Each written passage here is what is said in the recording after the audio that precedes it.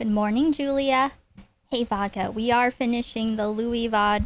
I just want people to know that we're doing Backrooms after. But that is the plan. We're not just doing Infowars. Probably, so unless I get into a sidetrack that I like better.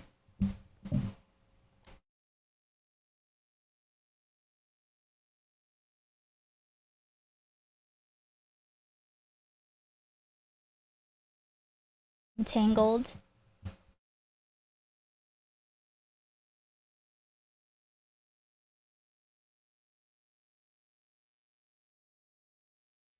Okay. Hey, Simon. Oh, I need to do this.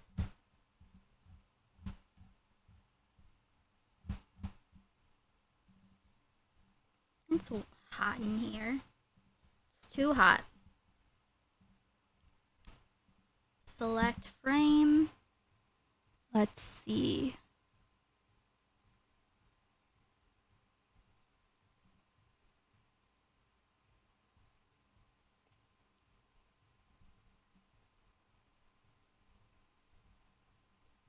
This is fine. Okay. You can catch up with interview and the vampire Lestat here. Because Sunday, the last episode of the season, and so I think we'll rewatch the last episode that we watched and, you know, and then watch the season finale. I wish they weren't so short. Too short. Not gonna lie, I'm here because I need more Frankie in my life. She'll be here. I gotta try to not rustle any plastic so she isn't misled. I don't like misleading this poor baby. Let's see.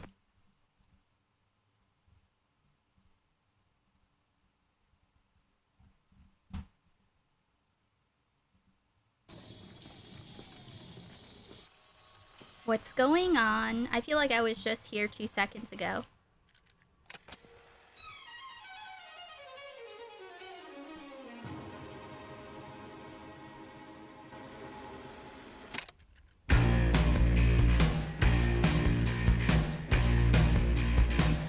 Hey, Sidonia.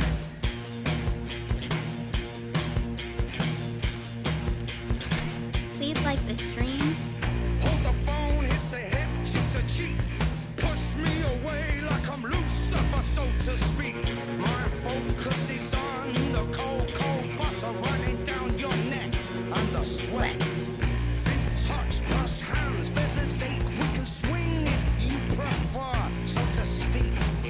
My breath moves your hair in a round at a glance like a pirouette and the sweat. I give myself to you as long as you move on the floor. Dancers, hip to hip. Dancing, cheek to cheek. Dancers, hip to hip. Yeah, we still have it. Cheek to cheek. Dancers, hip to hip. Dancers, cheek to Full cheek. VOD.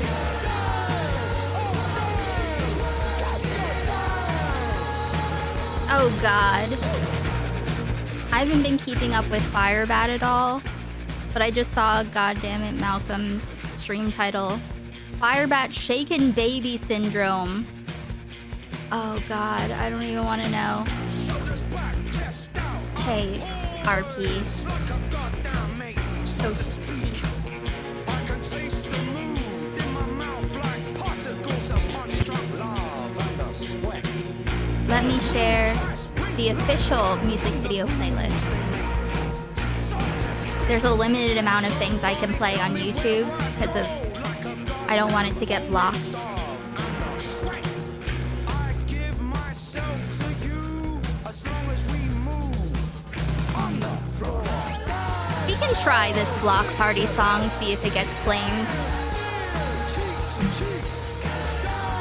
I I like to introduce like one song at a time because it's easier to cut out of the VOD.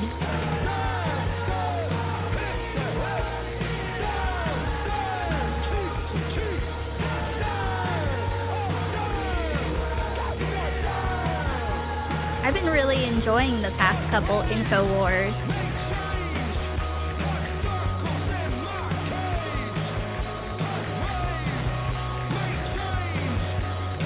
I haven't watched any trailers for Backrooms or anything.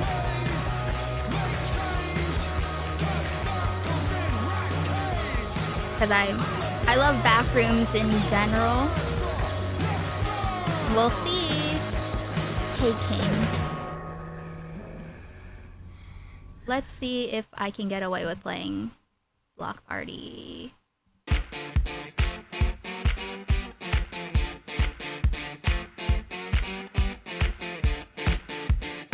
Oh, but for later, make sure you join us on Kick for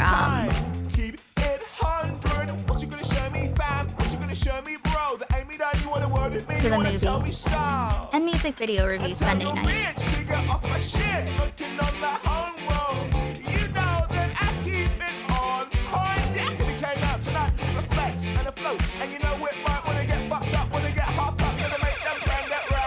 I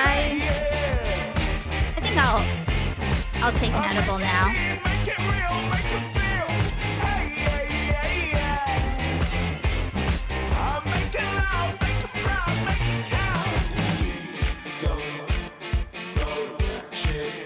Oh, and thank you to Peter, who did the goal plus $20 so I can, because the Backrooms costs $20 to rent. So Peter sponsored it for us. Very exciting.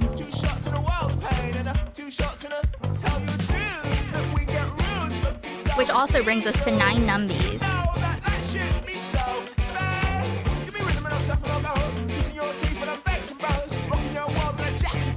Hey, Big Jerry.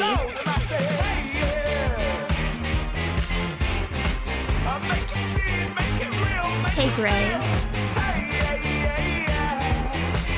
We're only one numbie away from numbie time then.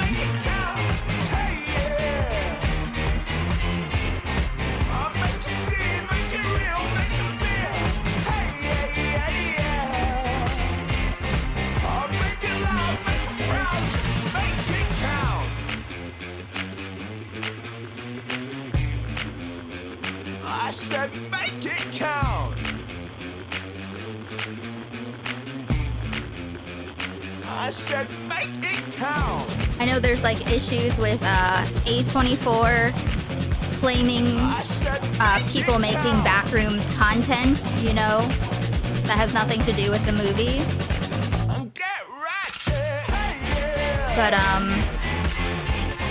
hopefully it's all sorted. It gets all sorted.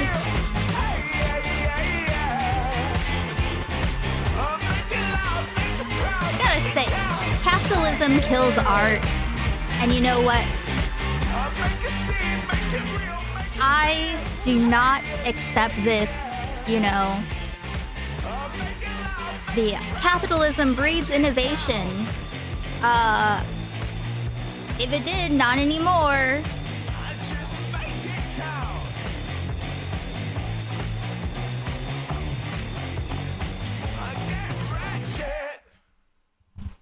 I feel like, so I think, you know, crowdfunding is, you know, obviously, I'm not saying that, like, Kim Parsons should have crowdfunded the movie or anything, but I mean, in general, crowdfunding and being able to retain, like, control. Like, I don't know what the deal with, there's some, like, AI thing that A24 and Google is partnering up with, and I don't know what that means. I don't know how much, like, I don't know if Kim Parsons, I don't know what kind of deal he made with the studio. So it's like, how much are they supposed to own of Kane Parsons' intellectual property? I mean, I know they'll try to take as much as they can, obviously. But I wonder, because I'm sure he wasn't coming to the table with, and I'm just talking out of my ass here. I don't know anything about anything. Thank you, Naughty Gnome.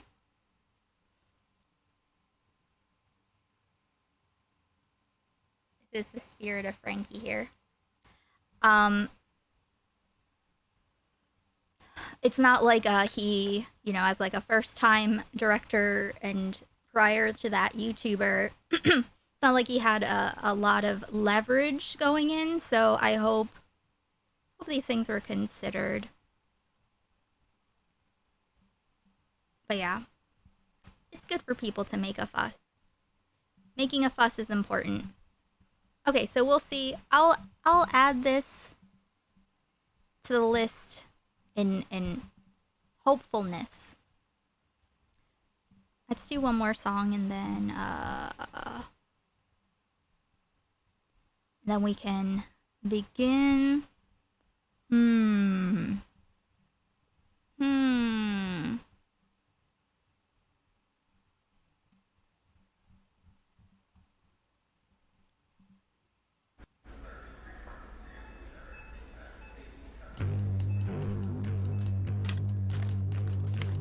Let us see.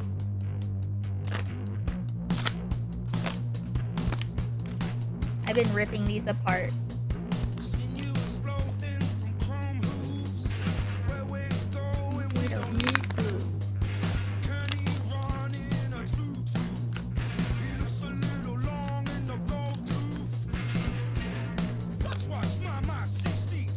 Oh, I just want to say mention this because this is my stream, obviously. How long will you stream before Backrooms? I'm not sure. But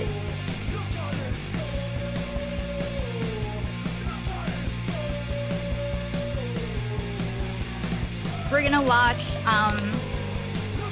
the new Infowars, which is 40 minutes. Maybe the rest of the Louis video, which is like an hour. Unless I get distracted by something else.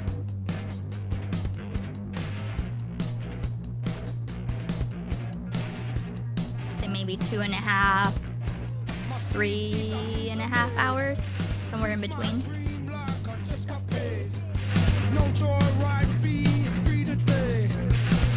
Stopwatch.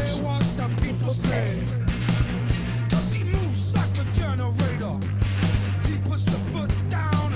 Edible stopwatch. Somebody call up the Undertaker. Handing out passes to meet your maker. CC, mama, CC, go, fuck. Sending my multitasking. No.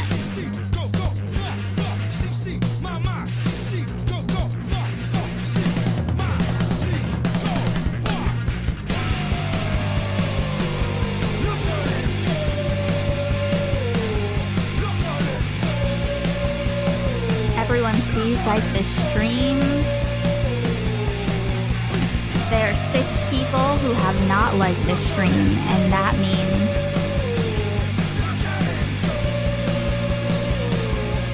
that you love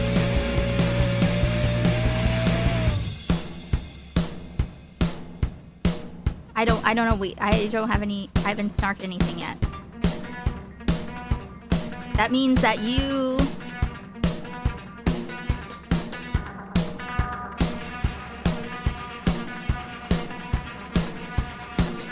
because we haven't gotten to Louis yet. Oh, I don't know what it means. It just means something terrible. I was gonna say, so I was watching President Sunday's stream earlier, and he was talking for a little bit about Backrooms and the, them copy or claiming, blocking, whatever, the other Backrooms content, which has obviously been around since before Kane Parsons turned it into a thing. Yes, we will be tonight, Naughty Gnome. On Kick after this. This is random. Peter Coffin's in the chat there. And Sunday said something like how, like, you're not as bad as I thought you were or heard you were or something. I don't know why your channel failed. Something like that. And Peter Coffin said that it's because of his sincerity. And I'm like, come on, dude.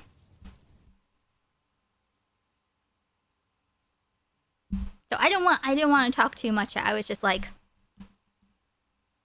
seriously. I don't want to talk too much shit in someone else's chat. But I just wanted to throw that out here. Okay. I didn't succeed because I'm sincere and others are not.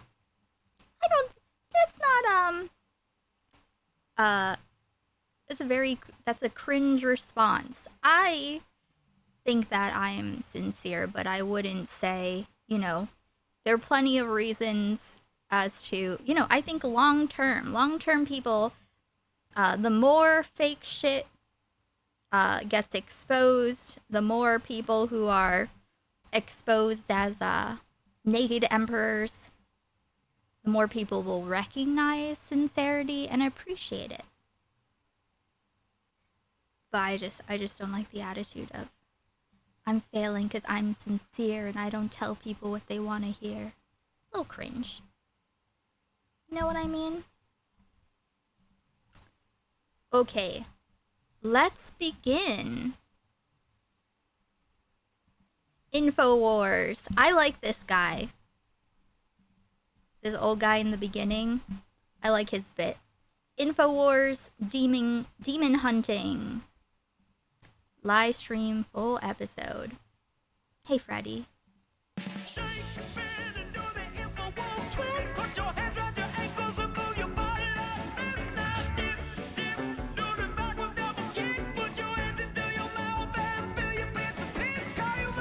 Hey, Queen. That's not exactly how I'd say it. I'm more familiar than most, but he does get thrown under the bus by BreadTube for not being interested in identity politics. Well, there's BreadTube. I guess I just don't think about, like, if you're thinking about, oh, why haven't I succeeded in this fake as fuck niche? That's a whole different that's a different thing than, why are you not succeeding in general? Not that he hasn't leaned into it. Yeah. But I feel like, I don't know, there was some other stuff too. I can't remember what. I think the girlfriend thing didn't help. The fake girlfriend thing, whatever that was. I don't know anything about him. I just think that it's a cautionary attitude.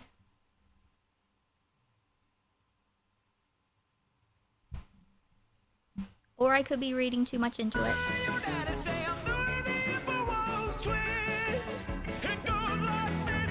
Welcome to the real Infowars, new and improved. You're doing the Infowars twist. To the real Infowars, new and improved. It goes like this. Welcome to real Infowars. Can you identify who and who is not possessed by demons in this realm? I can tell by looking at their eyes. I know it's coming to my head. Bobby Flay. Yes, I would say probably 30%. Mike Dirnt from Green Day. I'd say 0. How about Grimace? 0. Jimmy Fallon. 90%. Humpty Dumpty. Ooh. Humpty Dumpty fell off a wall. Humpty Dumpty, 0%. Not a demon in sight. No. Rob Zombie. 10%. Really? Rob Hey, that Zombie, guy. man who plays in the dark arts himself, not possessed, you don't believe? No, I think he's kind of like Alice Cooper. Alice Cooper? 70%. John Paul, George Ringo. How many demons we got in there out of 4? 80%. All in 80%, so we don't know who's All 40 in, and one's 20. All right. No. Steve Walsh, singer of Kansas.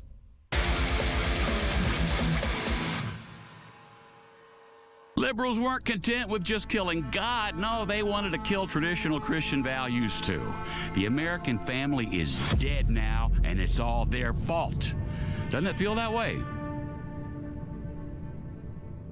Especially when you look at the facts. It feels that way to me, doesn't it to you? This woman from last week. Oh, I'm sorry. You have permission to speak. For 35 years, I was part of the problem. A mouthpiece for the mainstream media, spewing their lies and kissing their feet, all while they turn me into something I'm not. Did it say my dick is killing me? While they turn me into something I'm not. Yeah, my dick is killing But me. now I'm free of my corporate shackles, and my only business is freedom. My name is Jim Haggerty, and you are being lied to. I'm here today with Callie McLean. She used to be a mainstream liberal parenting expert, but now you're an author and an influencer who's fighting feminism, godlessness, and pornography, all from the safety of her farm with her beautiful Aryan children. And you are a self-proclaimed trad wife. Oh, the I crate. actually find that to be a bit of a reductive term, if I may. I prefer traditional wife. And what does that mean? Well, Jim, it means in my house, we teach the real differences between being a boy and being a girl. Oh, traditional gender norms. Exactly. Stalio. And Be because so. upholding those traditional gender norms are so important to me personally, I live 18 hours a day inside of a crate when my husband is at work or in bed. Oh, you crate. Oh, yes. And I think This is the new Infowars. The new Infowars. every mom should. I know the so-called tolerant left doesn't want to hear this, but women love being confined in small, dark spaces for long periods of time. It's comforting. Well, yeah. These so-called feminists, they talk a big game about wanting equality, and yet they hate the crate? I can't tell you how many wives I know who got left out while their husbands were away and ended up scratching holes in the furniture or getting into the people food. Oh, you're not allowed in the people food. I actually brought Her crate has a nice blankie. Looks cozy. mine with me today, just in case I misbehave. Oh, it looks cozy. Yeah. So typically, my husband will lure me in with a piece of cheese, and then after a few minutes, Oh no, Shredder. I just curl up and fall right asleep. Wow, you know, it's about time people started waking up to this. This is what real female empowerment looks like. Sorry, liberals. Women love shock collars that prevent them from leaving the yard. They love being muzzled when guests come over. They love the cone. The cone. Oh, I'm sorry. You have permission to exit the crate now. Thank you. You know, my family's never been happier. The kids really love rattling my cage, and my husband really appreciates that he gets to take up the entire bed now that I get put out in the garage. And our impregnation sessions have never been better. Wow. Hey, Mike. I don't Hey, Joe. masturbate anymore. How did you do it? I used to be addicted to porn. I would jerk it to anything, bro. I mean, anything. And anytime I with my I felt further away from God. But then, I downloaded the Fap Reporter. That's like fucking Louis C.K. I don't masturbate anymore. I go to sex and love addiction meetings. I don't jerk. I'm sure that helps. How does it work? Anytime I masturbated, Andy. I logged it on the Fap forum. Future generations are gonna look at trad wife and think it's a kink. I mean, a lot of times, yes. How many times? Once. What did you masturbate to? Saw a piece of fruit that reminded me of. I told her, What's the song? Fuck me in the ass 'cause I love Jesus. uh, Garfunkel and Oates. Everyone what I did and what I did it too until I became so ashamed that I stopped. Shame is good. Now I never masturbate. It's like no, not November, but forever. It's about accountability, bro. No fap. I had a friend, I've said this before, I had a friend who was doing this. He was my friend since high school, but how old are we then? We're in our like late 20s, I think, at this point. I remember just being at like a restaurant with him telling me about it. No Nut November, and I'm like, okay, well, how's that? He's like, I think it's good. I just try to have more sex. And I'm like, okay. Is that better? Is that better? I feel like that's messier. If you rely on someone else, you know? Because that's what it's supposed to be. You're supposed to hold it in unless you're having sex. So, if you have to, like, go out and find it, that's a lot of pressure. And if you have a partner, that's also pressure. You know? You can't? I don't know. Forever. Forever. No fap forever. Stop fapping forever. Download the Fap Reporter now. You have a teenager, right? I do. My oldest is 15, my youngest is 2, and I have 3 sets of twin boys in between. So they probably all know what's cool, what the coolest trends are. They really do. So would they think it was cool, and I'm just spitballing here, if I was murdered just for my conservative beliefs? I'm not sure. Or what if I was injured but not fully dead, maybe just grazed by a bullet, for example? He's been talking, yeah, he talked about this last time. Or he's talking to a doctor. He's like, where on my body could I get shot and recover and not die? No fap is for fap addicts. I don't think it has to be I don't think everyone. I don't think I asked that about my friend. Like, if you're addicted, you should probably quit. Well, taking a break, yes. But when you put so much pressure, like, if you have an actual addiction, then you should deal with that. But like when my friend, he was just like, it retains mental clarity. Like, you know, he was doing it not because he was addicted to anything, but because he just was told there were benefits of some sort. I did not, listen, I never painted a butthole. I don't know. 1,000 lifetimes. You homeschool your kids, Yes, right? addictions are coping mechanisms for unresolved trauma. Yes. I do, and I get to talk about this a little bit on my social media when I'm given phone time. It has been just so rewarding to be able to shield them from the outside world. What made you decide to start homeschooling?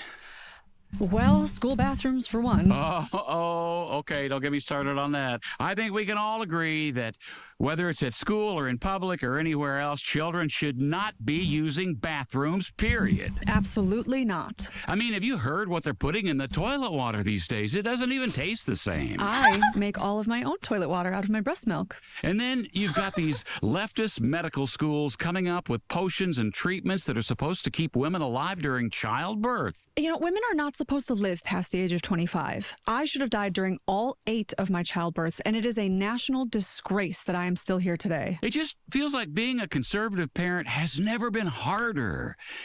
I have a friend who told me that at their son's school, they actually teach boys as young as 18 what consent is. Can you believe that? You know, Jim, I just make sure the toilet water is milky and I go back to my crate. That's good. That's good. Okay. Sorry, you're getting me all riled up here. Tell me about homeschooling. Yeah, so like I said, it's just been so fulfilling and it's been so successful that we've...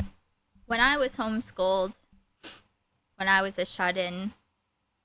I just like basically scribbled in my books. My mom was really busy with my younger brother, so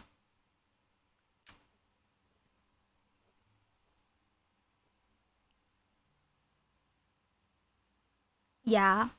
There's a lot of stuff I don't know about. But to be fair, I wouldn't I'd just be learning wrong things anyway. There's crazy rabbit holes with NoFap. There's videos on YouTube claiming if you retain your seed, you become way more intelligent and that Tesla was as smart as he was because of this. A lot of magical thinking. Magical copes. Actually had to open up a new facility. We call it a remote homeschool education center. Oh, all right. Well, let's take a look. Oh, yeah. It's a homeschool away from home. That's great. So on the days where my boys are not taking homeschool bus to homeschool, they are with me, learning on the farm. And I imagine homeschooling them all must be a little difficult.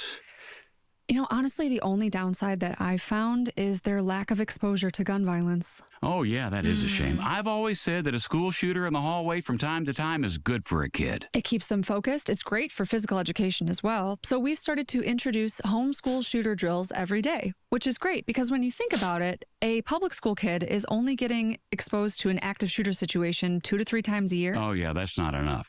Whereas my boys get to experience it every day after Bible verses. That is so smart. I take one of my husband's handguns and put it underneath one of their beanbag chairs, so it's like they're getting a real classroom experience.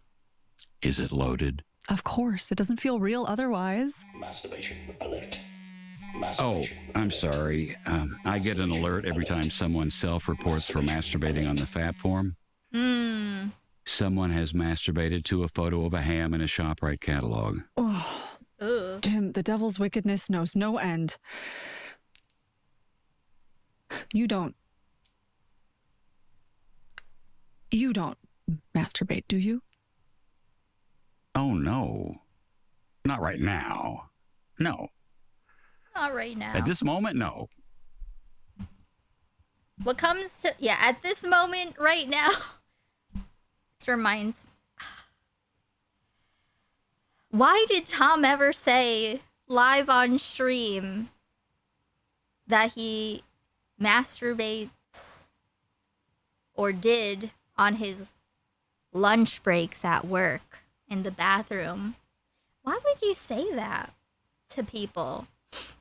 I don't know. Is that legal to do?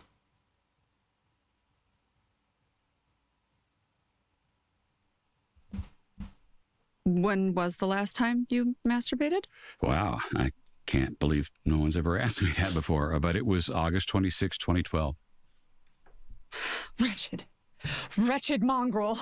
Oh, Callie, it's not what you think. I was a different person back then. I hadn't found Jesus yet. I was out of control. Neil Armstrong just died, and I was the host of a morning news show. random. I'm not proud, but it was a lot of pressure. Oh, Callie. Probably because he actually does, because he's a pervert. Now,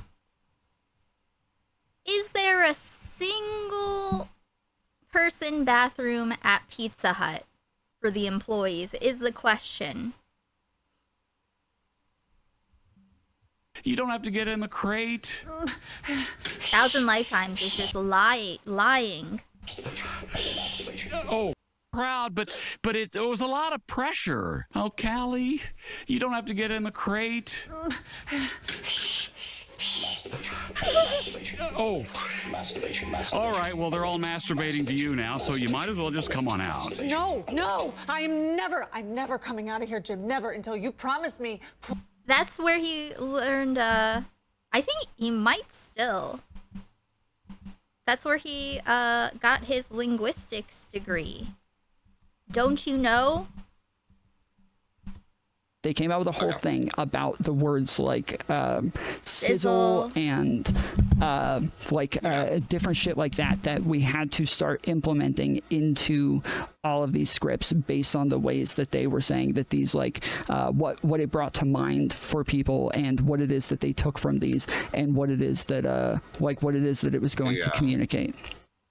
the practice that we are involving ourselves in is the study of language, and that, like, when you are saying that pragmatics is not linguistics, it just does not make sense, and it is like verifiably false. The pragmatic part is, yes, what it is that they feel it means when they hear words. What does any of that mean? Who knows? Who knows? Promise me that you will never masturbate again. Those could have been children, Jim. Callie, I promise you, those days are behind me now. But I promise you now, right in front of the whole world, that I will never, ever masturbate myself again.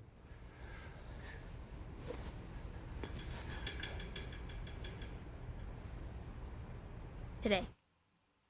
I don't masturbate anymore. You gotta tell me how you did it. With this, the 4-limb assisted ejaculate extractor. Oh my god. It's just a silicone hand. It's a silicone hand. Is that... That's a real sex toy. Is it? You gotta tell me how you did it. With this, the 4-limb assisted ejaculate extractor. I used to be addicted to porn. I would use my own hand to my all the time, bro. But then I got the 4-limb assisted ejaculate extractor designed to my precise hand and wrist measurements. It's my hand, but it's not my hand. So it doesn't count. It doesn't count. Oh, let's fucking go, dude. And the Bible doesn't even know about this technology, so it's not a sin. No. That is not a sin, dude. It's about accountability, bro. It's about accountability. Stop masturbating with your own hand. Get your 4-limb assisted ejaculate extractor today.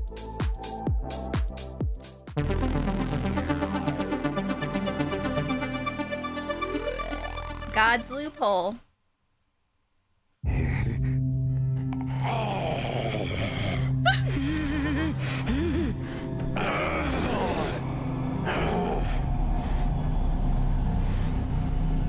Those are the faces a demon would make.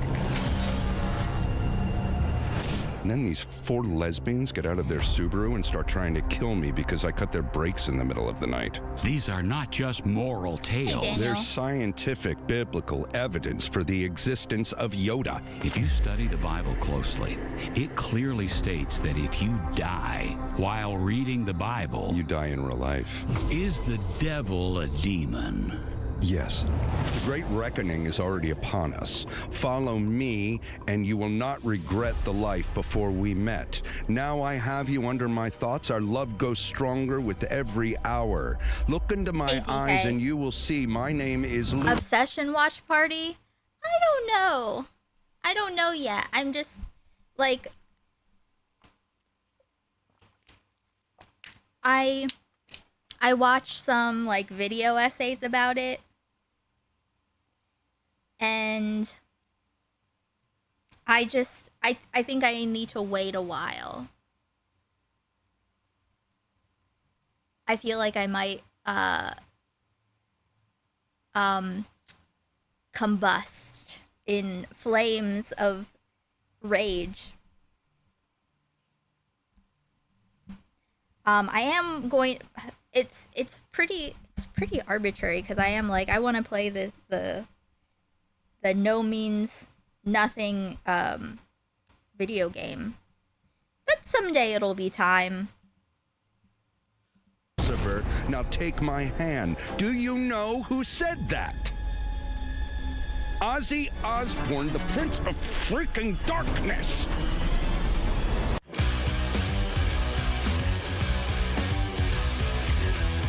VM booster. Hourly loads.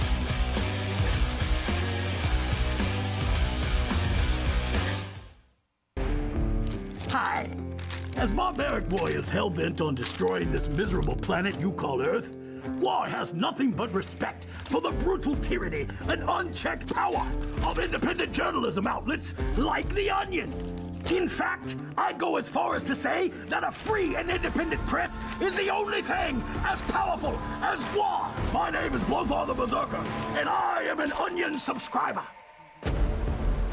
War on journalism. The only War forces began with a simple powerful mission. on war. Brainwash the masses and control the universe through cruel and destructive domination. So when the Onion newspaper arrived... He has nipple rings like bull nose rings. In the mail every month. War is always excited to open it up and learn a thing or two about how to gain power and manipulate the world. Then we crush and consume the postal worker who brought it. Oh, we see Hey, you. Kalo. Yes, you pitiful humans. You're Tearful Trump was sex trafficked? weak, powerless sacks of flesh and fluid whose only purpose is to be squashed and controlled. And we know the Onion sees you the same way. Independent journalists everywhere. We raise a glass of human blood This is the guy from Gore? and urine to you. Nothing Or are can you just saying intimidate that? war. I don't know what that is. Nothing can defeat war. Nothing can kill war.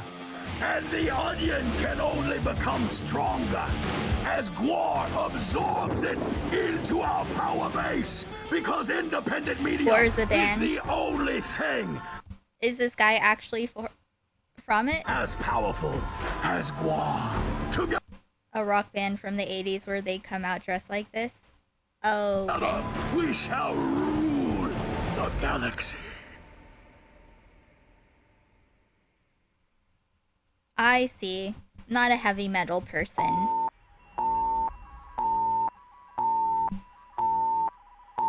White liberals, and 50 marbles is worth. Each one of these marbles is worth $10,000. I gave 50 to short gay white liberals and 50 to tall straight black Republicans. Each team has 30 seconds to sort the marbles from hottest to ugliest while wearing the world's #1 blindfold. This marble feels sexy. I support ICE and I believe in their mission and tactics. This marble feels ugly. We should replace cops with pronouns. Whoever wins this challenge is going home with a cup of the world's wettest water. And to verify, we hooked it up to a lie detector. Are you actually the world's wettest water? Even though these people are different, we're about to reveal something they didn't know they had in common. Hey guys, just want to let you know that you all have the same penis. What?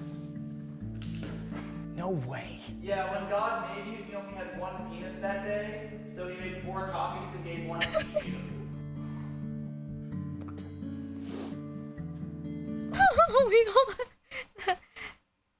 You know, regardless of politics, you know, with all the divisiveness in the world, MAGA, genocide, at least we can come together and understand that we all have the exact same penis. So is this actually Gore, or is this, it's a guy dressed up like that? At least we can come together and smack dicks. Consensually. Your penis is my penis, all right? You can't forget that. If you're like me, you can't get enough hog It water. practically doesn't Now, I may be matter. biased, but I drink 3 hog waters a day, and I've got a garage full of the stuff. If you're a like-minded American man with a similar background, you won't just love hog water, you'll find you need it. Hog water comes in several refreshing and essential flavors: berry blast, tropical sunrise, and my favorite, the Hey, all-new Estelle. green flavor. Yeah, he's- Whether you're he's drinking the it to best. thrive or drinking it to survive, hog water has everything. It's got the ingredients and it's got the taste. He's and if perfect you order for right this. now, we will throw in this limited edition Jim Haggerty Show hog water sleeve. You can bring your What are can they anywhere, hiding? and nobody has to know you're Has he done packing anything hog before water. this? Hog water I is loved not when he yet was approved or porking legal across according America. to the FDA, and I've that's never how seen you him know before. it works. You can get vaccines, Tylenol, So this and is a condoms at a pre-existing CVS, character? but you can't get hog water? Make it make sense. On our road to total victory, that is not stopping us to seek restitution and justice. In every battle, there comes a time when both sides consider themselves beat, then he who continues the attack. Tim and will. Eric? Oh. Huh, interesting. Hi, everybody. Welcome to another episode of Emergency right I here on see. the Cool. Real Infowars. I'm your host, Tim Heidecker. A lot to get to today. We now have a new director working with us, lighting. I also appreciate the Infowars onion logo being in gay colors. The gay bow. Director Does anyone call it that? I don't know why I just called a rainbow the gay boy. That listen, I don't know. Who's in? But right, I feel like that would make Alex Jones mad. I wonder, do we think he's been hate watching?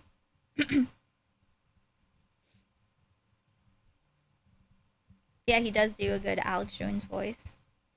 Gaybo. Taste the Gaybo. It's like Skittles, but it's the one true penis that all humans share. Proving I'm a little dubious on it at this point. It is a bit overwhelming. He watched the first one a couple months ago. Oh, he did? Couple months, what, before it was out or when it was out? Did he react to it? Did he react to himself exploding? And in fact, I want to adjust it right now. I'm feeling a little exposed. If you don't mind, Kevin, just go back to, it was fine before. You come in and you mess with something, you can't mess with perfection, and we don't need a damn spotlight on my face. Anyways, thank you so much for joining us. We're going to get into so many stories today. Thank you to the people of Austin who have embraced the Make Austin Jonestown already movement, which is growing like wildfire, spreading like wildfire. We've got reports now that people are spreading the message organically on social media, but also on the ground. We have reports now. I'm not condoning any of this, but people are saying you can get out there and use spray paint or whatever it is, normal paint, regular old paint, stuff you can get at Michael's or Hobby Lobby. Make Austin Jonestown already. That shirtless Alex Jones. You can get out there and you can spread the message in Austin to make Austin Jonestown again. So we're very excited about that. People are coming to us in droves now for information. They're getting it straight from the horse's mouth. I don't love saying horse there. It brings back some memories already. Just thinking about that damn horse. Can't get it out of my head. Anyhow, lots to get to today. We're going to get back on track. KTOO up there in Alaska. We have a deep... That's what I was thinking. This voice must hurt his throat. Deep sea whale was found near Sitka. Second time this month. Elliot Schmidt and a few of her friends were came as the whole story here. Whale was about 20 feet long. We now have whales, ladies and gentlemen, coming up from deep sea. These whales obviously are attempting to ascend and get off this planet because they know. If you ever seen Star Trek 4, you understand that the whales are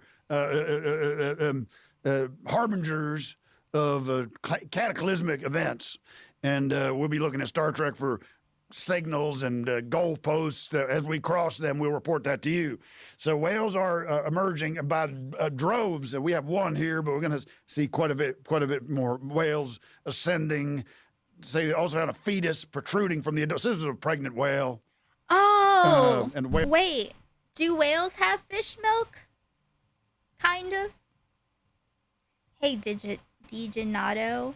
Yes, I have a special place for all of your moms. Every single one of them. And I give them fancy bubble baths. You know? So they can relax. You know, she'll call you soon. She'll call you eventually soon.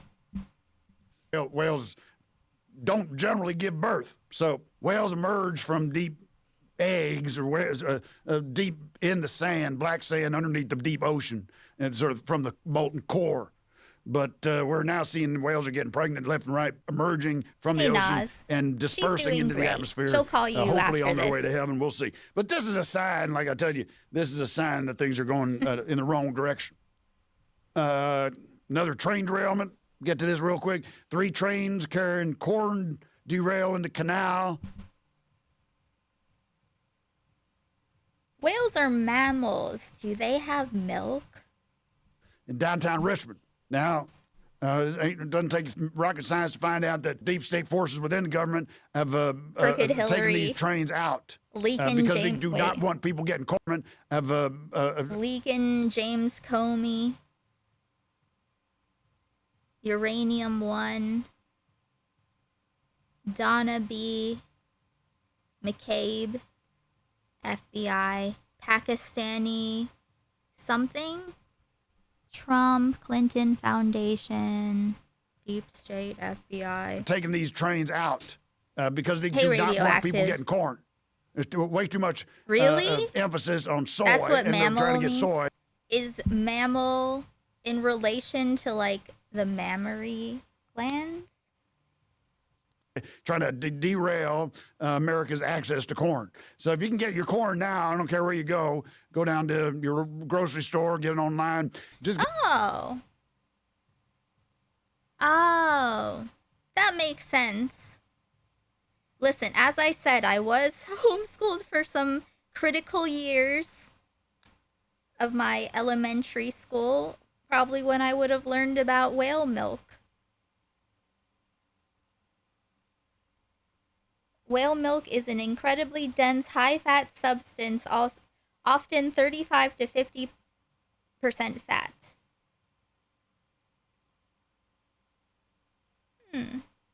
So all mammals produce milk? Third grade was 100% whale-based. Listen, Peter, we're not talking about Lestat's mom. We're not talking about this. Not talking about Lestat's mom. Okay? She's too toxic to be in the clubhouse. get as much corn as you can. Hold on to it. Sit on it. Because you're They probably named the gland after mammals, but mammals are defined by having hair and making milk and stuff. Okay. Okay. I see. Interesting. going to want it. You're going to need it. We're going to find ways. You're going to see soon. We're going to find ways of transitioning. I learned creationism, by the way. I believe that evolution is real. I just don't really. I got an idea of what it is. I don't know too much about it.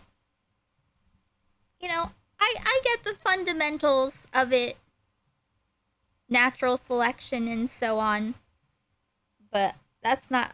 I grew up. There was.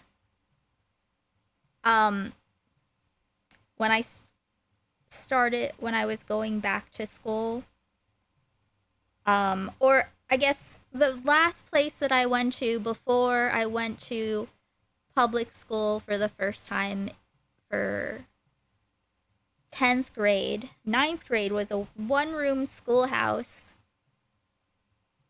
where you had to sit in booths silently all day doing workbooks. And if you had to pee or had a question, you had these flags on wooden blocks. If you had a work question, you put up the American flag. If you have to pee or need something, then you put up the Christian flag. And there was like one kind of maybe a teacher. I'm not sure if I think he just had some kind of degree in something, probably not teaching. And then everyone else was like one of the kids' moms helping.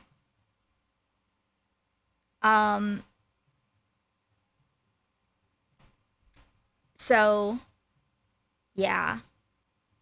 Oh, I was gonna say the Loch Ness Monster. I in my science book it said the Loch Ness Monster is evidence that dinosaurs and man coexisted. That's a Accelerated Christian Education School, ACA school. But you would grade your own papers. They'd have like the answers in the middle of the room. So I would just go and I'd look at the answer key and go back and just be like, okay, like D, E, C, G, B, whatever, you know, just whatever the thing is. Just memorize it down the and just go back and write it. My girlfriend didn't get to finish high school because she was in and out of mental hospitals a lot. Yeah, and once I went to regular school, I had like a pass kind for mental health issues. And like I just didn't go to history either. And math, I've just now learned at 40 that I have dyscalculia, which is dyslexia, but for numbers and math. And that makes a lot of sense. I think I did maybe like a total of 1 year's worth of math in all of high school. I did like because when we had the workbooks, I think I might have done like half of the math workbooks and maybe like a quarter of history. By the time it was too late. Did your brothers leave that school at the same time? They didn't go to that one. They went to a different one, the evangelical middle school that I went to before that. So I went to kindergarten was a public school, but that's when I became agoraphobic. And then first grade and second grade was the first Christian school, and then I stopped being able to go to school for third grade, and I tried again in sixth grade, but I wasn't really there at all. I would just go to the nurse and then go home. But then I committed to forcing myself to be places when I was 12. So I slowly got to the point where by the time I left 8th grade, I was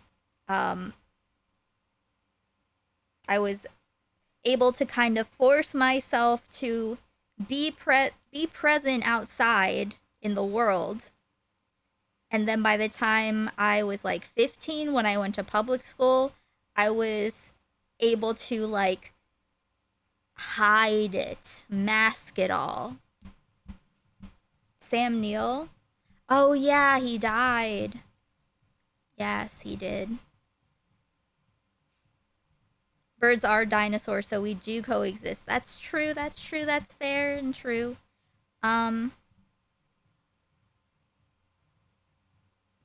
But yeah.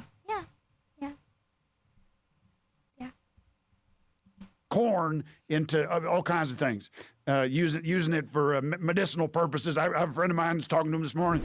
He's been using corn on his sores, big boils on his arm. And he's been rubbing little corn kernels on it. Boils go away in about 10 seconds. Disappeared. I was black. Oh, aerobics. I did fail gym class.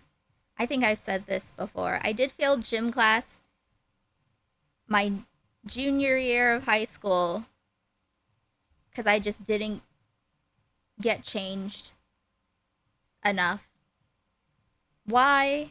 Because I had very elaborate outfits and sometimes they were like taped to me, so I didn't want to get changed. And it never occurred to me to just put a t-shirt and shorts over my clothes.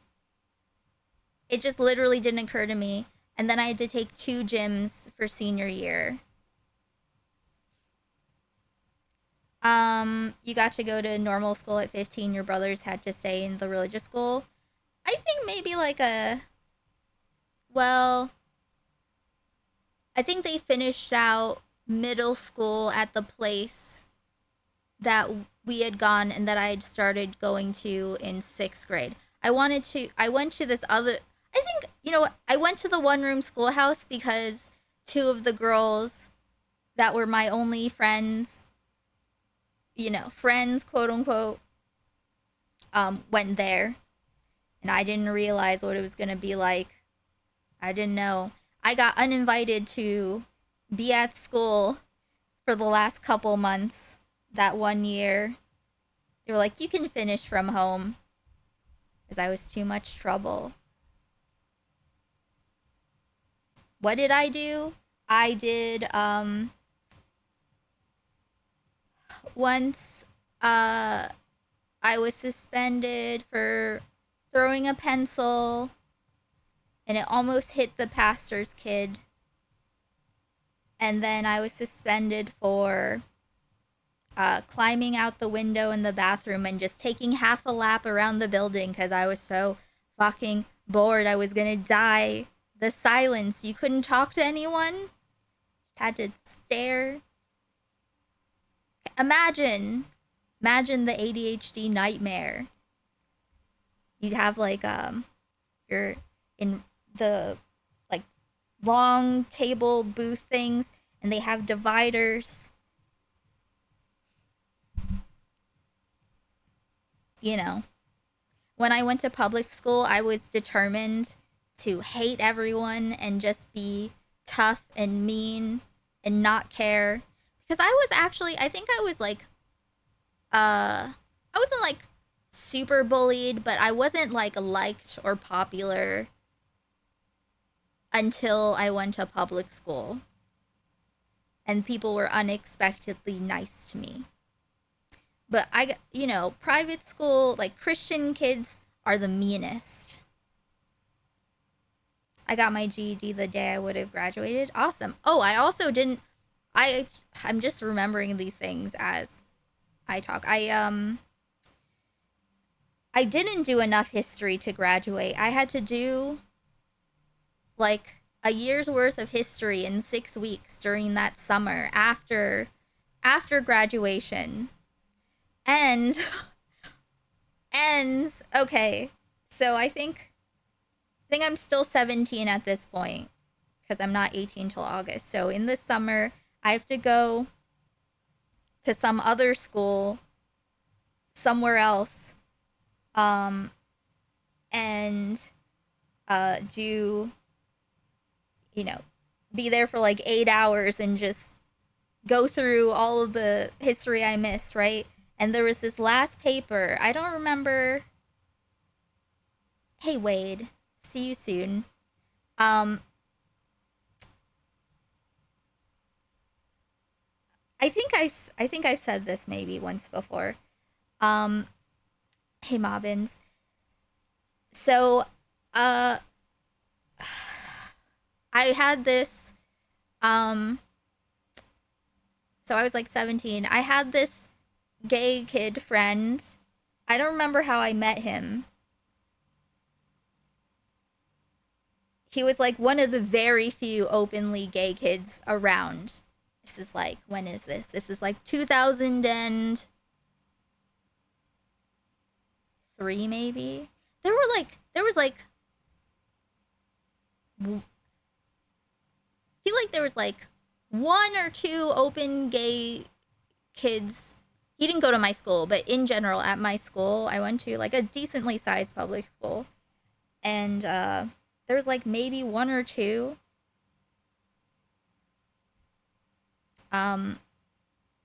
Hey, lead vitamin. Anyway, that wasn't the point of the story. The point of the story is that, so I am like 17, just graduated high school, except I have to finish this history thing. So there was too much work for me to do.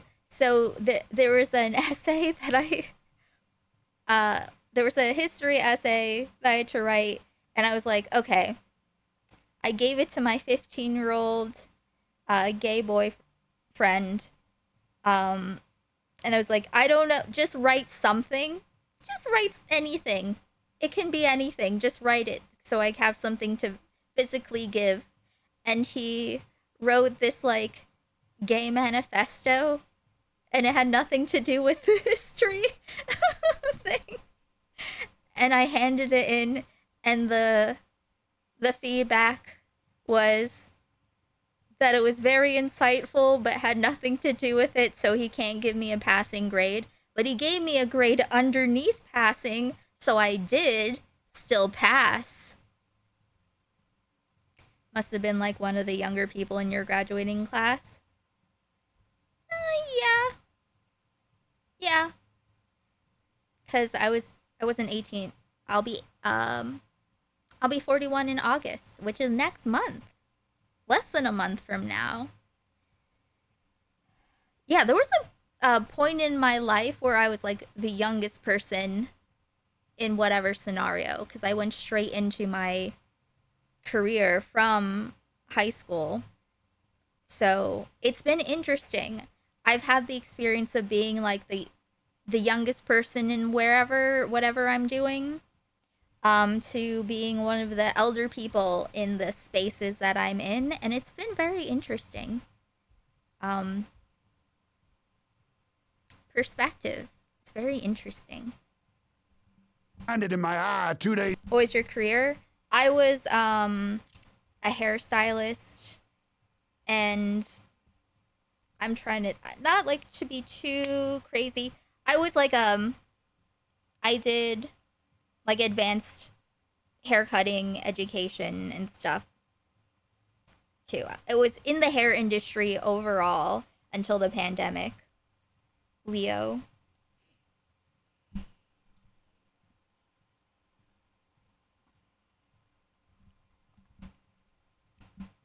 But what was I saying? Okay, so yeah. So thanks to that friend. Oh god, I just had a memory of something that he did. I'm never telling this story. Never telling this story ever. Never telling this story. But yeah, I got my license, my hair license in high school because they offered it like 3 periods a day for 3 years. So I was able to have my license and didn't have to pay tens of thousands of dollars to go to hair school after. So that was cool. That was one good thing. Yeah.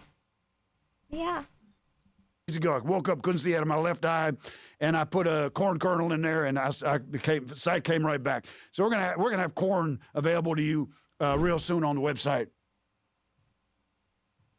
Speaking of the website, go to membership.theonion.com to join the Info Army and get your membership straight. It's the only way you can support us right now, aside from the wonderful products and stuff.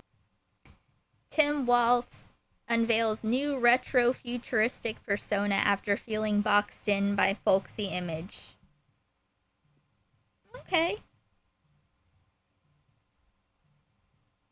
Cool. Minutes that we'll be offering. So join membership. That's how we got onto the entire subject because of just the Gaybo styling of Infowars logo. Onion.com. That's the easiest way to join. All right. Our main story today. This caught me, folks. This got me good. Raise the alarm. We are in the grips of a full-blown demon epidemic. As many as 1 in 3 Americans may be possessed. Hey, A report released this week. Demon epidemic. The paper says, not a paid advertisement. No, and it's an advertisement. Demon Guard. No longer shall the wicked prey on the righteous. 24-hour holy protection from all dark entities. Nice.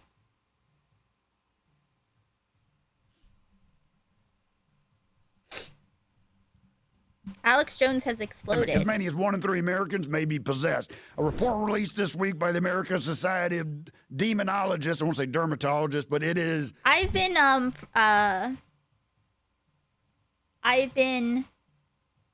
had demons pressured to leave me at some point. You know, it's not like an exorcism, but one of the things that happened instead of taking me to a psychiatrist was pray, like the church men elders sat in a circle with me and prayed over me and anointed my head with oil. But yeah, so the demons would stop harassing me. But you know what? It didn't work. It didn't work. Born again Christian. Very literal. Hey, Shipple, lay hands like it's D&D. Unironically, but like for real. It is crazy to be like a like a 7-year-old, and just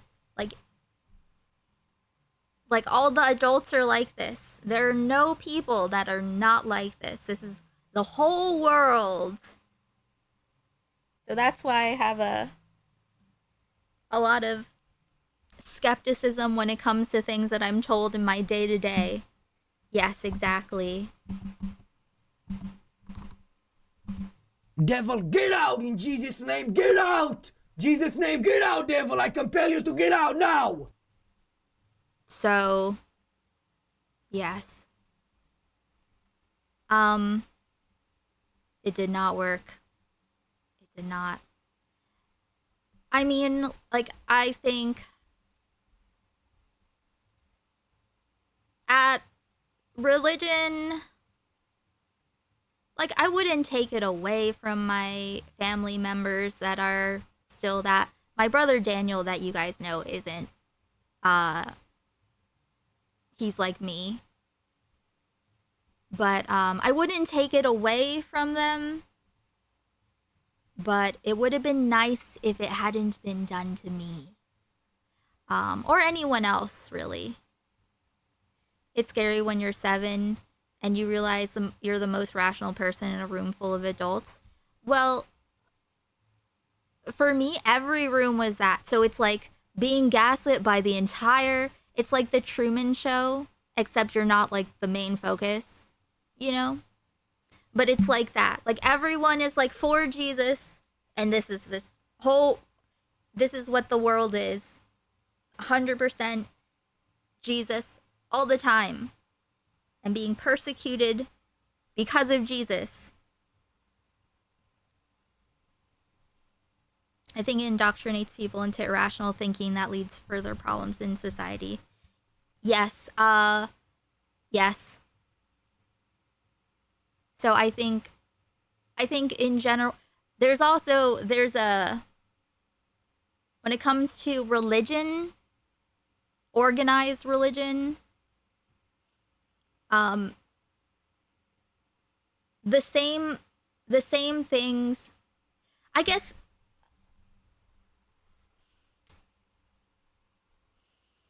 I'm trying to think of how to say what I am thinking. How long has it been? It's been 58 minutes. So it's kicking in.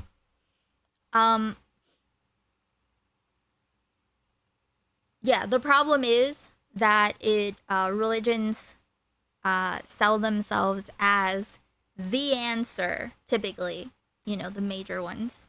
The answer. And when you fundamentally are incapable of having the answer whilst being a human in this world, limited to, you know, moving through time, okay? Bound by time, you cannot have an objective outside perspective. So you cannot know, we can't know things. And so that first leap of logic of saying, I am believing that it is literally true and everything and focused on the right things. This is what is objectively important in life, and what you ought to be doing. And there will be consequences as a result. It gives you have to hand over your you have to hand over your psychological autonomy in exchange for a sense of safety and stability, something to lean on. You don't have to think about it. It's okay. If you can't justify a system without it being the one true system that justifies itself, then it shouldn't be a thing. I think it traumatized me as a kid because I genuinely believed I was going to go to hell and burn forever.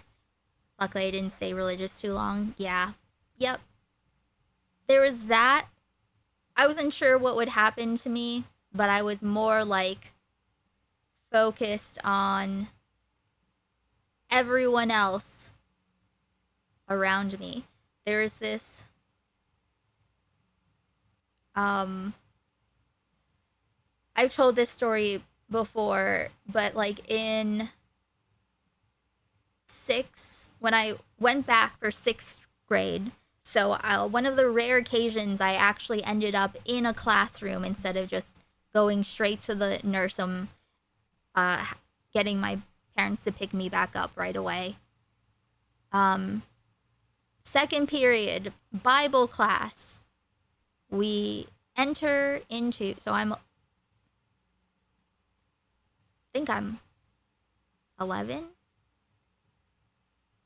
I think.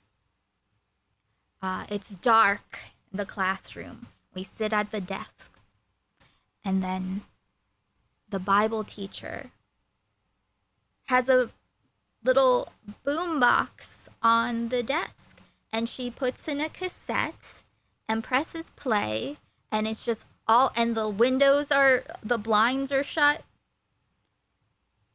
and it's just audio plays of regular everyday people randomly dying and going to hell. And one of them that I remember still was, there was a little boy and his dad driving in a car, and they're like, we'll accept Jesus later in life after we live how we want.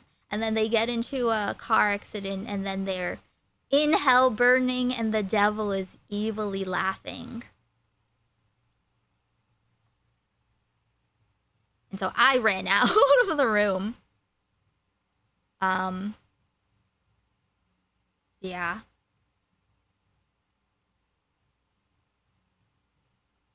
I think spending time with people of other religions helped me figure out it was nonsense. I can imagine it would be harder to get out if everyone around you is all the same religion.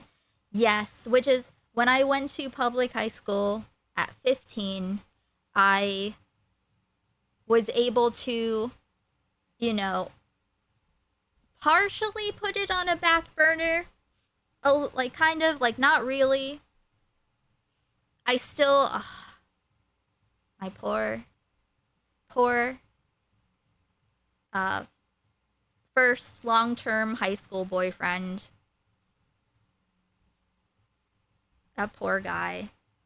I would beg him to go to Bible or to go to like youth group with me, and I would cry about him going to hell. But it was like, but I also looked like I looked very different. I don't know. It was all a mishmash of things. Hey Marcus. Hey Raz. Hey Trunus. Why do they teach that to kids? Control. Obedience. I look the same but goth. Yeah, basically. And I was, but like also not dressed enough. Equals carrot equals let's go to hell, Naya. Thank you so much, Mobbins, for the $5 and the final numby. You know what that means.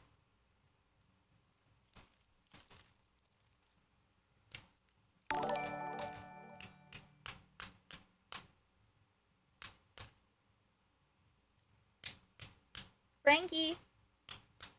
There she is. She came out of the closet in the room. Come here, little baby.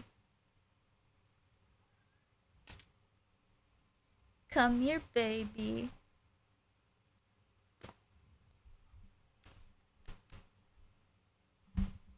Let me... Ooh.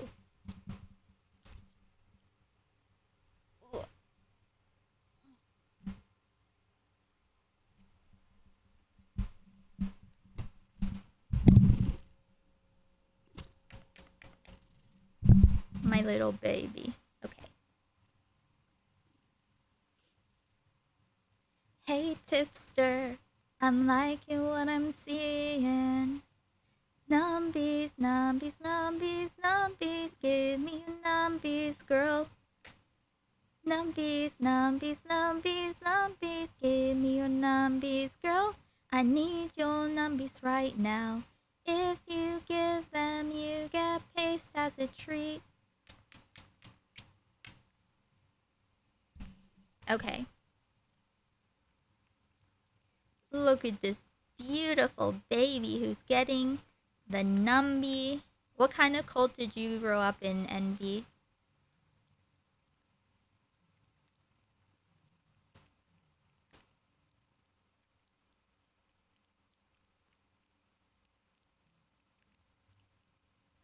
What a good baby. Catholic? Yes. Well, I think that's what Missy means too.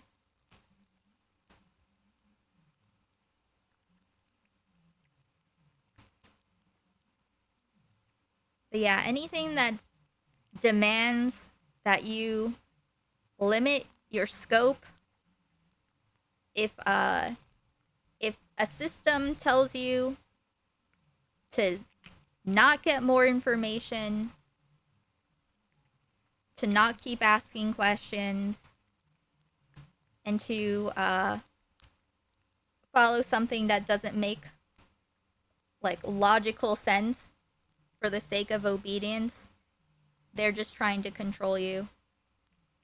And not everyone involved, because there are true believers that really, really mean the best and believe it. Look at this baby. Look at this tummy. But there are always people trying to take advantage. Hey, Lefty. How did you know? You said that, didn't you? About hell.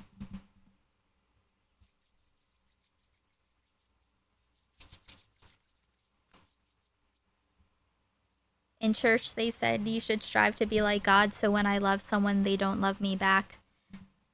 I set them on fire in my basement. Yes. Basically, so for me, it was everyone believed, but it didn't make logical or emotional sense at all. It was just horrifying. So it was like as real as gravity was to me, but I couldn't accept this. I couldn't accept the logical fallacies, and I couldn't accept everyone going to hell forever, which is one of, the things that didn't make any rational sense. And so I just thought it was something that I was missing the whole time. And it took me, so I entered the secular world when I was 15, and then by the time I was 20 and I moved to New York City for my first big career break, I had a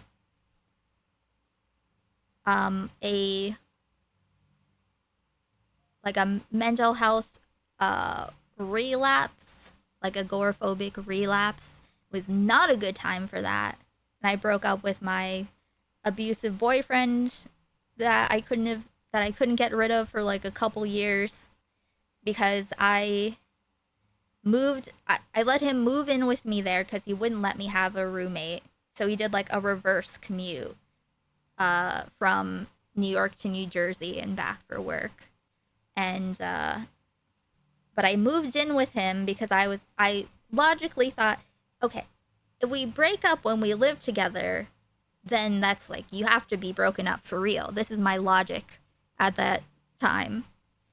And I mean, it worked. I don't recommend it, but luckily that worked out. But once that happened and I realized I was just in all of these I would be in these tumultuous, toxic relationships because they take up a lot of thinking, less thinking room for my existential horror and whatnot. But that's when I was like, okay, I need to deal with this now. And then I reached the point. Like I started exploring more, you know, reading some stuff, going to that church in a bar revolution in Williamsburg on Sundays, meeting Christians who were not the hellfire, everyone's going to hell type people, like seeing that there was an alternative, you know, there could be an alternative kind of Christianity made me feel like I was free to not be a Christian at all, you know? Like, well, if I'm not being held hostage, like under duress of hell, then I don't have to commit to believing in anything. And yeah, and that I just came to the conclusion of I committed to, if this God is real and everyone goes to hell except for like a couple people, but like everyone that's ever lived except for literally a couple people is suffering in hell for eternity. If that's true, then I am morally opposed to that, and I will not submit to a God that I think is morally inferior. And so that's why I am the way I am, where I'm just trying to figure out what the best, most honest, real thing is at any given moment, so that, you know, when I'm wrong in about things in the future, at least, you know, I did the best that I could to figure it out. Because if I, like, that's how, you know, I'm doing this out of spite and righteous indignation. So, yeah, I'm protesting. Jehovah's Witness? No. Born again. What religion teaches what? Ex whose mom was Jehovah's Witness. I think, that belief, but I mean like in general, because like when you like born again Christian, you're out there, you're supposed to witness to people so they can become Christians, but if they don't, that's on them, really. And that was not rational or fair to me.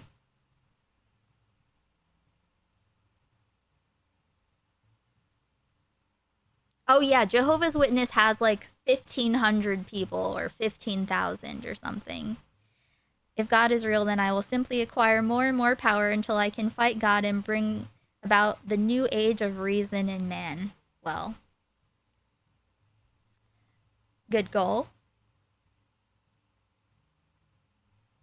I discovered the atheist experience on YouTube in 2009. It was all over for my religiosity. Yeah, I think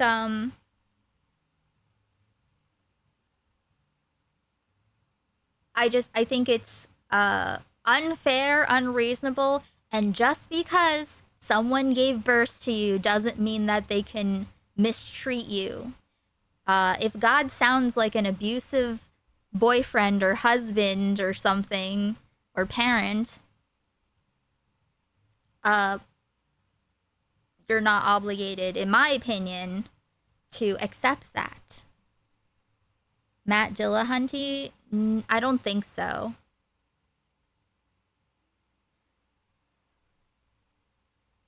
I find it interesting and appreciate values your awareness when similar things are happening in the same way that religion operates, like Twitch poll stuff and seeing things most people are missing or going along uncritically. Yeah, I mean, I think, it's probably enhanced with like a neurodivergent need for for things to make sense and be, you know, what is that? Like a neurodivergent sense of justice. I think those things probably played a bit. I don't know if I would just be completely different. I can't say if anything in particular were different, hypothetical, because without any of the elements, I would be very different, I think. Sam Harris is a Zionist mouthpiece. I haven't paid attention to him in a while, but that would make sense. I remember him being Islamophobic for sure. But it's dogma is an issue. You can be dogmatic about anything, you know? You can I think it's we never I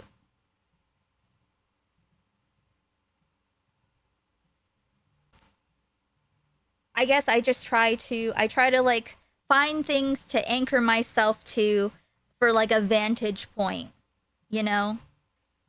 See if I have like walking through the forest, see if I have like ticks, like what kind of information or takes attached to me, what's influencing me that I'm not aware of, and like how do I find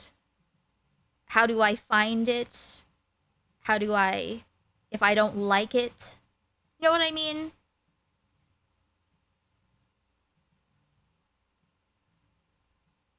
I've definitely seen, I've definitely come to the conclusion that living in service to your ego leads to worse things for yourself. Hey, Queen. Gonna fall asleep? Cool. Dawkins on Epstein list, Lawrence Cross on Epstein list. Oh yes, and I don't like reading nonfiction. I don't like people who aren't talking about themselves and their experiences, because I'll read that. But when people are talking about how things are, how things work, I don't feel like sorting through all that. Hitchens was Western supremacist, but he was pro-Palestine, which was cool. There's something that I feel like for every person that we see and have an opinion about, there's something about them that if we knew, we wouldn't want to know. You know what I mean? I guess, I don't know, I'm thinking about managing expectations. I guess it's when you start thinking that you have the answer and you stop being curious and stop challenging, being open. I think then you can get into trouble. It integrates with your identity, and then it becomes like you're too attached. It becomes too much of a united thing with your identity, so you can't easily extract it from you and see who you are still. Yes, like Brooke said, curiosity is the key. True. I went back and actually I brought up curiosity, which was very cool that he was like, I felt like we were on the same wavelength, you know? I was just curious. I'm like, did he come?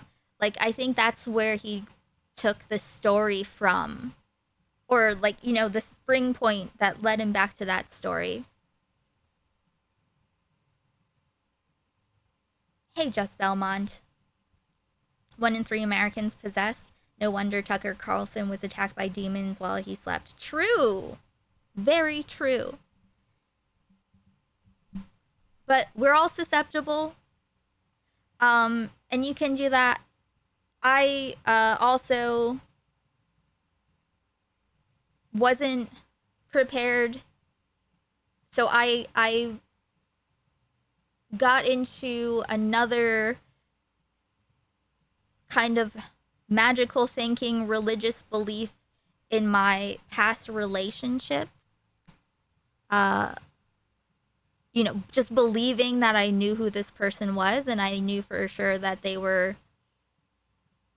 I just really believed what kind of person they were, and so when they turned out to not be that person at all, after 10 years, broke my brain. So I've been fortifying myself the past couple years so that no outside thing can shake me from so deep inside, But it's good that I figured that out too.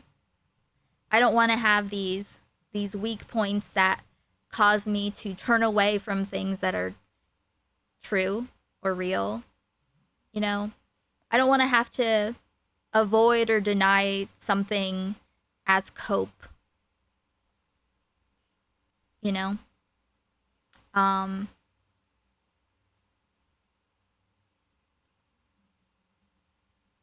learning from these people, from all the people we look at. I had one relationship like that, but luckily it didn't last that long. Yeah, I mean, things have happened exactly the way I wouldn't fuck with what happened so far. Now that I'm here, I feel like this is a good continuing off point. Everyone worships something. Well, I guess worship, what does worship mean? Like glorifying, attention, serving.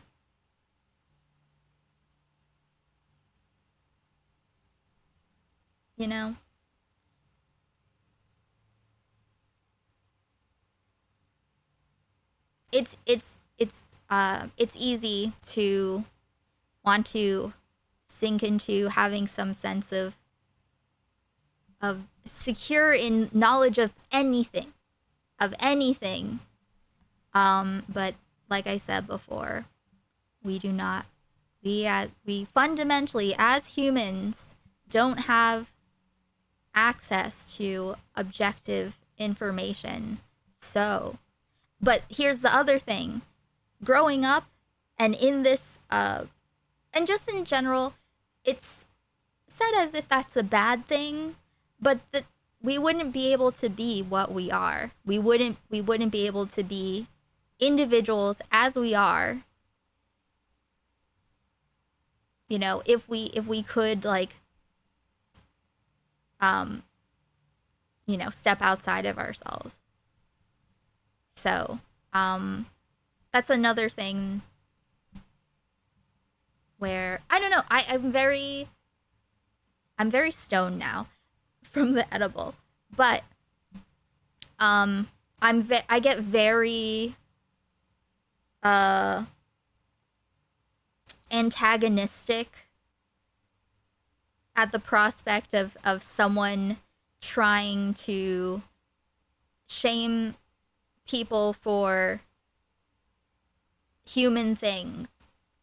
And not like oh, you did something fucked up. It's like when it's like you should be ashamed fundamentally because you are a person, because you are limited.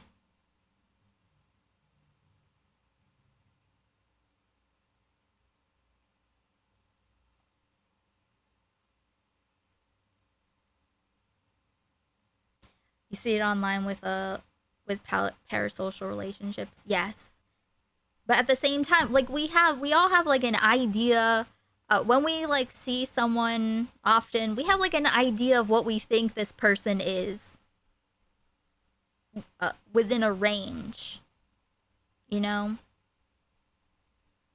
guess it's important to remind yourself that you don't have. This is just guesses, just impressions. there's a who you serve, what you live for.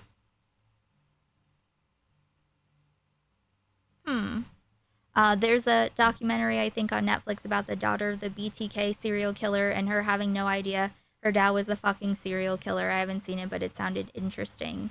That would be such a mindfuck. Yes. I'm sober but mentally off recently, spending too much time doom scrolling. I do not. This is being here, streaming is doom scrolling enough for me. You know? I never look at Twitter. I don't, you know, I don't,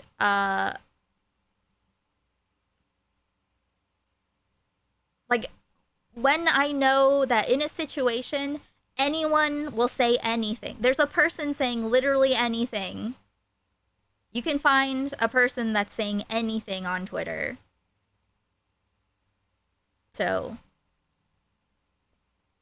I'm not gonna take that inside because I know it's there, you know? It's like how there's the parasite going around, okay?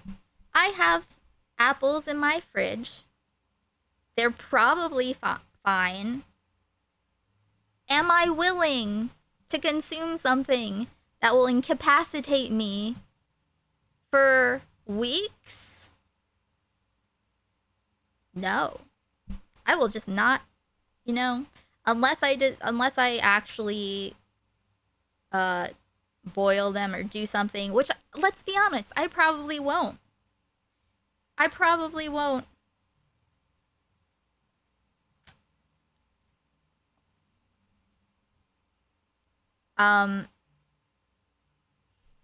I think, especially because I have OCD and I get stuck and whatnot, I have, when I recognize something is harming me and it's not completely necessary, I will just be like, nope, goodbye.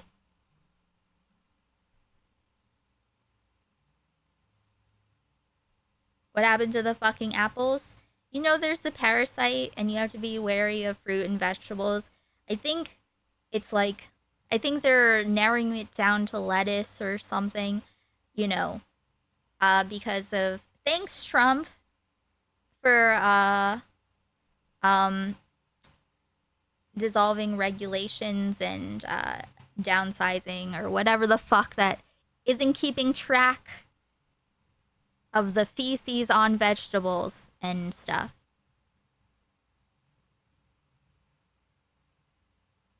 But I've never seen anyone scroll, like, look at Twitter and feel better after. Doom scrolling isn't that hard, but all the political streams and stuff are harder. Yes. I don't really watch, I don't know.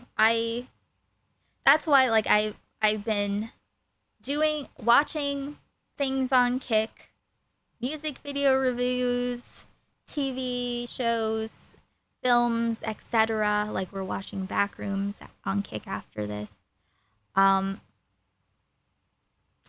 Remembering there's art in the world, that there are awesome things to discover is imperative. It's been a major quality of life changer, as opposed to just, you know, coming here and talking about drama and rapes and stuff only, you know. You have to keep, that's another part of the rape abacus. You need to limit the amount of times you're talking about, you know, the amount of time you spend talking about rape out of your day. Turnip greens and bok choy in the garden. Well, oh, if you are growing your own, then that's different. But people have been handling lettuce with poop hands and a very strong parasite that's sticky. Need to stop watching commentary creators. Well, that's another thing. I've been like, I will, like, I'll stop in, I'll take a peek, but as soon as I'm like, then I'll go look at something else. You know, popping across multiple streams.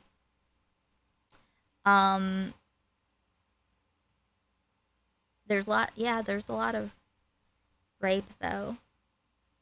That's why I'm not doing any Destiny coverage for, I don't know that not in this era. I'm done with that. What's the point of it? You know what I mean? It's like everybody knows. There's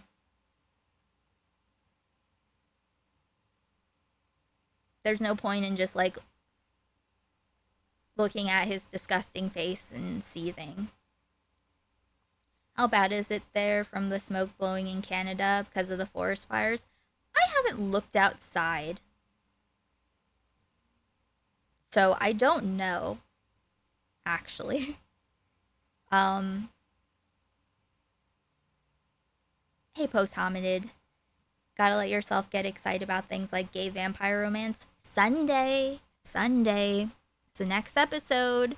We're gonna rewatch episode 6 that we just watched and, then watch the finale, which is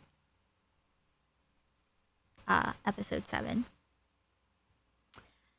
The whole neurodivergent injustice thing you mentioned makes me want to correct people when they tell lies for Destiny. I think I feel like now there are enough people. I feel like, okay. When I feel like a lot of times when I reach a certain point where I feel like enough people are talking about a thing and, debunking lies in general, and it's gotten to a point where if you're still there, if you're still defending him and stuff, you're basically MAGA, right? So I'm like, I'll put my energy somewhere else. Like you should know. It's more like I like to focus on things that are, that I think there's something to point out that might not have been noticed or mentioned, just to put it out there. Oh yeah, the 20 others. I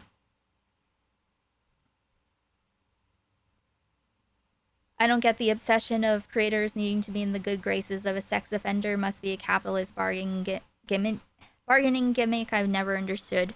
Well, a lot of them are also, they don't care. Like, I'm really important, obviously. Like he said that, we saw him the other day say that, he believed the first woman that accused Graham Plattner, but he didn't care about it. And then he said that it's another thing with, the rape allegation. But then he said that if he had apologized and said that it was a long time ago, he's grown since then, or learned, then he could have had a path forward, but he didn't even apologize. That's the bar. So you can fully violently rape someone, and I will support you running for office still if you say sorry. Some creators I can just write off as clout chasers, but there are some other chatters and stuff that ride for him that I don't understand.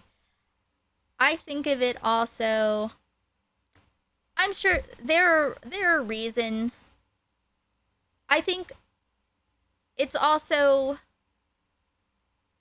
think about it in the same realm as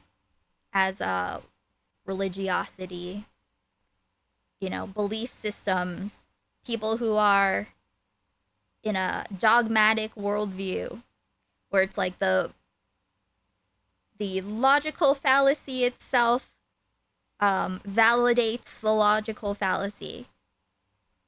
Does that make sense? Like, it's at the point, if they're making these, wait, who were we talking about we talking about?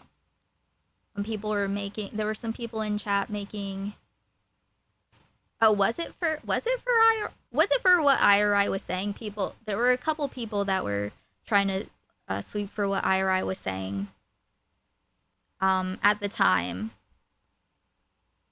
But it's basically like, okay, if it's a reading comprehension thing or a media literacy thing, then like that's something you gotta work out.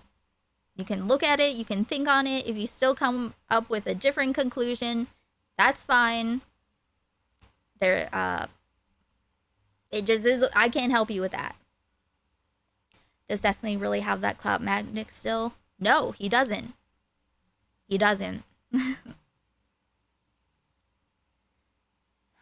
Like Owlish Duckbringer. Oh, you're confused about that? Like, you're confused about Owlish and Duckbringer? First of all, Duckbringer has forgiven the pedophiles in her family. Like, I don't know if you guys have this experience, but I have pedophiles in my family. Like, I have pedophiles that I have to fucking break bread with every now and then. They were pedophiles in the past, right? Offending pedophiles. In my family. We all have to kind of deal with people who have an attraction to children, who have unhealthy attraction. She has to break bread with pedophiles. Hey, Louie. So, like, when it comes to Duckbringer, aside from her just being crazy from the get, like, out of her fucking mind, unstable, and instantly, she was an instant no for me, and I was only ever nice to her because I thought that Rezi was my friend.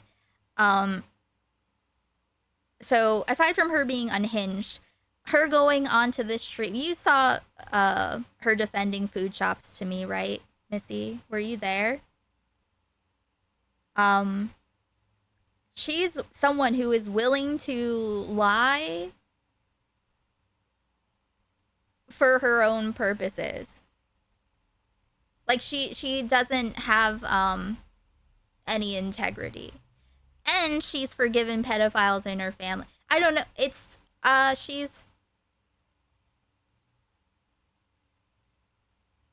she's someone that, like, doesn't have the same goals as us, which is, you know, I assume that if you're here and you're for real, you are interested in figuring out what's actually what and not trying to manipulate people into a specific, you know, thing, to,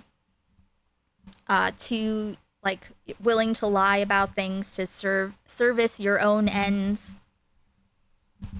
Some people are just like that. I don't get how it benefits her. Well, she doesn't have anyone else. People keep kicking her out of their communities, so I mean, the standards for the Neo DGG orbit are very low. Hey, Vodka. And Chris Lettuce. And anyone I didn't say hello to, guys, please like the stream. Live, not top chat. There are 43 people on YouTube right now and only 18 likes. Please like the stream. Oh, and I have to add the thing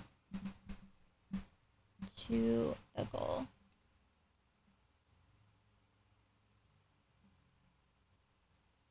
Okay. Duck's goal is that her ego was hurt from making a fool of herself time and time again, so she's happy to link up with anybody who will attack people in this space out of spite. Yes, Duck is very spiteful, for sure. What do you think about Owlish? I have not seen anything of Owlish aside from her jumping on to the calls here and there. And I think in a... was it Stardust stream? The thing about the ducks or something. I don't know. I think I saw her there. And I'm gonna guess that, based also on her arguments and her engagement and her inability to even process what anyone was saying, her ability to formulate a thought that has anything to do, like, it's like a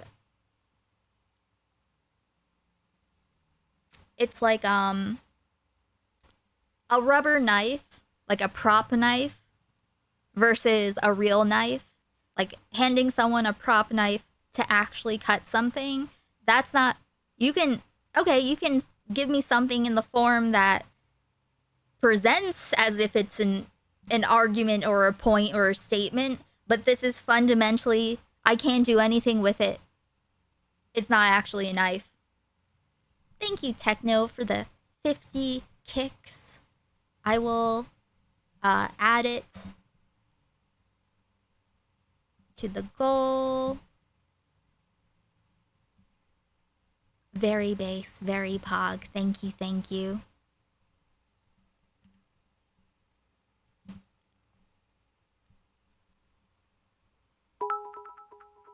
I think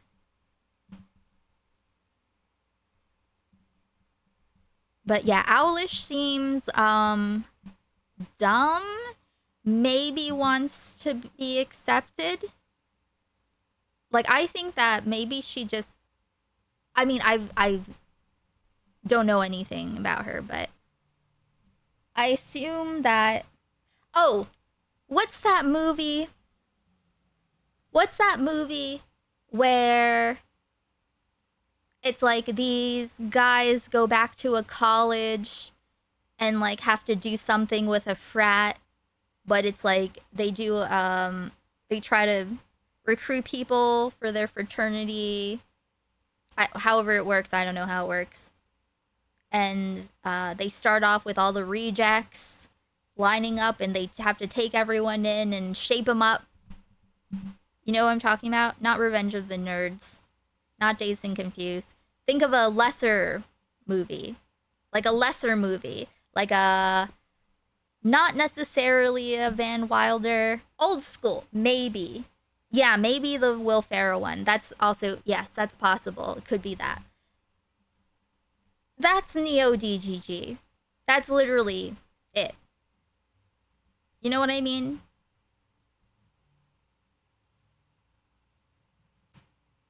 Except they're not going to have any glow-ups. You know what I mean? There's no movie ending for that.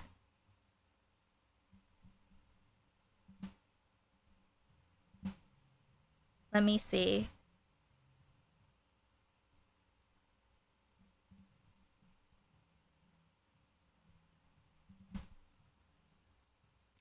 What is that? I don't know, like... Shut up, Tom.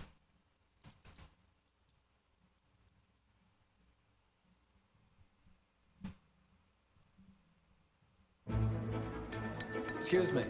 Let's see. True love is hard to 2003. find. Sometimes you think you have true love, and then you catch the early flight home from San Diego. Today, Mitch's life took an unexpected turn. Heidi? What are you doing home? And a couple of nude people jump out of your bathroom blindfolded like a damn magic show. I'm really sorry. Now, Mitch, you're on the rebound. You're like an injured young fawn who's been nursed back to health, who's finally going to be re-released into the wilderness. he's getting a little help from his friends. I want to thank you very much for coming to the official Mitch Martin Freedom Yeah, Festival. it's Owen Wilson's He's a very brother. successful, very disease-free gentleman standing by the minibar. From DreamWorks Pictures. You're looks very officially young. starting a fraternity. This is my house. I heard you guys are starting up a fraternity. Who told you that? And the director of Road Trip. We're giving out bids to 14 guys. Wait, who's this guy? Yeah, He looks see? like he's 100 years old. Just ring the bell, you pansy. Yeah, the old guy who dies. Hey, Belly Seam. Good morning. Now that was a party. I want in. Half these guys don't even go to the school. I promised my wife I wouldn't drink tonight. Yeah, I'll do one. I'll do one. We're gonna do one. We're good. Streaking! Once it hits your lips, it's so good. We don't take it too seriously. You may be asking yourself, why is this cinder block tied securely to your Earmuffs. Yeah, see? Don't you think this is going a little far?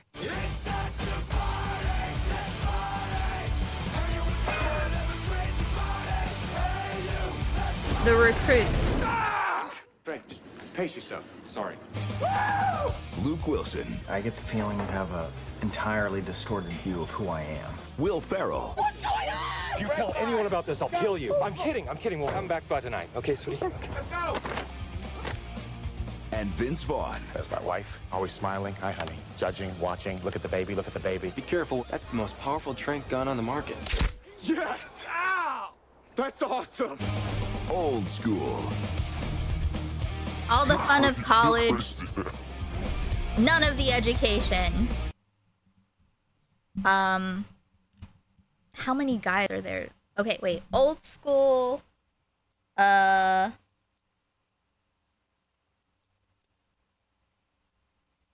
Pledges.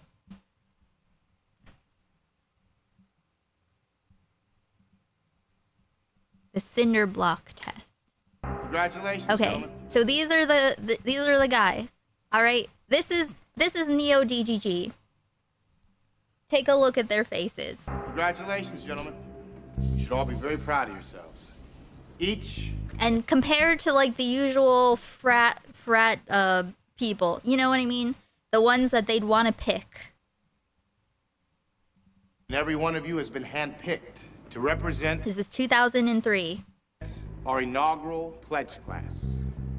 And over the next 21 days, you're all going to experience intense mental and physical strain. Ah! Frank, just pace yourself. Copy that. Just got a little overexcited.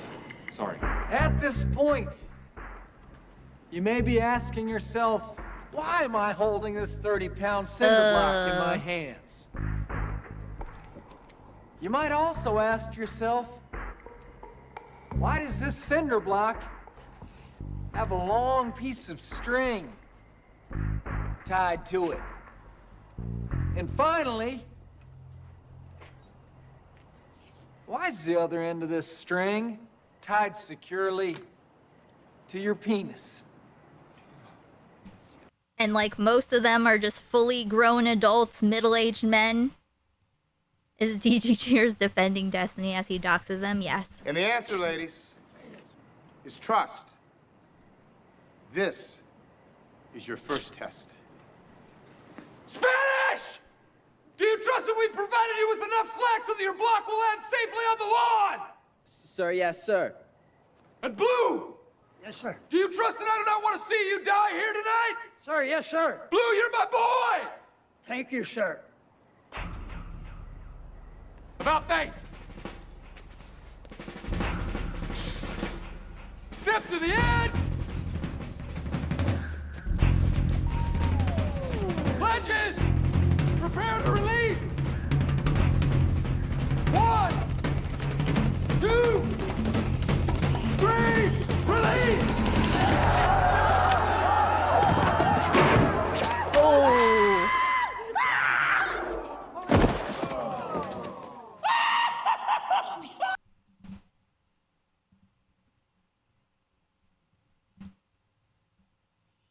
Oscar Wilde once said, "There is no such thing as a moral..." No butts involved. There are no butts. Butts? What do you mean? No one saw any butts. I'm just gonna write down the timestamp so I can cut that later.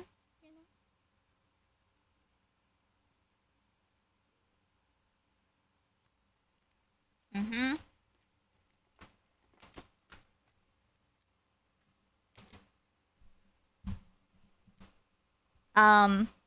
But yeah, so what I was saying is that, like, that's literally it. No, you shouldn't trust anyone to not pull your penis. Okay, hold on. That's not the sentence I want to say. You shouldn't trust anyone with the safety of your penis.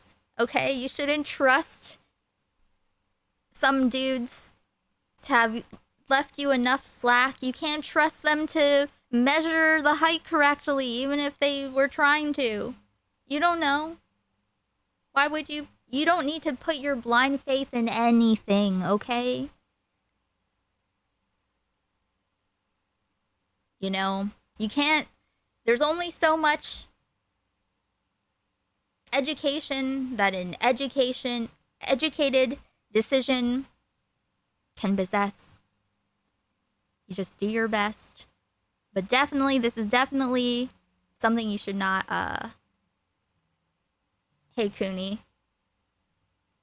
But anyway, so, yeah, that's, so there's nothing you can do. Taking it away from that movie again and bringing it back to people defending Destiny that you might neurodivergently want to correct.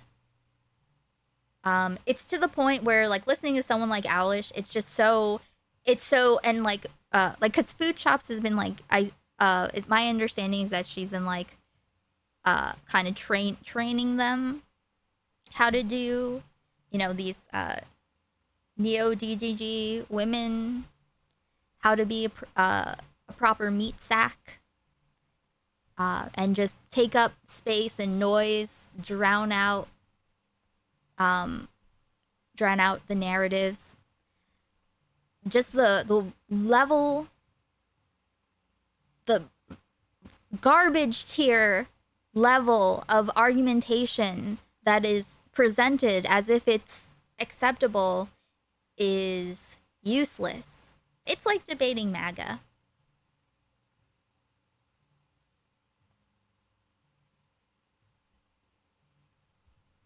Demonologists find that demonic possession in the United States has officially reached epidemic levels, with as many as 1 in 3 Americans now believed to be possessed. I've been saying this for years, folks. We have a demon problem. Demons have been around for 600 billion years. They've existed before space and time itself. We just happened to come along whenever we did, 10,000 years ago, whatever it was. And demons were ready for us. They're sitting there on top of their tops of buildings, whatever, and came swooping in. So we got some things that you can do to prevent that, and we'll speak about that later. But I'm going to be speaking with Cindy Jo Hinkleman. Oh.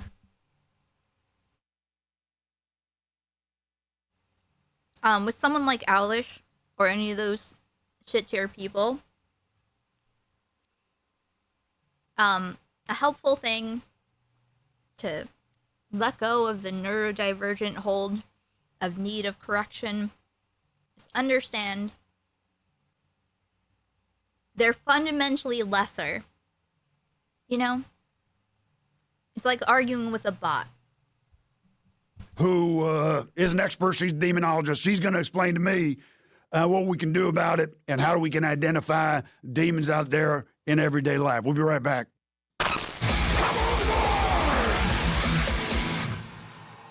Welcome back. I'm joined in the studio by Cindy Jo Hinkleman. Cindy Jo Hinkleman, thank you for joining us here in the Infowars studios. It's nice to be here and nice to meet you. Thank you. Yes, give us a little background on your expertise here, because you are a demonologist. You specialize.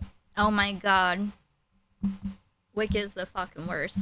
You don't always have to fuck her hard. Okay, well, so this is a penis.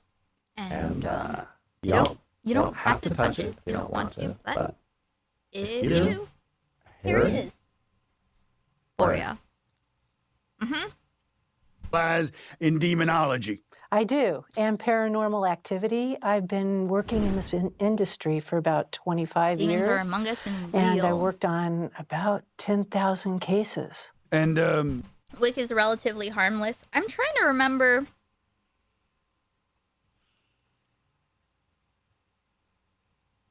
Him next to someone else. I'm trying to remember what the fuck context. Whereas like Wick versus another person, the other person was worse. I can't remember.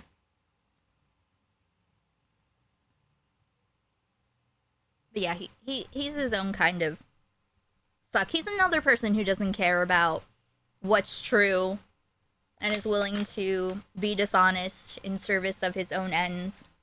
What constitutes a demon in your mind? Where do demons come from, and how long have they been around us, and what influence? think I find it harder with women because I feel like I should just be able to convince them that those guys are going to hurt them. That is a tale as old as time. The pick-me's. It's hard to get it into a pick-me's head or a girl that's in the pick-me mindset that these guys that they sweep for don't see them as whole humans. Know what I mean? It's like when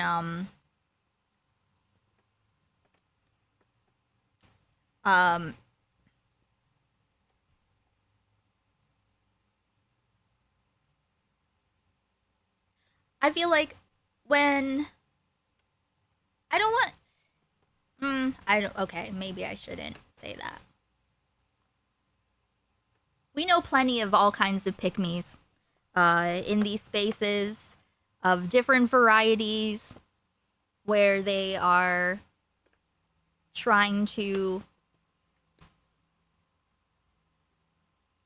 like, ContraPoints is one, you know? She thinks that they'll let her exist, but no. All the support that you give, all the bollocking that you do is not going to make people who don't see you as a whole person because you're a woman, like, think that you're equal to them, because they just don't.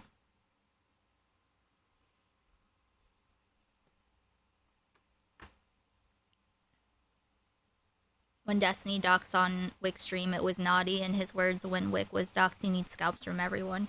Yeah, which is why don't even play that game with them. And then to come at me. At me. So don't you try. Don't you fucking dare. Don't you fucking dare play that game with me. You will lose every single fucking time. Because yeah, they're willing to back each other's bullshit up. Like, the goal is just to include more narratives in with reality, you know, because everyone knows. You know, everyone knows. The only people who are still sweeping for him are, it's like MAGA. So,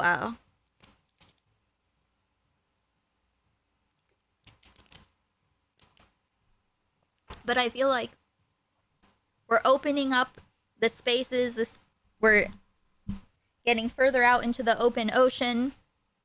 You know, I still like to poke around and, like, check out what some people are up to. But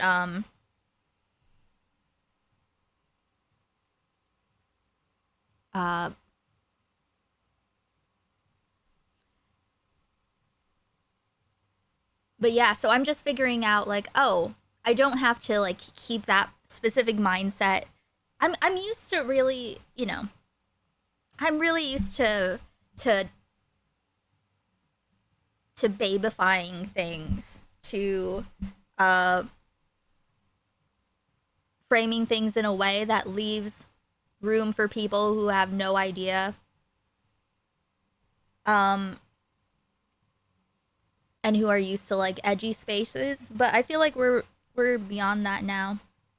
We're getting beyond that. It's pretty exciting, pretty fun, pretty cool. I still fully believe that as soon as the internet catches wind of Food Shop's past, it's a wrap for her and DGG. No. Not at all. Also, like, how's the internet gonna catch wind of Food Shop's past?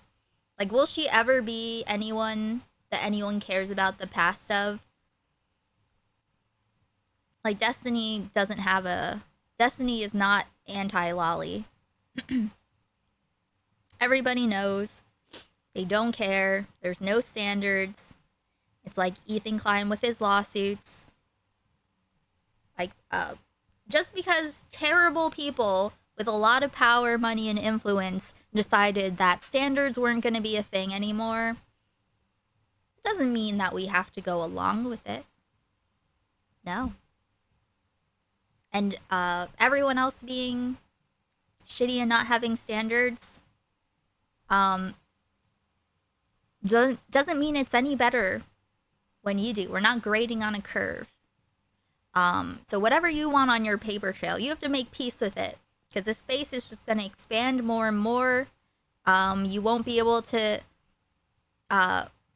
you know, like Destiny was able to have a very like isolated, insulated community, but people being able to be exposed to more different kinds of people and spaces, I think is what's important. One deep dive by mainstream media network and he's done. Like, what do you think? Like, what's a network that you would say as an example?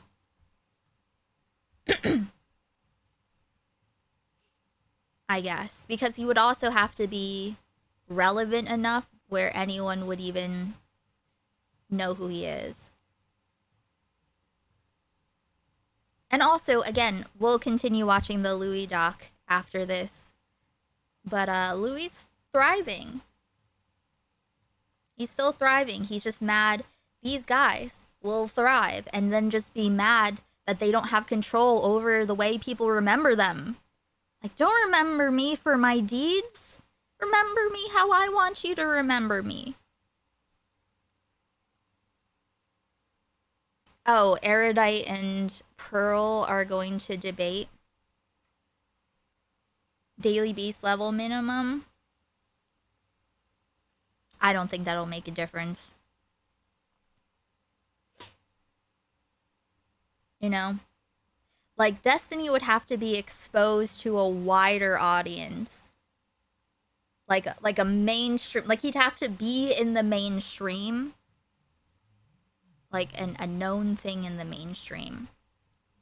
Because otherwise it probably wouldn't, like, necessarily stick in anyone's mind. HuffPost. So it would be, like, if Destiny was somehow involved in a big enough event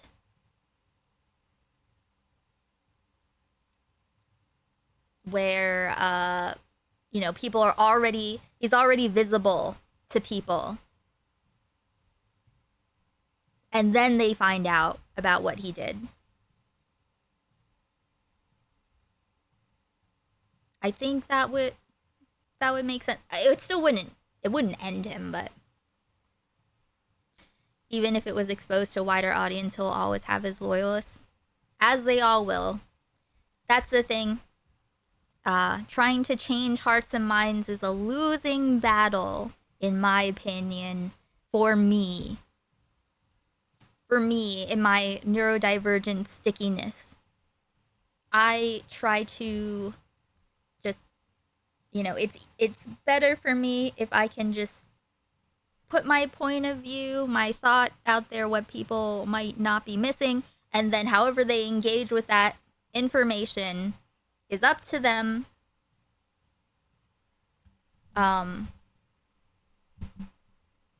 You know, this is my strategy. My strategy is Mr. Girl's Wick molesting a child impression. Okay, well, so this is a penis, and you don't have to touch it if you don't want to, but if you do, here it is for you. For you. This is my perspective. You don't have to engage with it if you don't want to, but if you do, here it is. Know what I mean? It's like when I disagree with Sleepy, I talked to him about it, and it was very interesting conversation, you know? Because I wasn't trying to change his mind about it at all, about the Mizkif situation. Just, you know, providing my thought process and seeing if that, did anything. A groom, okay, maybe, but with fully adults, okay? Here's the talk, by the way, in case anyone didn't see it. Because we disagreed about the Mizkif essay stuff. We talked about it for an hour and 20 minutes, and it was very productive. It reminded me of when I used to talk to Al Relevant about things a billion years ago when we disagreed about things. Where it's like I want to increase information, communication, and then you're armed and able to make your own decisions and form your own opinions based on available information, and just do your best. And if you don't want to do your best, if you're dishonest, then there's nothing anyone can do about that.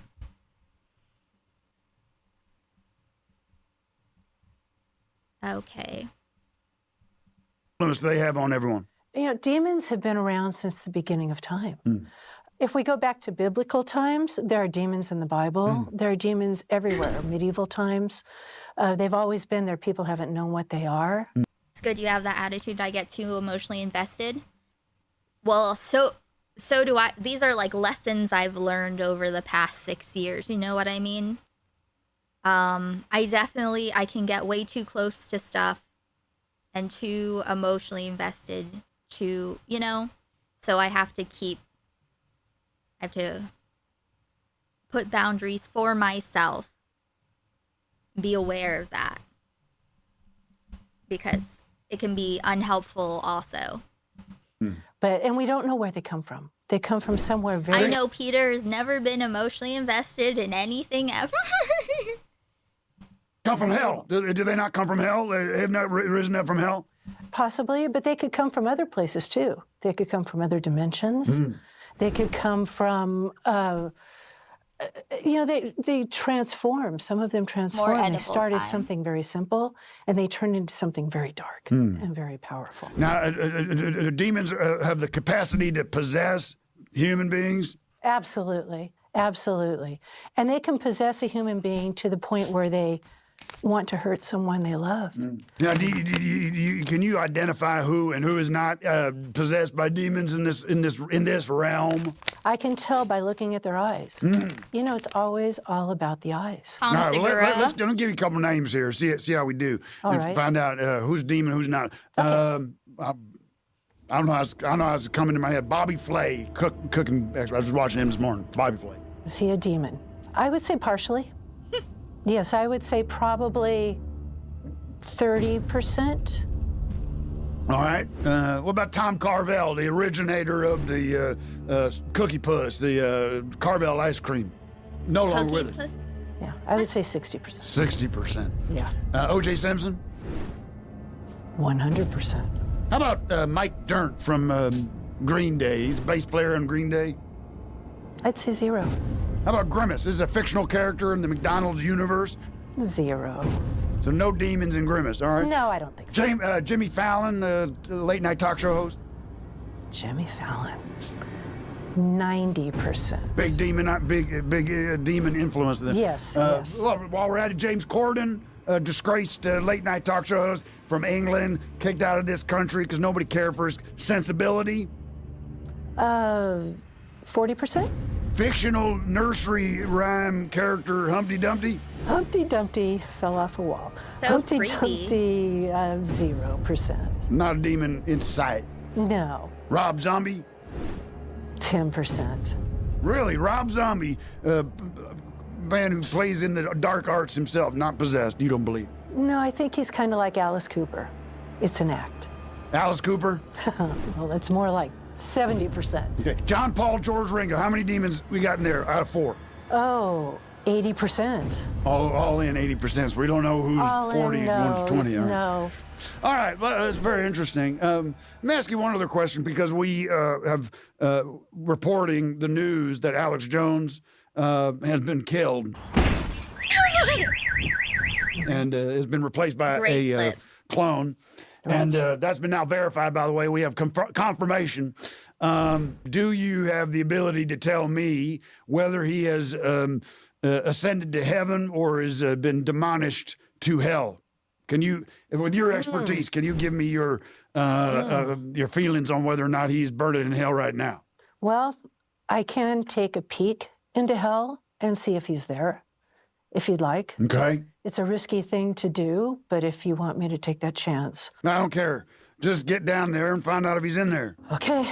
All right.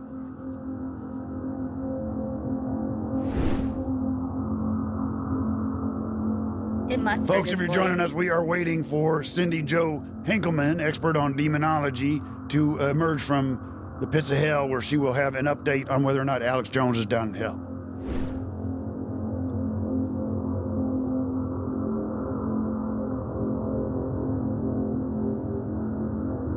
Should be any minute now. Waiting on my guest to emerge. Space Ghost, Coast to Coast. With some information on the afterlife status of Alex Jones, who's exploded in his car. We'll show you the footage of that. We have that footage right here. If you have not been following this, the Alex Jones that we see on Alex Jones Live with the terrible lighting and the stupid map behind him is an imposter, and we've got some information on that coming up soon.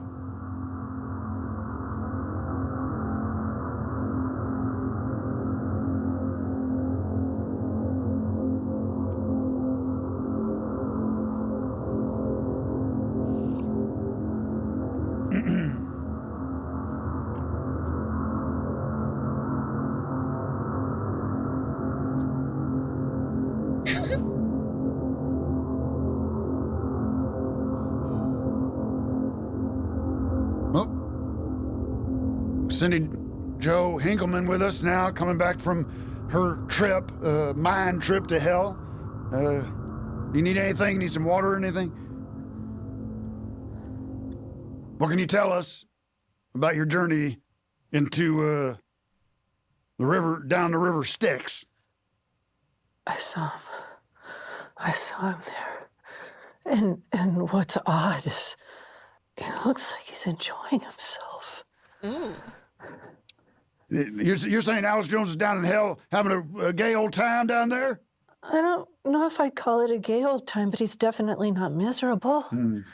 He's chatting with other people. He's socializing. He's enjoying a beverage. So you confirm that he is down in hell, but there's no flames, there's no pokers or anything like that? No flames, no pokers. I've never seen anything quite like that, actually. All right. Well, that's very interesting. We got to take a little commercial break here. We got a word here from retired Sheriff Dominic Banner. Hello. I'm retired Sheriff Dominic Banner. Are demons keeping you from liberty and happiness? Well, it's nothing to be ashamed of. The wicked often prey on the righteous. Demon Guard is an easy-to-wear adhesive bandage that provides 24-hour protection from all dark entities. It's as simple as putting on a Band-Aid. Each patch secretes holy water and minerals harvested from the Jordan River and the Sea of Galilee and is blessed by an ordained minister so you can walk your path in divine comfort. Don't let demons control your thoughts, actions, and deeds. Order Demon Guard now.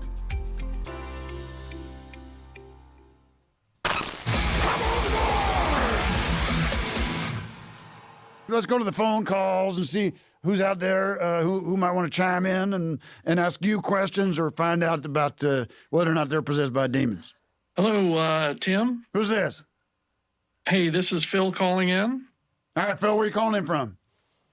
I'm calling in from Atlanta, Georgia. All right, and you got a question for my guest?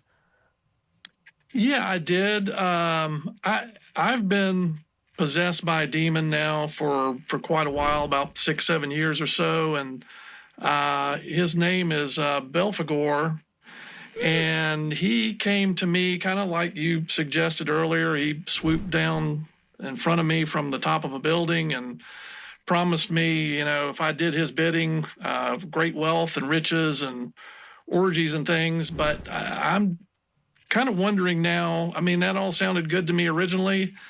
and things have been fine, but I'm wondering, is there a time to kind of let go and maybe just kind of part ways from the demon? Cindy Jo, your thoughts? Does it feel like he's entered your body, entered your soul, or is he just something that you see hanging around? Initially, for sure. I mean, there was in the yes beginning. Or no? You didn't say. You said for sure. She gave you an option of this or that. Well, yes, he definitely so. Where I was having involuntary motions. Is the demon in you, or are you seeing the demon? The demon is in me. I don't see him. I haven't seen him in years. Then how do you know he's lying around on your couch? Because I am. He tells me that's what he wants me to do. I hear the voice in my head that, hey, it's time to lay down, watch Landman, and I obey.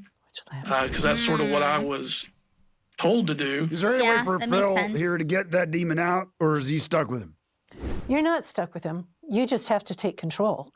Because he's powerful and you're allowing him.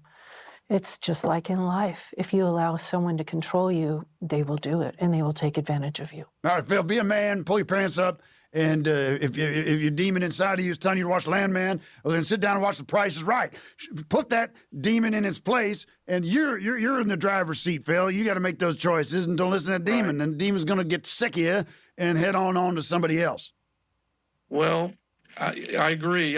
He promised he was going to put me inside of a trap prison of sorts that I would not be able to get out of. But I wonder if, it sounds threatening, but I'm thinking maybe he's only just describing one of those escape rooms that people pay to go into and solve puzzles to come out of. And I don't know if he's just kind of stringing me along at this point. All right, well, good luck to you. Okay, well, I appreciate it. Thanks for the information. Who do we have on the line? Hey, Tim. Who's this? Hey, Tim. It's Chesapeake. Who do you think it is? Oh, Jesus Christ. All right. Oh, yeah, Jesus Christ. You know what? This is my ex-wife, Chesapeake, and I asked you not to call in. We're in the middle of a legal dispute, and it's called a divorce, Tim. We're not there yet. We're still in the mediation process. It might go that way, but what do you want to say? You got 2 minutes. Go ahead. Okay, well, 2 minutes starts. Okay, look, I think it's hilarious that you're wondering about demons. Are demons real? Are demons really on the earth? Are they around? You have them all inside of you, you son of a bitch. Excuse me? I do not. You can confirm that. Look, I stand by. Cindy Jo's here. Do I have demons in me or not? You are not possessed. I'm demon-free, bitch. Hey, bitch, listen. Cindy Jo, you listen to me, bitch. Have you looked at his butthole? Excuse me? Have you looked at Tim's butthole? Because if you look at his butthole, you will know there's demons in there. Also, if you get brave enough, look at his dick and balls area. You want to know some reasons why I left this man? Start looking at his butthole and his dick and balls. Don't speak about me that way. You used to beg for that dick and balls. No, thank you. No, thank you. If you call begging being absolutely repulsed. Oh, you know what? Hang on. Give me 1 second. I need to pet somebody. Excuse me? Chesapeake, if you mess around with my horse, I want you to take your hands off that horse now. Bitch, that is my horse. It is not your horse. I command you. You must still my wife. Until the court says otherwise, you're still my wife, and I command you, as your husband, to stay 10 feet away from my horse, and do you not dare brush. When I was like 27-ish,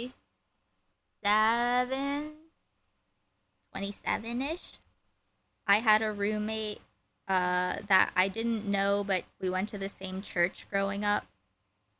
And she went to seminary, and she said that she was going to get all of her whatever qualifications, but she wouldn't become a pastor because women should not lead men. Did I say hi, internet chick? I don't remember. His mane.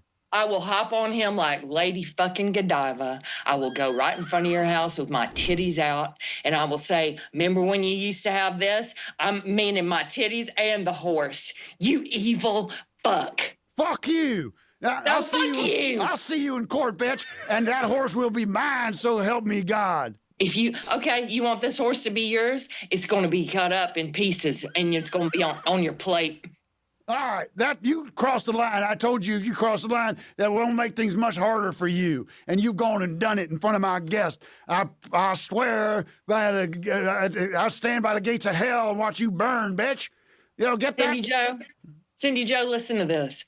This man, before you leave there today, is going to try to kiss you. He's going to try to tell you everything's going to be all right. He's going to try to tell you, hey, let's have a nice life together. Let's get a horse. Oh, hey, look, I'm really nice in bed. I don't have weird genitals or anything. My butthole doesn't open up to the fucking gates of hell. Oh, look at me. I'm Tim. I'm wonderful.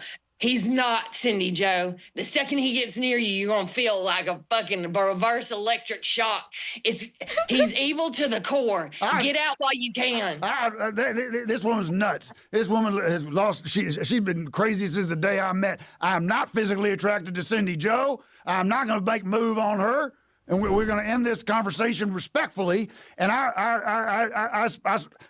you just took things to the next level, Chesapeake. I'm going to come at you hard now. And get away from my horse. All right, get her off the line. Fuck her. Get off the damn line. Fuck you. Programming note, next week we're going to be making a major revelation. We're still putting the pieces together. We have some intelligence that we are verifying. We're doing the work, doing the journalistic work to make sure you're getting it accurate and fair, and that we're getting to the bottom of this. But we will have a motive for the explosion. As you know, Alex Jones popped like a balloon. And was replaced. We now believe a motive is developing. Suspects have been identified, and we're still doing the work on it. But we are feeling very good that we'll have information for you next week. So stay tuned for that. Finally, this Sunday, if you follow the world of sports, we have the finale, the final game of the World Cup. Now, despite what I think about soccer, whether or not it's a good sport, it's not. I think what you're going to see here is a inflection point in history on Sunday, because when they provide the trophy to the winning team, whoever's going to be, it doesn't matter who it is, you're going to find the players come around the trophy, and they're going to get 10 hands on top of that globe. All right, keep in mind number 10, right? We've been talking about number 10, 10 commandments from Moses. You got 10 fingers, 10 toes, 10 main amendments in the Constitution.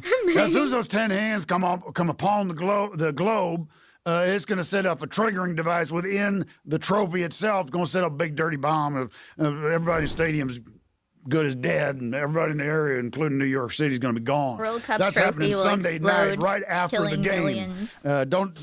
Don't say I didn't warn you. Hey, All right, Lucy. thank you so much for joining us, and we will be back next week with some breaking news regarding the motive of the Alex Jones assassination. I'll be back soon. Tune in, and remember, membership.theonion.com. Thanks for joining us. Cool. I'll link it, and I'm going to pee, and then we will continue watching the Louis video.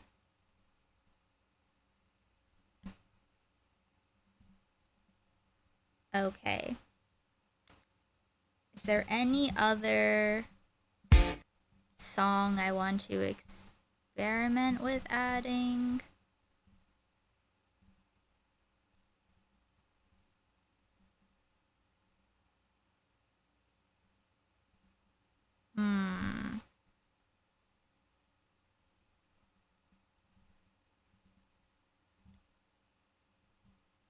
Maybe I should. I already played a different song. Okay. It's fine. It's fine, it's fine.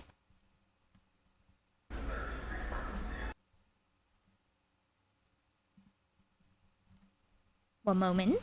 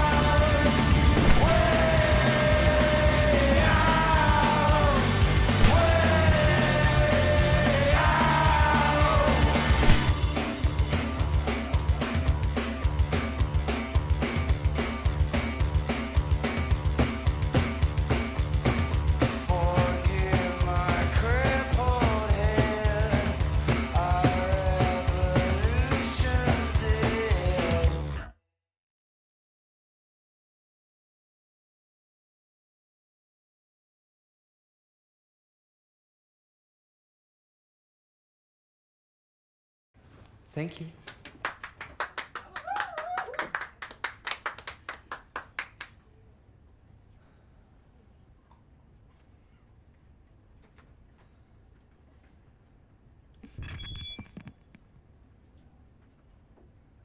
Hi, my name is Daði Freyr, and this is Moves to Make. I could take some sleep, I could go lie down. I'm in so deep, a little broken now. I would love to close my eyes, but I've got moves to make. There's so much going on inside my head. The smallest things can make me cry. When I blink, I see flashes of my bed. Can't wait to give it a try.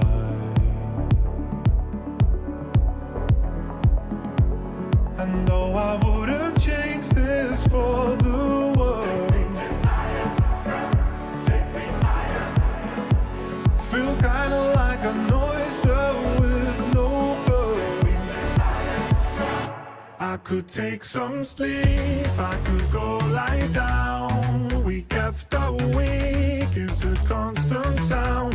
I would love to close my eyes, but I've got moves to make. I could take some sleep, I could go lie down. I'm in so deep, a little broken now. I would love to close my eyes, but I've got moves to make. I got moves to make. It's mind-blowing. Researchers failed doing the worm finger. Experts agree that this is the biggest internet phenomenon. Oh, wow. Your move corrupting the youth. 1 minute. Yeah, just move that piece. There is so much to do, so many things to little time. My worm finger isn't good. It's not like straight enough. Miss out on anything. Hey, Frankie. Whatever it is, I'll take us with.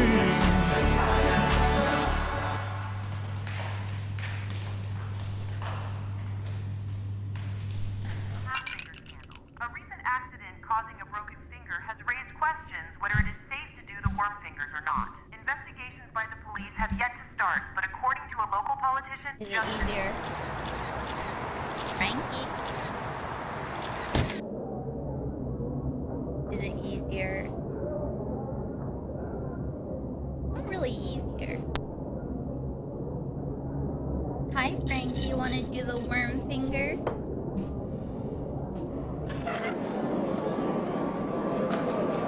This baby. No, no, no, no, no. Not right now.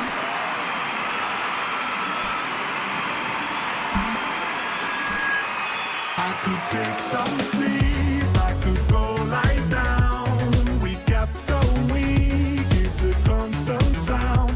I would love to close my eyes, but I've got moves to make. Right, Frankie?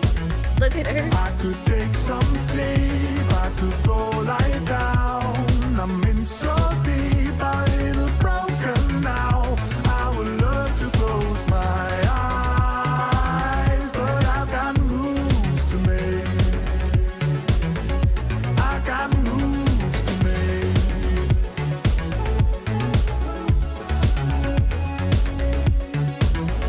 Yes, we have time, Gray.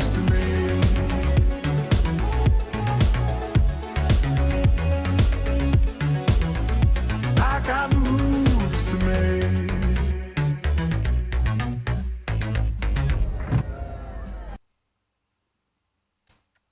Look at this baby.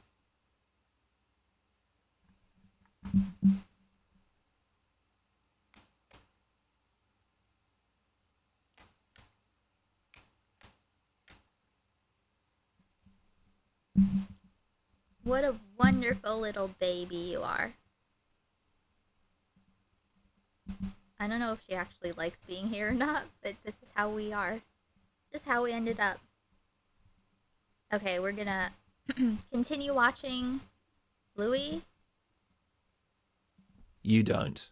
You have a responsibility to be better. Please be better. Okay. We are on chapter accountability. So last time we watched him snark some other comedy YouTubers, which was fun. You know, productive snarking. So let's see what's next. I knew it. And after we're done with this, then we will watch Accountability. Backrooms.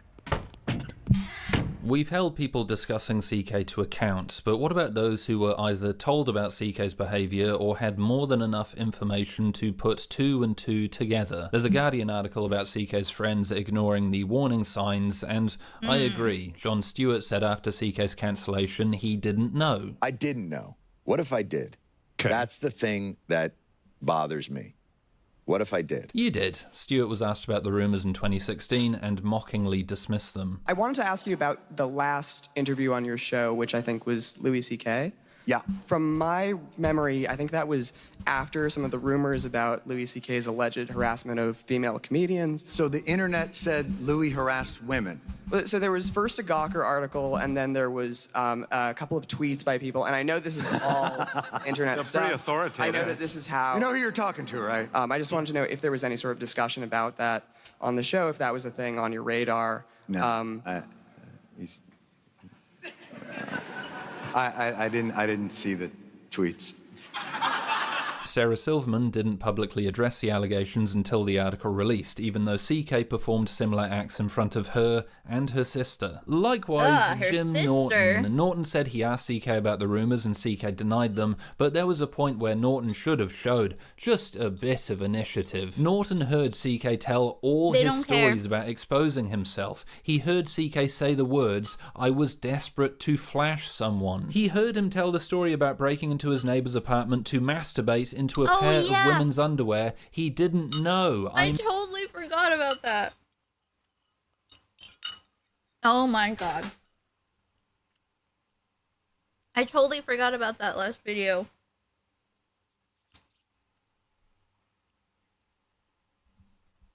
When Louis was like a teenager or something, he snuck into a neighbor's house and stole her underwear to jerk off into. Come on. She won't tell anybody. I was just dying to flash somebody. Oh, are you awful? Oh, are you awful? Oh, are you awful? To show you just how aware Norton was, here's a clip from Opie and Anthony in 2012 where they read the Gawker article live on air. Strangely, it doesn't show up on YouTube when I type it in.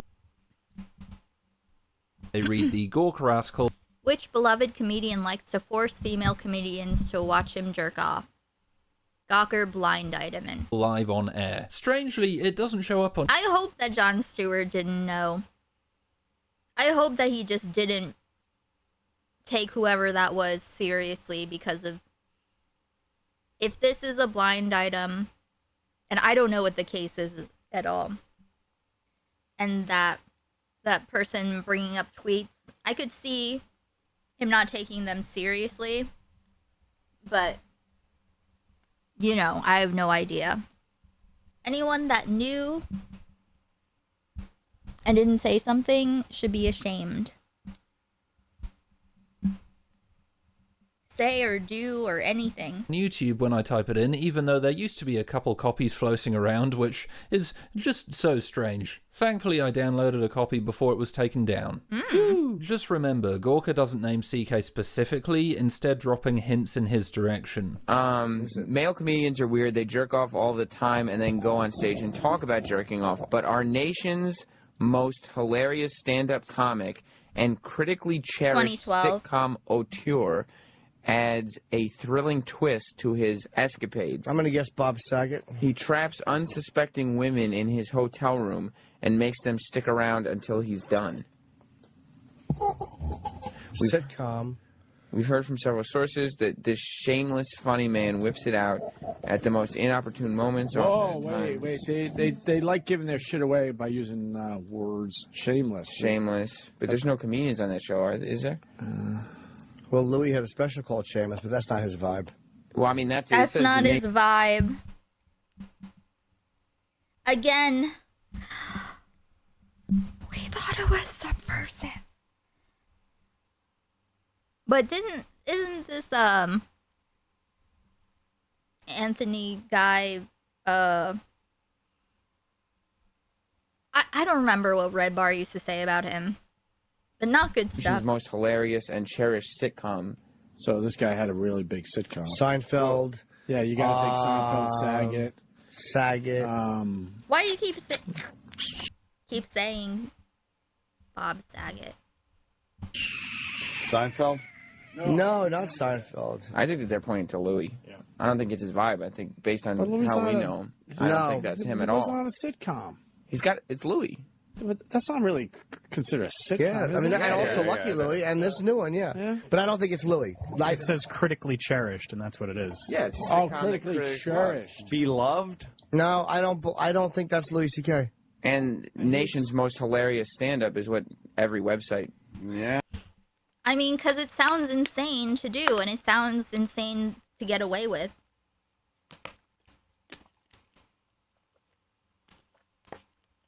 Not that I think that they would give a fuck. But yeah, I don't know. But I don't. It just Louis. I never struck me as that. Well, vibe. that's just it. It's the surprising thing that you don't know about. And they said, shameless funny man. Yeah, the word shameless. But when I think that is pretty telling right when there. I hear sitcom, I think more like. All right, I'm just going to go on record and say it's Louis. I That's all hope I'm it's doing. Louis. Critically cherished sitcom. I don't think I could love him anymore. I'm putting a name to it, Louis C.K. Listen to how hard Norton defends CK. He immediately dismisses the possibility it could be him, repeatedly saying it's not his vibe. It's almost funny listening. You know that Jim Norton's been part of something worse, probably. Not that I know about anything, but I feel like he's been in plenty fucked up situations. I don't know. To Norton fumble around, pretending he doesn't know exactly who it is. Only when his co-hosts agree it's clearly Louis does Norton fold, at which point he turns the whole thing into a joke. That brings us nicely to the insane levels of misogyny and victim blaming going on in this segment, primarily by Norton. The comedian stood in front of the door, blocking their way with his body until he was done. Good boy. I've used a lot of clips of Opie and Good boy. He's like the Nicholas Diorio of the podcast. Anthony throughout this series, and I've held my tongue commenting on them, but Jesus Christ, what a sewer. It's crazy to consider the cultural impact of shows like this, the language and behaviour it normalised. I mean, they're priming their audience to dismiss the allegations 5 years before they were published. God only knows what else is hiding in their vault. One of the ladies was so shaken by the episode that she complained to the festival's organizers about the comedian's She wasn't behavior. Fucking bitches. She wasn't shook up. All I wanted to do is pull your dick out and not let you out of the room, you fucking whore. I'm Do down. your act. You weren't shook up. Do your act on the balcony while he comes. You weren't shook up. The karmic wheel of rape. The karmic wheel of rape. I need a little wheel that I can spin.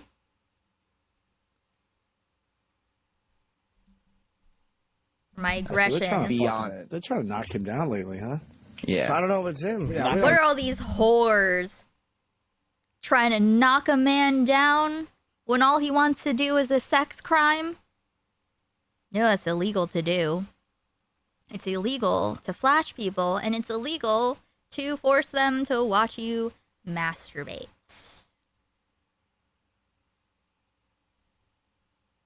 She wasn't fucking bitches. She wasn't shook up. All I wanted to do is pull his dick out and not let you out of the room, you fucking whore. I'm Do down. your act. You weren't shook up. Do your act on the balcony while he comes. So they're trying to Be on fucking- it. They're trying to knock him down lately, huh? Yeah. I don't know if it's him. Yeah, Knock we him don't. down a few notches. Still not clean. I'm not trying to dunk on anyone here. I don't want this to be a big gotcha moment, although for Norton, Yeah. I mean, gotcha, what the fuck is this? Me Too was a huge learning moment for everyone. I don't know what I would By have done. everyone, I mean men, asterisk. Had I been in their position. I also don't want to point the finger at individuals when CK's behaviour was Also, last stream that we watched, this guy talked a bit about, like, how he learned, I guess, you know, stuff about his girlfriend and her being patient with him. You know, he seems very, like, sincere, and I think that's cool. You know, he seems like he means it. Comedy without errors.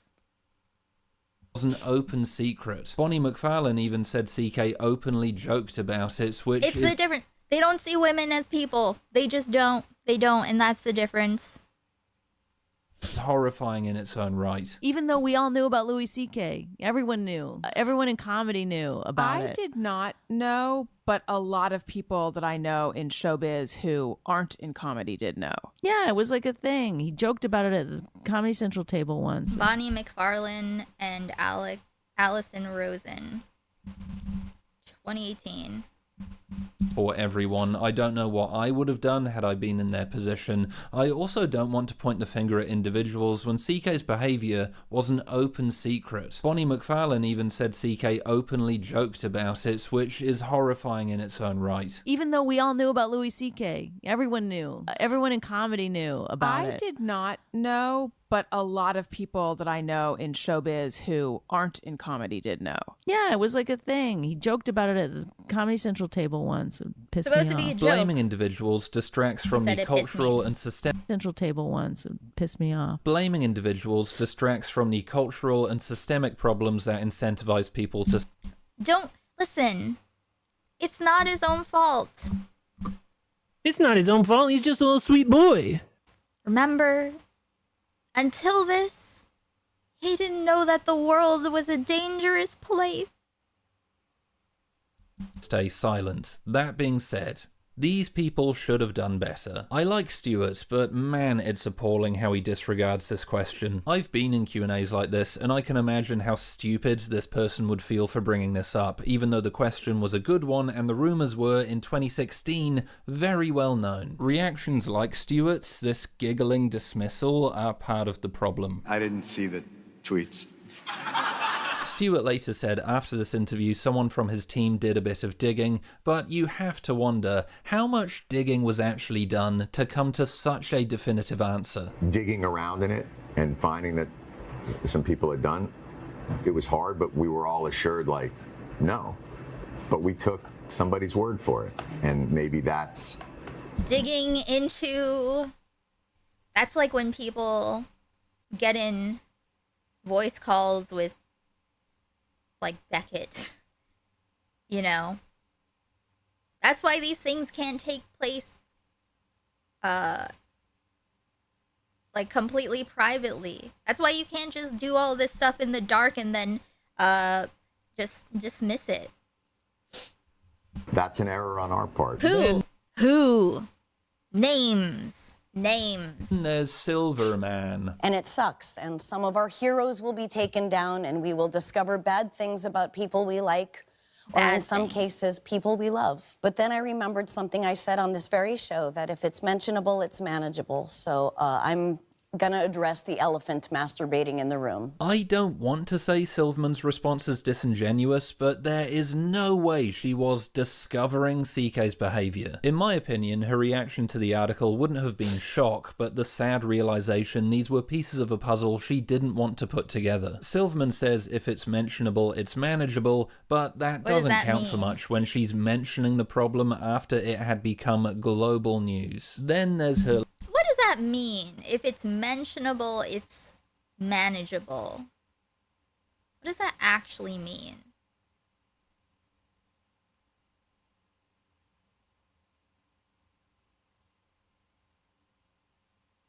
I don't know. Later appearance on Howard Stern. She focuses on her experiences with CK, which were consensual, but completely avoids talking about what happened. 2017. He was a gentleman, smirk, emoji.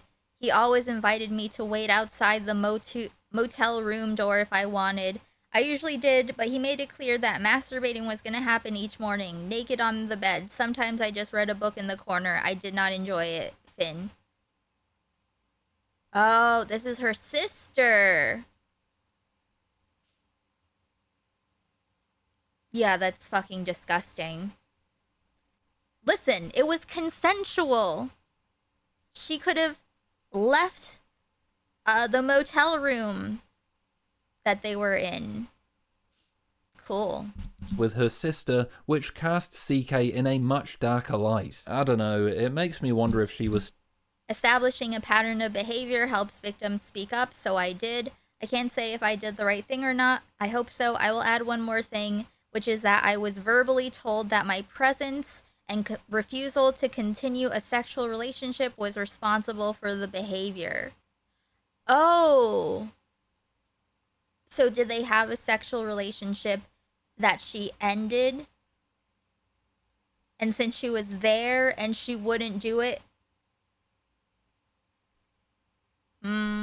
Still trying to downplay CK's behaviour after his cancellation. I don't want to go too hard though. As Iris said to me on Patreon, Silverman may also have been trying to protect herself from feeling violated. Acknowledging how predatory and insidious his behaviour was would force her to reframe her own experiences, which is difficult to process. I'm not making excuses for him. Please don't take... But also, yes.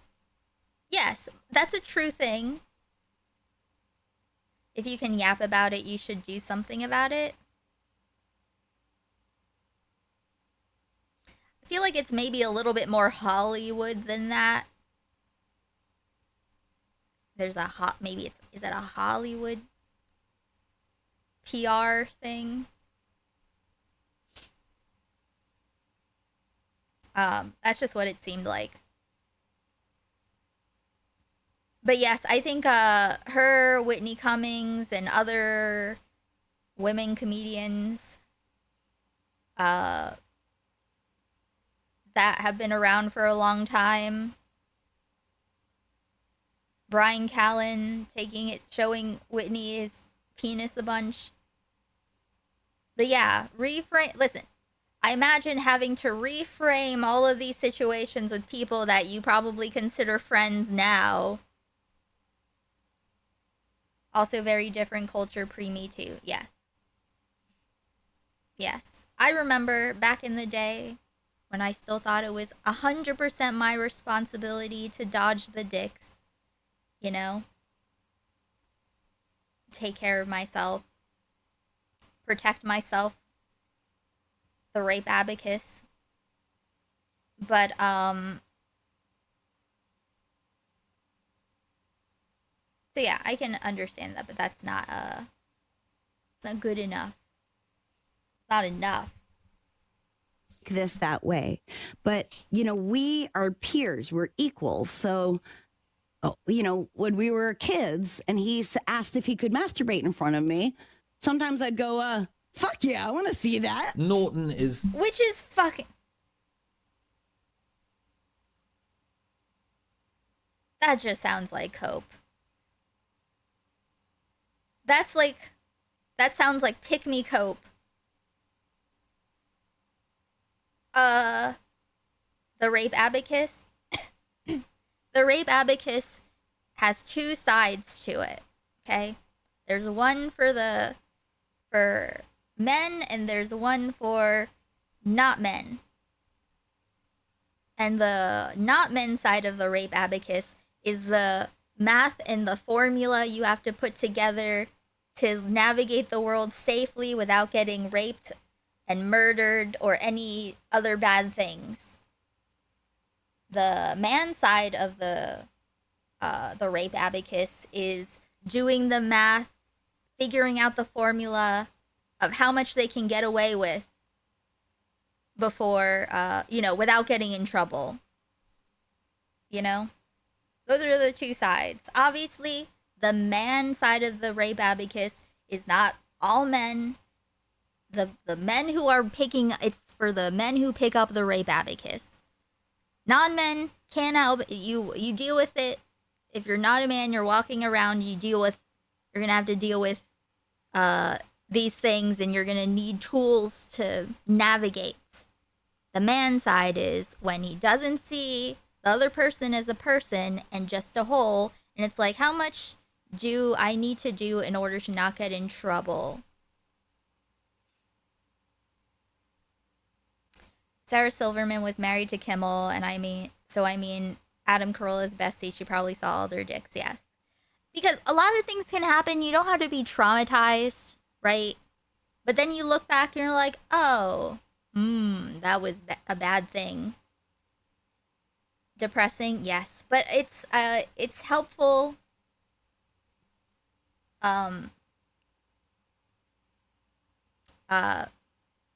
to describe the thing that you do.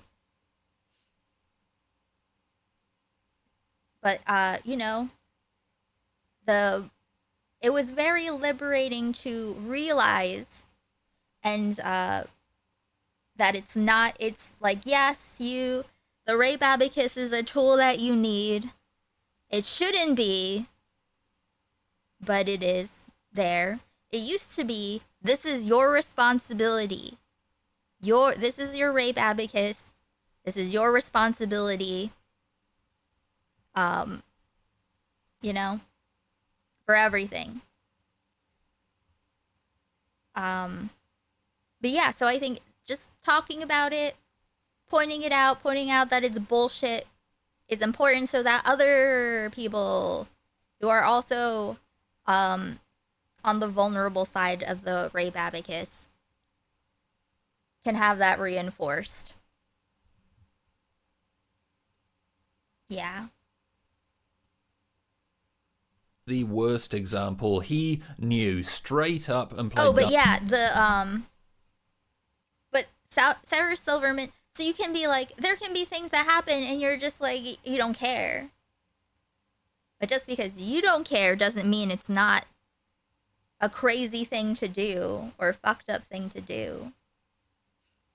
But I do not believe that Sarah Silverman is an entire adult and Louie's like, you want to see me jerk off? And she's like, yeah. And then she goes, she's like, man, I want to see that. And she just props up on her elbows, you know? She gets onto his side of the bed, or his bed. I'm just imagining them in a double bedroom. And just like this, just watching him jerk off. Yeah, no. But this is also a formulation from the rape abacus. He's asked if he could masturbate in front of me. Sometimes I'd go, I want to see. By kids, you mean like what, your 20s? See that? Norton is the worst example. He knew straight up and played dumb when the article was published. Not only that, but he pretended he had been a very brave boy by asking CK about it. I won't give any specifics away or anything that was said to me. I will only say that in the last couple of years, I have asked if it was true, and I was told it was not true more than once. Norton, with co-host Sam Roberts, discussed the allegations again after the Times article. It's a better, albeit still problematic, conversation. I used some clips of it in part one. While they're chatting, listeners call in to voice their opinions, and the majority are angry and dismissive. I'm really disappointed what I'm listening to this morning. I mean, we already got this guy already guilty until proven innocent. Not people coming out because they want to be, they get their 5 minutes of fame, they go out there, this hurt me 10 years ago. Now you wanted this poor guy's fucking career. Hold on, Mike. I really have a problem with the New York Times article, and obviously I'm a big Louis fan. The way I look at it, there are really 4 incidents that they're reporting on, and I really think that only one of those incidents is arguably problematic, and that's the one. Arguably problematic. And it's like, dude, because they cannot even fucking relate. Because you cannot fucking relate. And I just wish I could put them in a simulation so they could experience like that dynamic. You don't know what's gonna happen. A man is so fucking antisocial that he's willing to corner you and take off all of his clothes and force you to watch him jerk off. That's an unpredictable man. Unpredictable men are dangerous.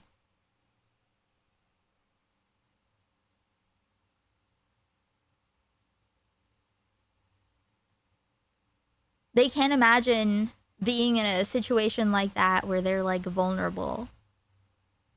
They're probably just imagining it and like laughing. Or why don't these female comics do what you did, is when Louis C.K. whipped his dick out and started jerking off, you just suck it. You know, as a woman that works around a lot of men and have been put in situations my whole life, I don't understand why some of these women just don't leave. Norton and Roberts have to keep... Just don't leave. Shut up, meat sack. Just a fucking big sack of meat with nothing meaningful to say other than to be a shield. Pushing back against what the listeners are saying, which is good, but also, what did you expect? You have been spoon-feeding your audience misogyny and making a joke of sexual abuse for years. But when there are actual stakes, real consequences for what you're saying, you turn on your empathy gland, turn down the misogyny dial, and tell your audience to do the same? Yes. It's just... If they leave, their career is over. And for a lot of them, it was. What, so you think... but any of these fucking men, they're like, oh, don't fuck up Louis' career. Which, I mean, it didn't.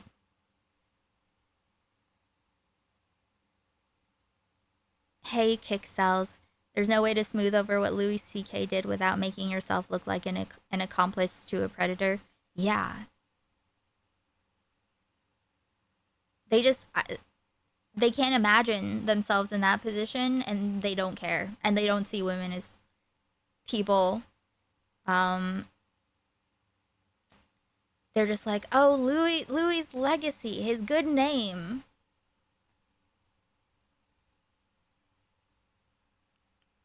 It's been 5 years.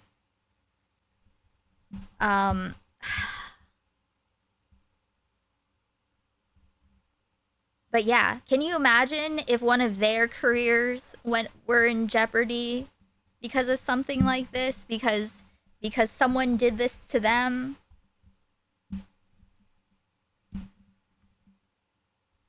Sarah Silverman gives me Ghislaine Maxwell vibes. Yes, I agree. Reads are so cowardly. I know I said we shouldn't put blame on individuals, but Norton in particular should be criticized for this. He needs to condemn what... Getting radicalized against men, it's not good. Well, here's the thing. Men are also victims of this system, you know? They are groomed by society and their peers into being a certain kind of guy, being masculine, killing the thing inside of themselves. You know, like, this is focusing on their ego, and they're getting their value from outside validation. You know? So it's not good for them either. But it's also their responsibility to unpack that shit. And just recognize that, like, okay, this is your emotions and trauma and everything, you know, whatever happened to you. There's maybe I'll try playing this music video, because what is it called?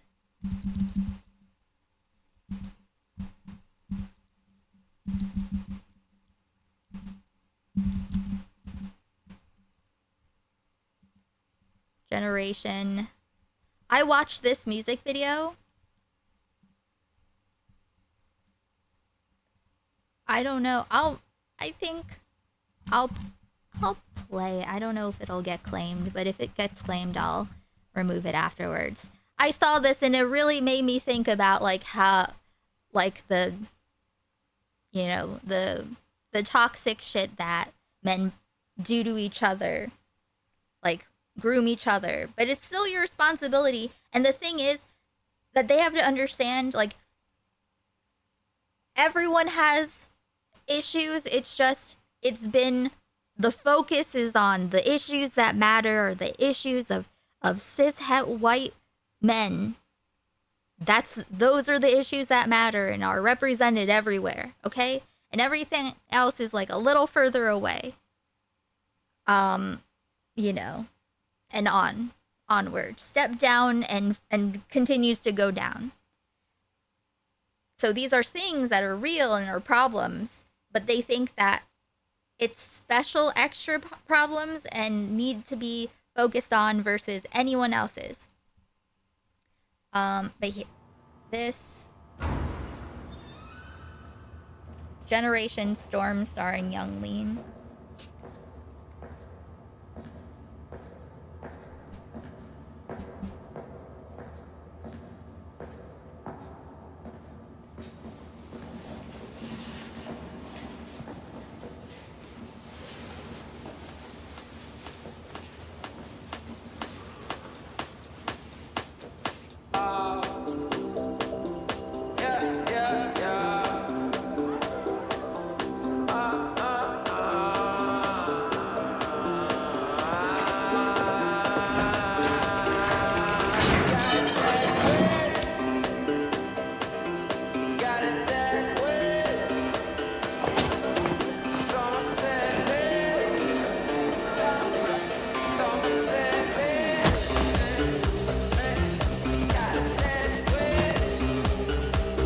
the only thing I know of him.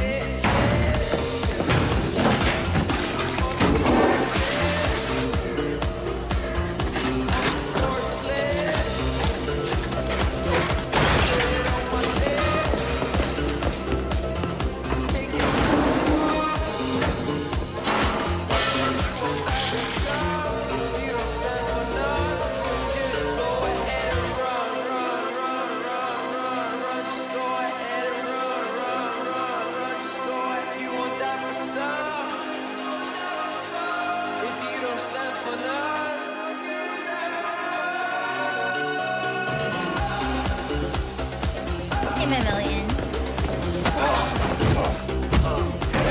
The video gets really cool when they all start dancing.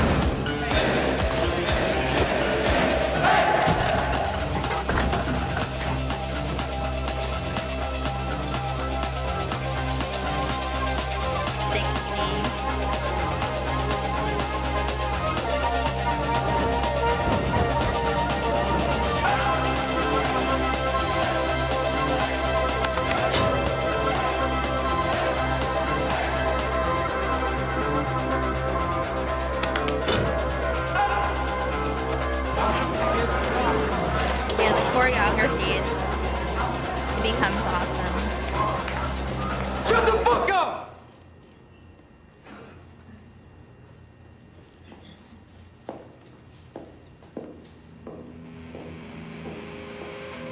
Got that way.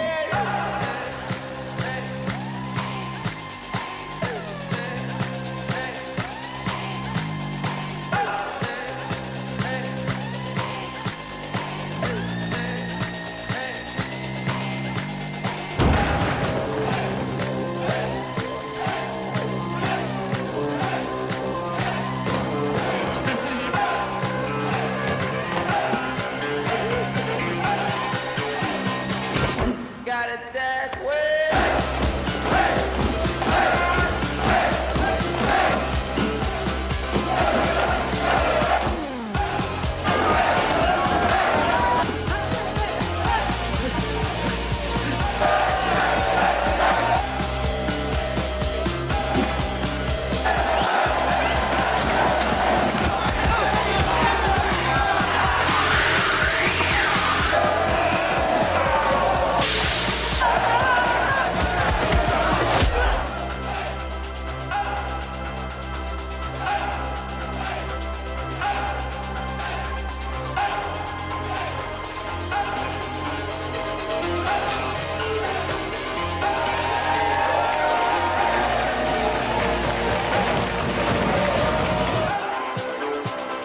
Okay, the next part of the video is gonna start, but like, when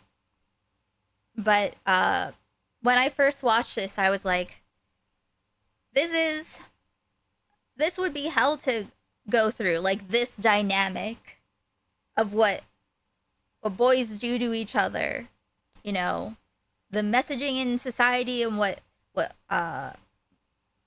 men pass along to them and what they do to each other, and and they're supposed to put all of that down, push all of that down inside of them and not deal with it, and and then everyone suffers because of their inability to deal with their issues and emotions and so on.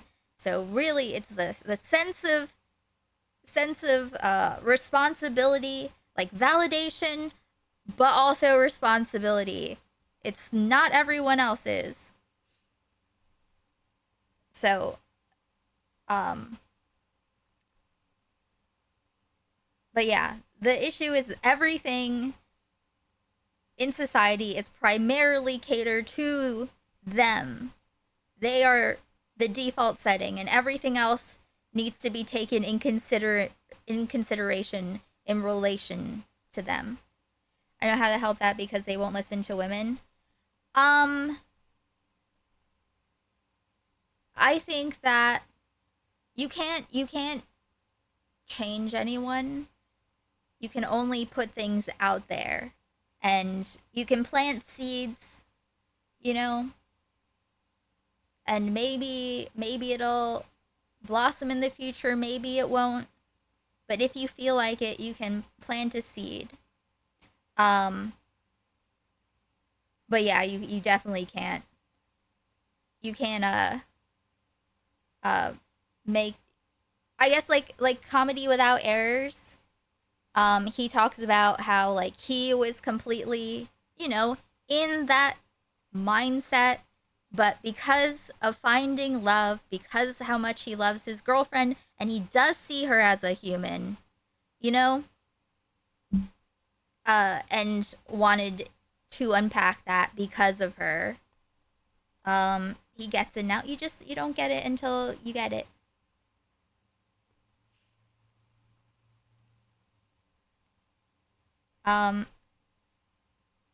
That's like and also I guess understanding that everyone feels discomfort and isn't the center of everything always. I don't know. The second round of edible is hitting.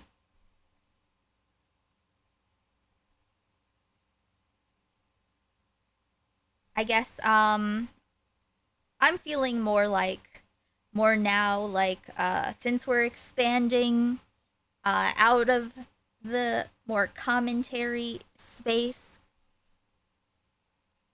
I feel like, you know, it can get to the next level, and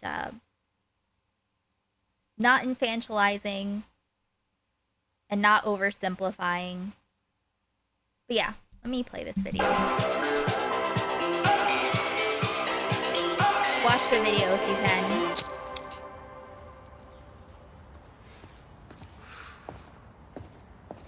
Like an empty fire, like your desire. Like an empty fire, stand tall, go higher, and on and on and on and on, I say.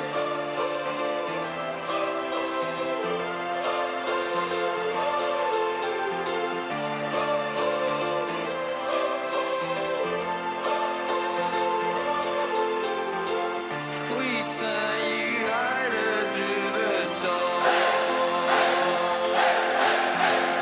Lay all your love right on my door.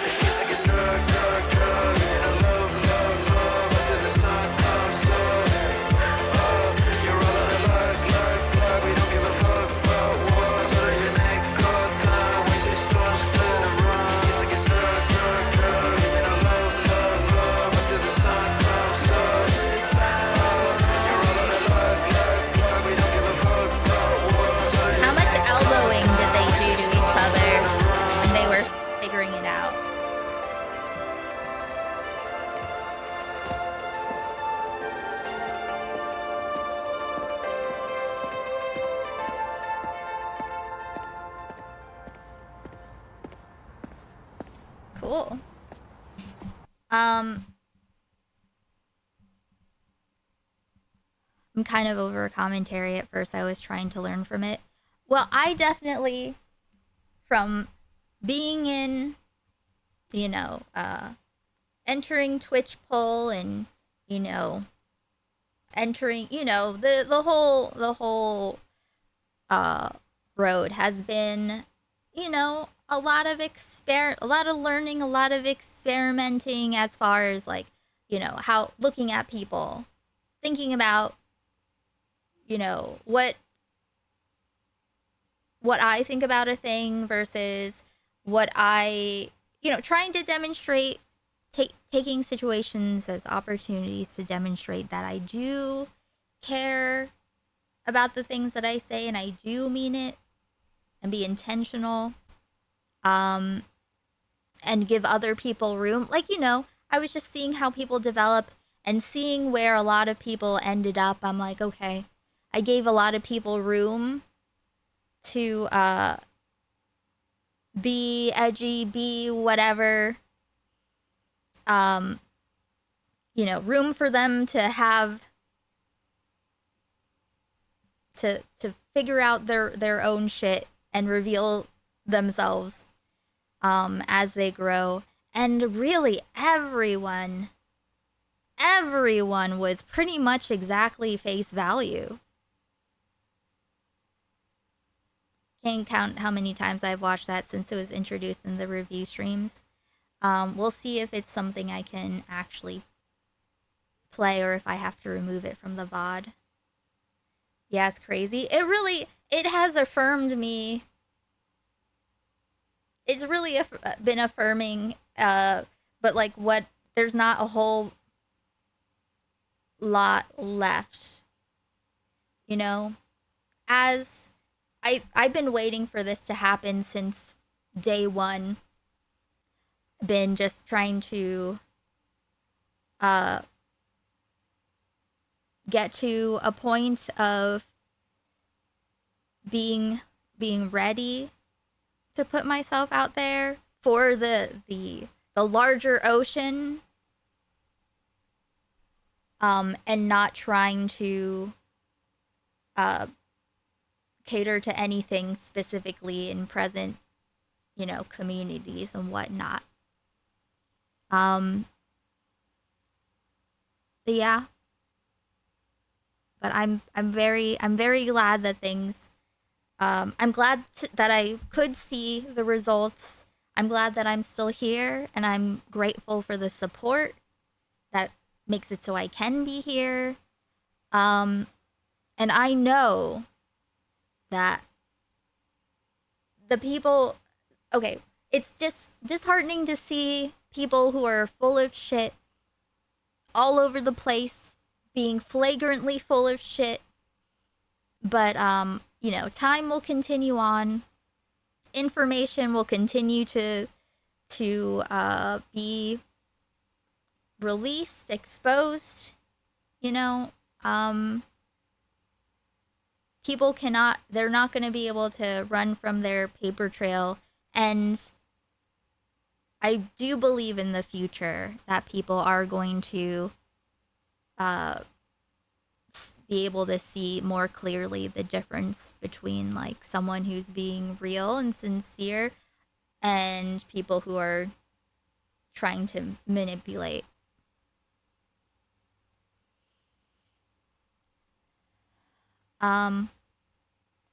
Made me realize I wasn't missing much. I should go back to hanging out in lefty spaces. I like to go all over the place, I like to hop around. But I guess this is the most important place for me to, to keep my juice for. You know what I mean? And I feel like we went through a lot of different cycles of discourse and evolving communities and whatnot. But yeah, I'm definitely not going to treat. I guess I'm for a while, like, I was understanding of the ecosystem that I was in. But now in the light of day, in the real world, as we enter into it, it's like very clear, like, oh no, it is what it is, and it's pretty embarrassing. All the people who swept for Israel will be seen as shameful in the future. Good, yes, hopefully. And all that stuff is still out there too.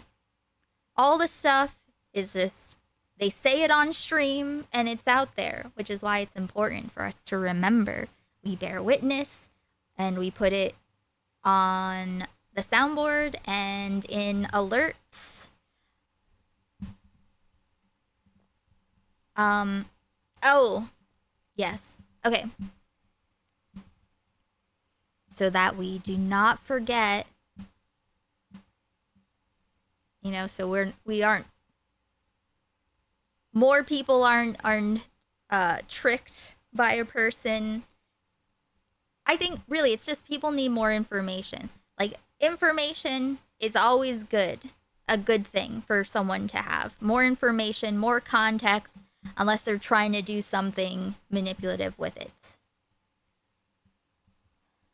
I really like that you don't latch onto different groups you interact, but you kept your independence since you started streaming. Yes. Yes. It's very important.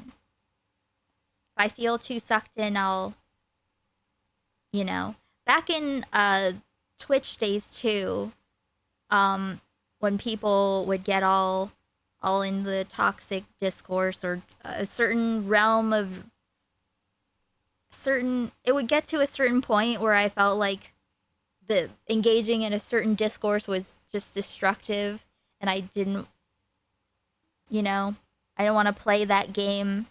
And so I just did something completely different until it moved on.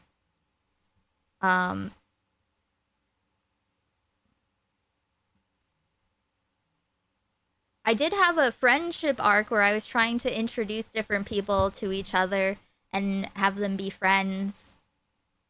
Like I did with President Sunday, I was trying to, like I was trying to get him to be friends with Kid Not Kin and stuff back in the day when he was, but Sunday was doing the erudite stuff, so that turned off some people. That's another thing. I've learned a lot about on like I don't know, dealing with other streamers on, or just, I don't know, people in the overall communities, the way that some people move, it's very strange. There are all kinds of people doing weird shit, and it's disturbing. People who like actually actively try to like do gay ops or something, you know? People that do gay ops and they do it for free, they just do it because they love it. That's crazy. That's very disturbing. That's like it's like telling me that you're a sociopath. You know? It's just strange. Like, also, it's like those kind of people, like just in general, like I know I've been around enough manipulative, deranged people in my IRL over the past 40 years where I'm like, I don't want any of that, whatever that is. I'm not getting involved into that.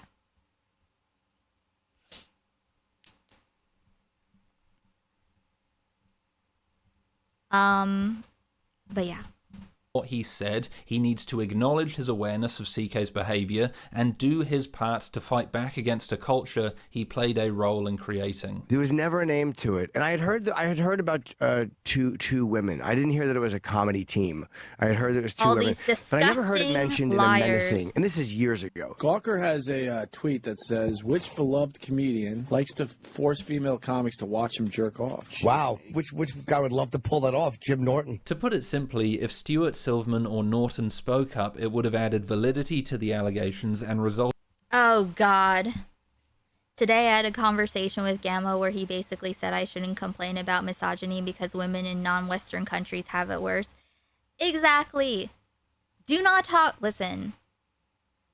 Do not bother engaging with people who just, like, I don't know. I'm not gonna infantilize. I don't remember how old Gamma is. But sometimes someone will say something that's just so stupid. It's like, it's not even worth it. Like, we're too many steps removed from having a real conversation about it. You know, I'm not gonna change your mind. I don't, you know what I mean? It's like, what do you even want to do with that?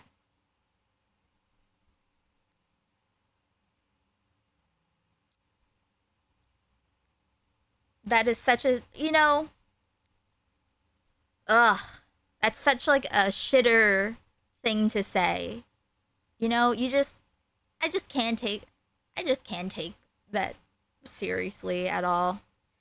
Like now, because, you know, we're not doing jokes. I think another thing is, like, a lot of it was it at least framed as if it was a joke, I think. Maybe I'm just misremembering. I don't know. I really babied people too much. Yeah, why engage with the feeble-minded? Like, if he can't, like, figure that out logically, does he care? Like, he's not white, right? Does he care about people being racist to him at all? Or is he gonna giga chat and be like, no, I don't care? No? I mean, you can engage if you want, but you're gonna get frustrated and it's not gonna be worth it because there are people out there who are not remedial. That's what I said. And what did he say? Did he say that he didn't care about racism towards him, or does he not? Or is he like, that's different?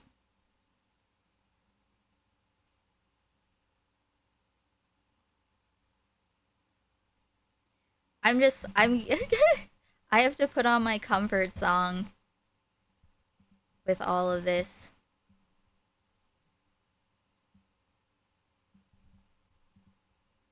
He said something about gender roles being too ingrained. Gamma is, Gamma, okay.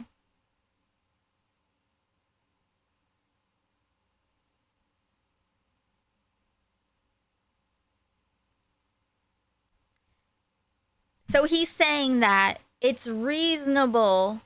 Okay, so he's saying that racism is not as entrenched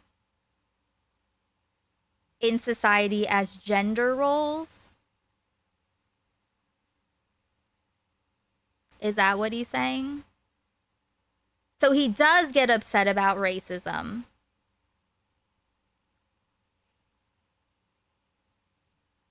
See, what do you even do with someone that's stupid? To be honest, I couldn't really understand what he was saying. Honestly, you probably are just... I could see him saying something like that, to be honest. He rambles a lot. Yeah. I think we have to set boundaries. Because for a long time, you know, engaging in very stupid conversations like that, where it's like fundamental. If you don't realize, if you don't see the commonality, if you don't understand that these are all like things that the overall oppressive system forces upon us, then I don't know.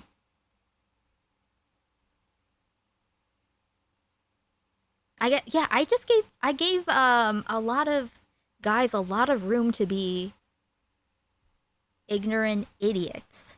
Not just ignorant, but like actually stupid, actually like they failed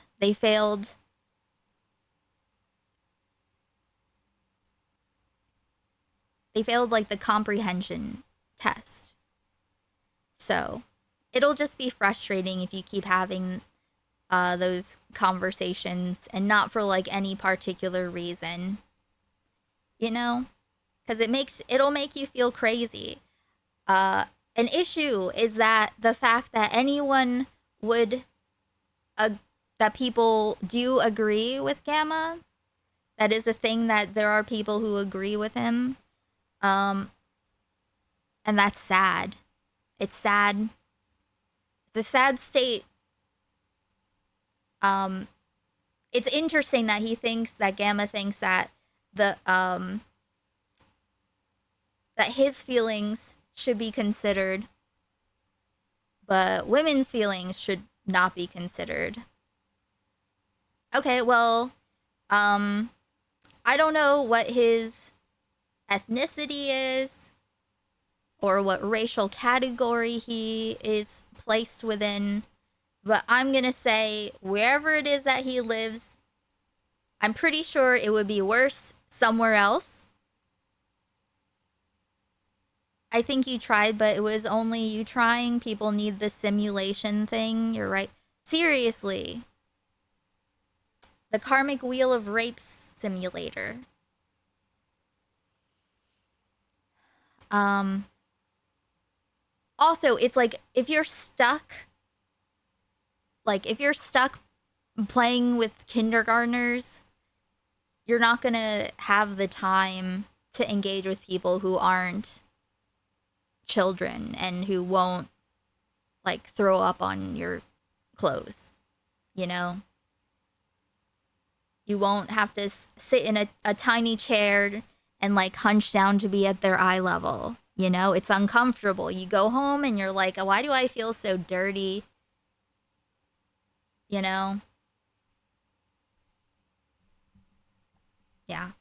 In the investigation occurring sooner, it would have also added more bodies to the front line, meaning the women wouldn't be so alone when the asks were released. I understand the conflict of speaking out against a friend and the backlash it would generate, but at some point you have to stick your head above the parapet. How we create a culture that makes... Like, where does anyone know, like, is wherever Gamma lives, whatever country, is that public or no?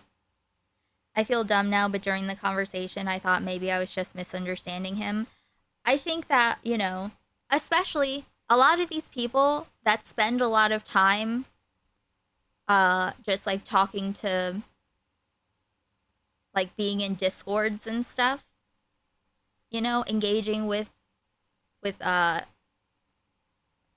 know, just stupid things. I think it's just like reinforced. It's like a false premise of a way of being a person. I think maybe he's Mexican American.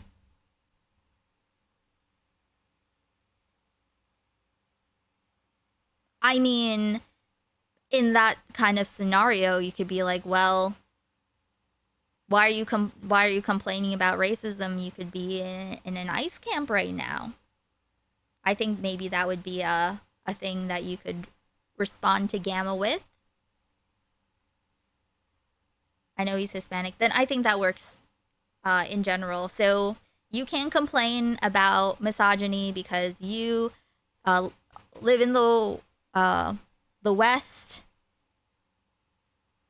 Gamma cannot complain about racism against him because he is not presently locked up in an ICE internment camp. Is it acceptable for people to speak out against abuse is beyond the scope of this video. The problems are far more complicated than I am capable of addressing. But I will say the bar for what is required for someone to speak out needs to be way lower. These people, in my opinion, had enough... It's like how when Stardust was saying that, like, how, like, every man she knows has sent porn or nudes to their friends that someone showed them non-consensually, And then she was like 50% when she was sweeping for Destiny.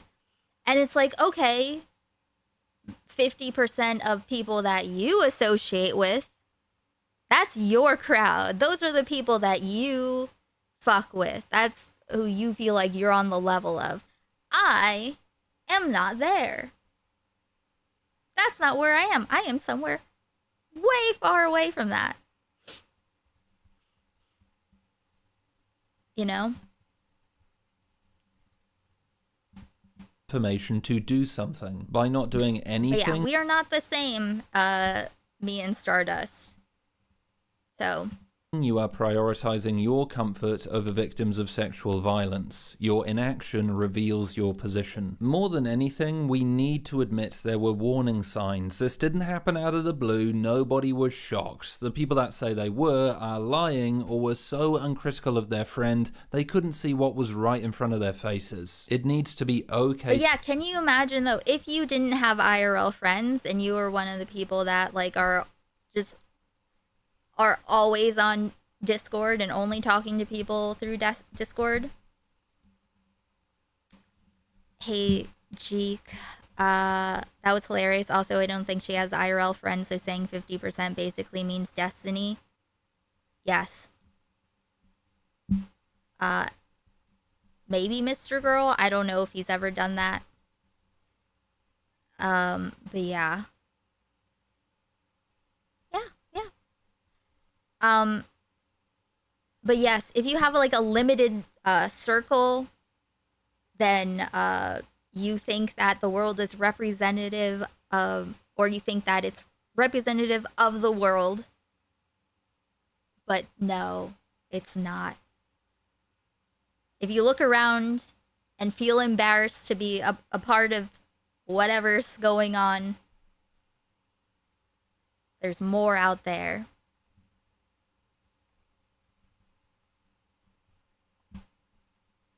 But that's why, again, it's been really great. We're going to watch the Backrooms movie on Kick after this, after we're done with this video. The music video reviews, watching shows and films.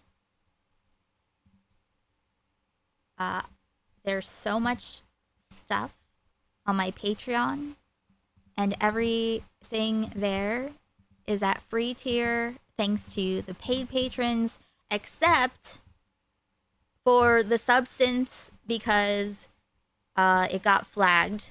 Too nudity. You're giving me an intervention. Well, it's like, you know, you get into, it's like when you see people that you haven't seen since you were like a teenager, and you get back into the teenager mindset of that, you know? You're affected by your environment. But yeah, so everything that we do on Kick, I upload here.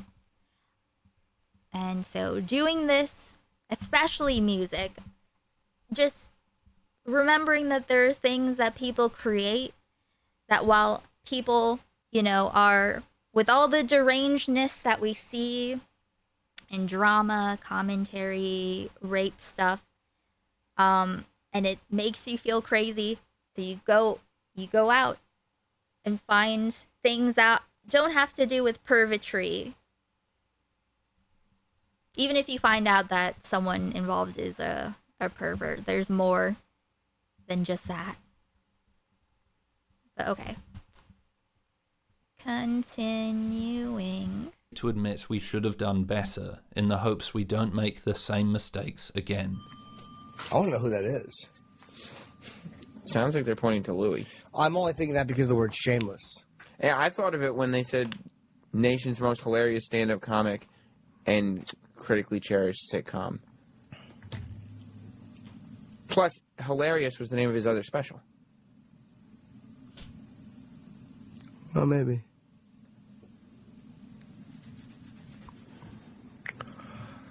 Huh. Well, if he did that, good, Nas. God bless him. I'm rooting for him. See you tomorrow. Well, if he did that, God bless him. I'm rooting for them. This is like a defensive thing. Listen, if you're a pervert, get help. It's not anyone else's fault, okay?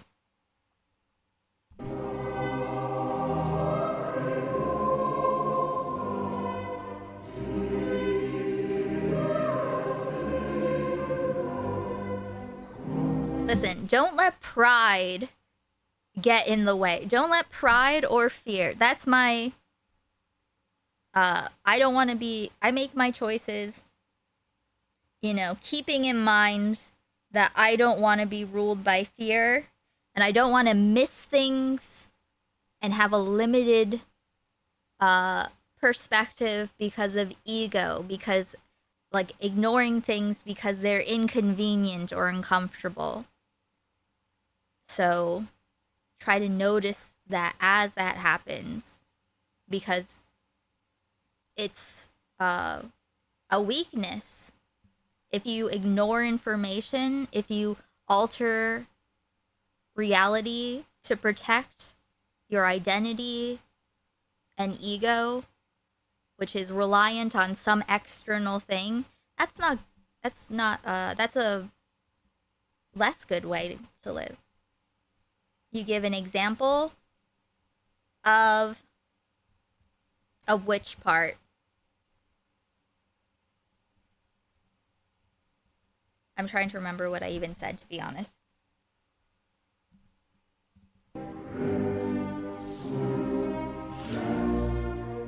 Diddy, Mel Gibson.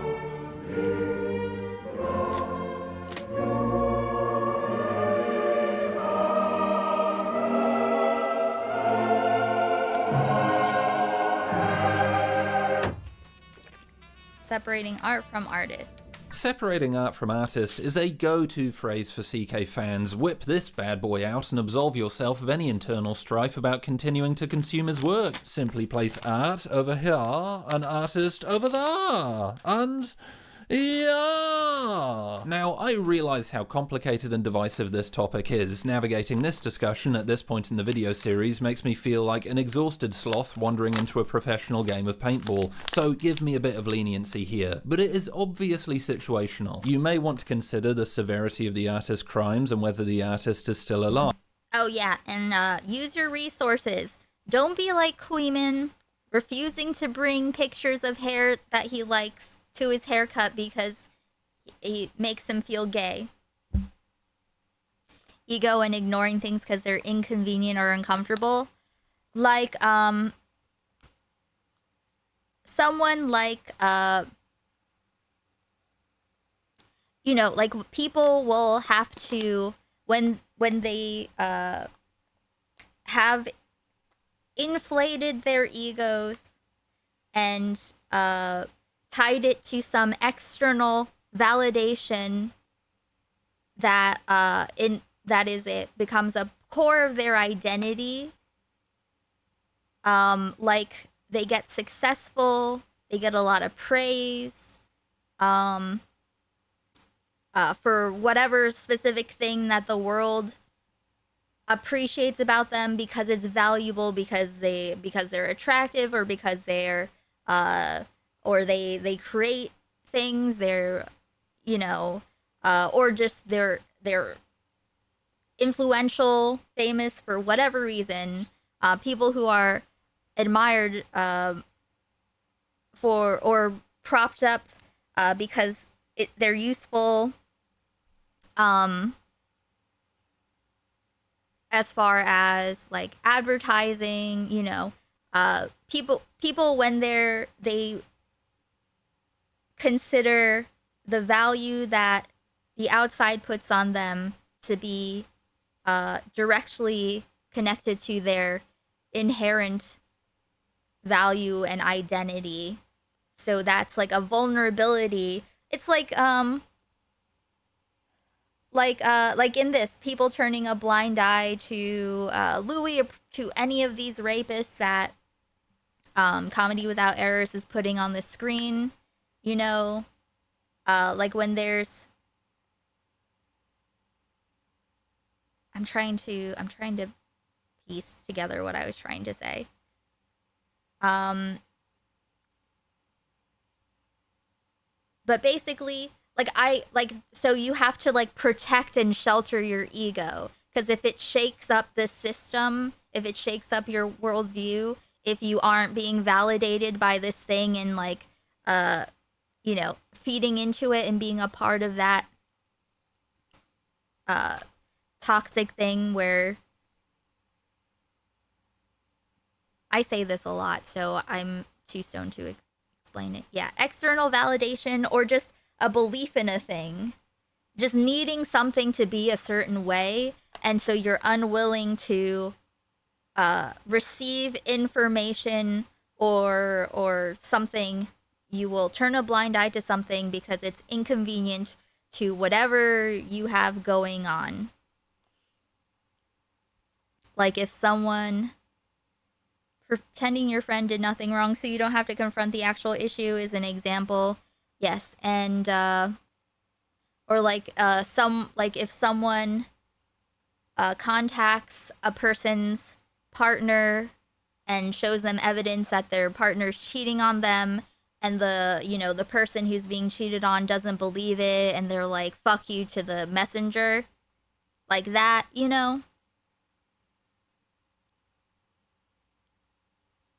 Jim Norton was getting roles on Louis' show, yes. So I don't want to, I want to keep myself out of a position where I feel like I can't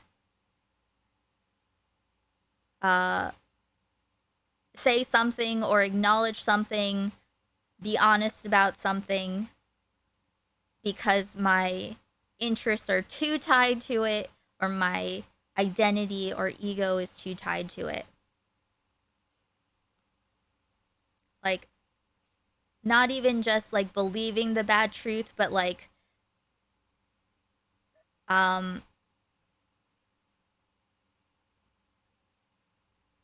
just being like, you can be resistant before you even really process that you're being resistant. Like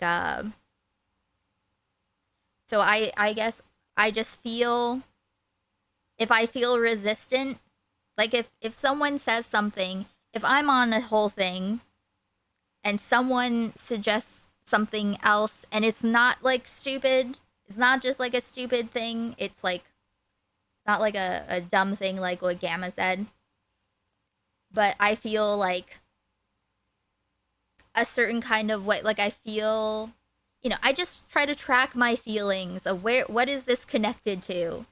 Why do I feel this way?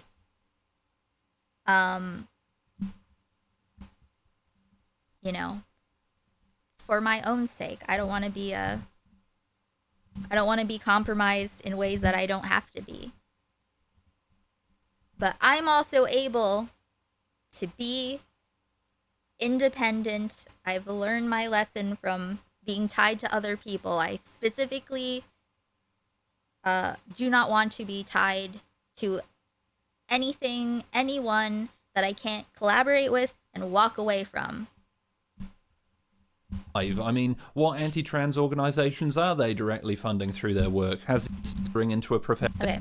Now, I realize how complicated and divisive this topic is. Navigating this discussion at this point in the video series makes me feel like an exhausted sloth wandering into a professional game of paintball, so give me a bit of leniency here. But it is obviously situational. You may want to consider the severity of the artist's crimes and whether the artist is still alive. I mean, what anti-trans organizations are they directly funding through their work? Has the artist atoned for their behavior, or do they deny doing anything wrong? Then there's questions about the art itself. Was it made by a single individual or a group of people? Did they write it or star in it? Should we not watch Coraline because it's based on the novella by Neil Gaiman, even though it was written and directed by Henry Selick? Gaiman was barely involved, and it took hundreds of people, including 20+ stop-motion animators, to bring it to life. That's also it's a good point. For me, the Neil Gaiman thing, I read enough about it. I didn't I know there's a whole series. There's a whole, I guess, is it like a in a podcast? It's like an expose. There are like multiple long videos that I have in my list that I haven't listened to yet. But I know the deal, and I will at some point. But I think Neil Gaiman is the example for me. Because I always have it in my mind, like when we watched Good Omens before. Yes, this is a point about, like, he's not the only writer, you know.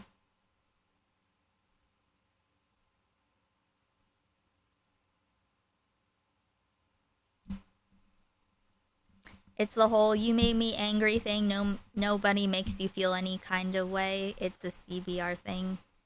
I see. Yeah. Kevin Spacey has ruined his movies for me, regardless of the hundreds of people it took to make the production. I mean, Kevin Spacey is like a pedophile a bit, right?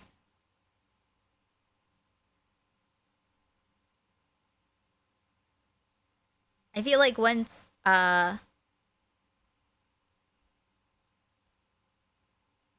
think, you know, there's no real rule of thumb. You just have to think, like, I think it's important to just think about it and not, that's like another thing.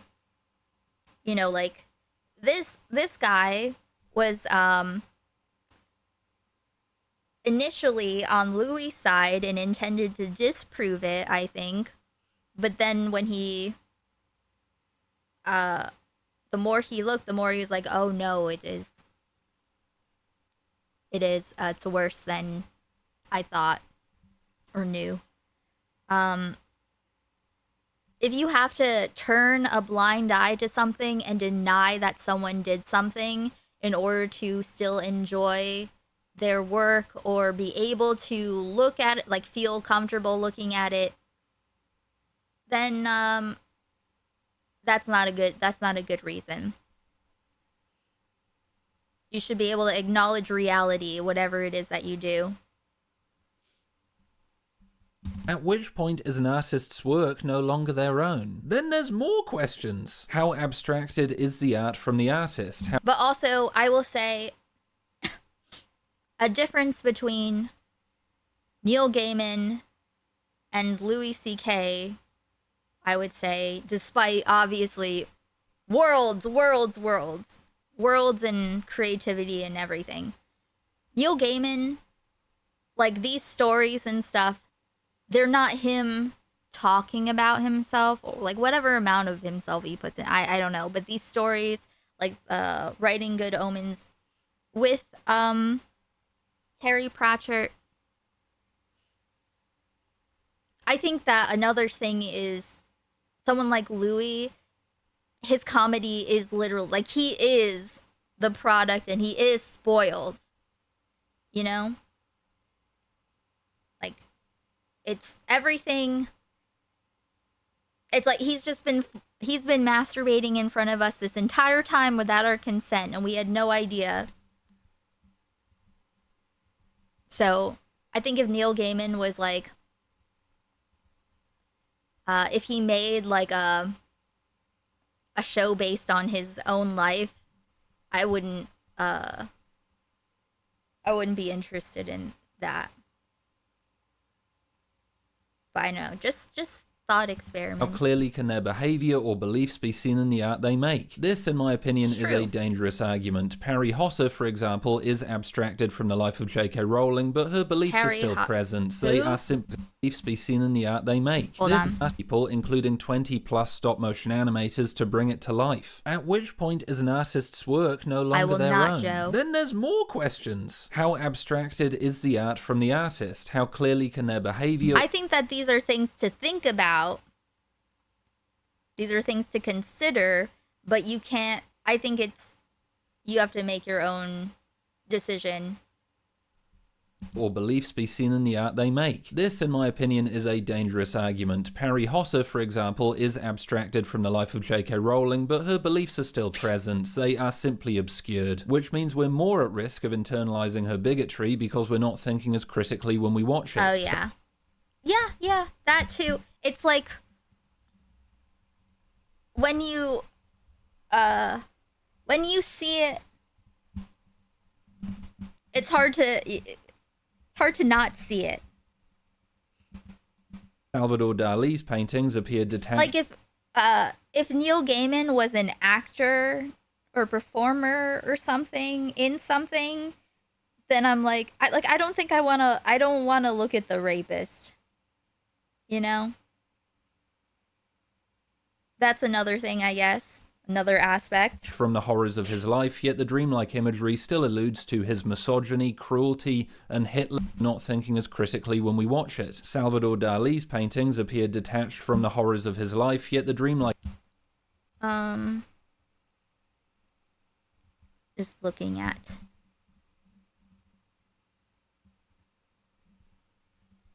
the painting. Okay, the woman is nuzzling these testicles.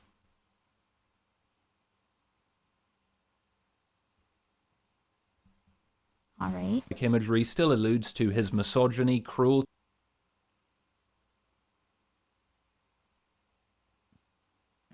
Giraffes are on fire.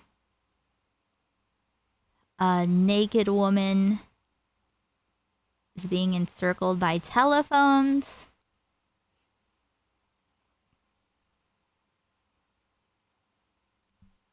Okay. And Hitler sympathies.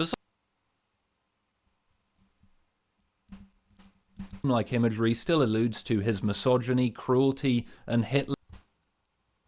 So it's a dripping phone. And there's this little torn out picture of Hitler in a bowl with a couple magic beans, maybe? Are those magic beans? An umbrella. The sympathies. Besides all the hefty symbolism, maybe he kept painting burning giraffes because he was sociopathically cruel to animals. This is further complicated by painting burning giraffes because he was sociopathically cruel to animals. What on earth is this? Is this a sloth? Is he walking a sloth? What is this? This is further complicated by the fact that almost all mainstream art has become mainstream because it intentionally reaffirms societal hierarchies, which is probably why virtually all the people you're seeing here are men. Not to be the we live in a society guy, but we live in a society. Look deep enough into any piece of art and you'll find associations with someone or something horrible. Spy Kids all the time in the world. No! And also Lord of the Rings. Fuck. The last time someone got enough points to get into the good place was 521 years ago.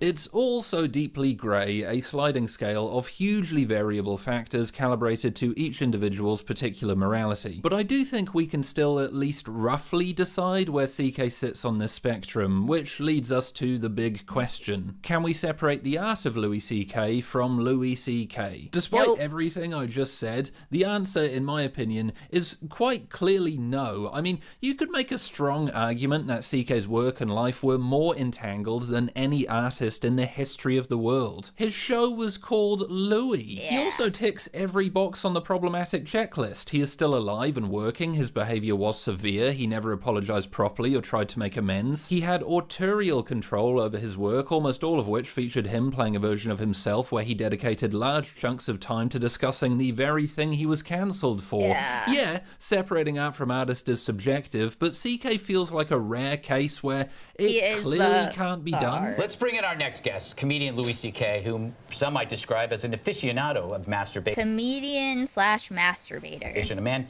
who is well known for being a prolific masturbator, who even brags about Fox it. News. Is that fair to say, Louis? Yeah, that's fair. So why do so many fans say they can, as if it's a simple exercise? Well, because... Yeah, any kind of entertainment that's personality-based, I don't see how you can separate the art from the artist. Yeah. If the art and the artists are literally not separate in the art, then how would you? Fans, and they haven't thought about it at all. Let's remember, separating art from artist is easy. It's a straight line, a clean cut. You don't need to change your behavior or think about the person making it. Just keep going about your business, safe in the knowledge that none of what the artist ever did or said or thought or felt penetrated their artistic endeavors. After all, art has no owner. Art just is. Linking art and artist, however, is a mess. It's a never-ending struggle to understand how all the beliefs and thoughts of the artist bled into their work. It forces you to accept there were parts of the art you wouldn't or couldn't see because you didn't understand the artist making it. It means thinking about how the art has influenced you in ways you may not fully understand, which can be painful to admit. Love is an illusion, and happiness is fleeting, and there's no such thing as God, and all your favorite musicians beat their wives.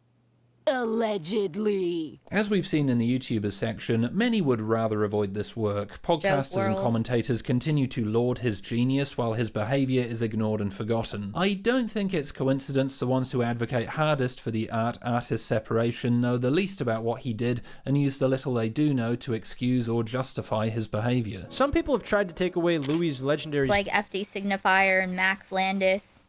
I don't know all the details. I haven't really looked into it, but... status ever since he got in trouble. Justify his behavior. Some people have tried to take away Louis' legendary status ever since he got in trouble for the whacking incident, and that's a load of horse shit. Just because you did some weird stuff in your past does not take away from the body of work that existed before the public exile took place. It's funny how a common theme amongst the people on this list is that they're all torn and tragic in their own way. Ugh. I guess that's what makes them notice the funnier, weird things in life. It's worth noting, this is an argument CK is actively engaged in. He spends a great deal of his latest podcast tour humble bragging about his genius. He becomes a mentor figure to the pod racers, talking at length about his philosophy on... Like, I feel like that Pete Davidson, him trying to get Pete Davidson fired, Pete Davidson telling that story, it really gives another angle. You know, another angle in the lens. I assume if it wasn't true, then, like, you know, or at least to some degree, then he wouldn't be saying it on stage and saying that he was happy that Louis was caught and stuff. But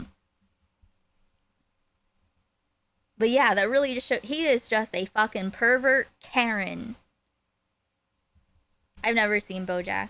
Comedy while hiding his ego behind a gossamer thin veil of humility. Laughs that feel different because they Maybe we'll watch that too sometime. came after discomfort or after. About his philosophy on comedy while hiding his ego behind a gossamer thin veil of humility. Laughs that feel different because they came after discomfort or after confusion instead of just I've been like, at this you know, 50 years. I feel I'm in a comedy school. Class. So you should do a master's class. I mean, I'm gonna repeat a compliment I got. Yeah, was from Chris Rock. And he said to me that I'm like Thor because what I'm doing is not mysterious. I've got a huge hammer and I'm just destroying shit. Yeah. What the fuck? Hey, Radioactive. What on earth? Like, do you want to be like this? Where you walk through life and you are just completely fucking detached from reality and look embarrassing. You're a freak, and this is like an embarrassing thing to be. Like being in such a small world of just yourself. Chris Rock said that I just have a big hammer and I'm destroying it. Like that's an issue when someone's entire identity is a thing that people praise them for, that they consider themselves capable of, that, you know, and they don't know what they are without that thing. And so they need to constantly reaffirm it like this. It's like, yeah, I do have a big hammer. But I've got a huge hammer like Thor because what I'm doing is not mysterious. I've got a huge hammer and I'm just destroying shit. Yeah. But nobody else can pick up that hammer. Cool. Nobody else can pick up that hammer.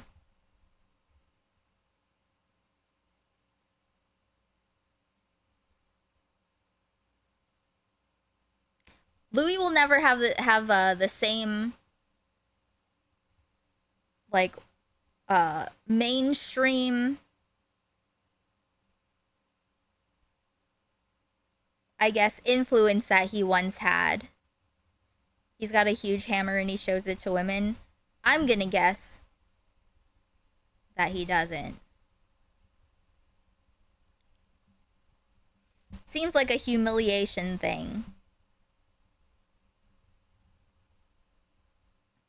Now, CK is a great comedian, I would never deny that. He knows a lot about comedy and clearly enjoys the poddies gawking at his splendor. But I also wonder if CK wants you to separate art from artist. He wants you to be so taken with his genius that you'll ignore what he's done. After all, it's much harder to criticize someone that we're in awe. Like, he's not a genius, he's just being himself in a, you know, a pretentious way.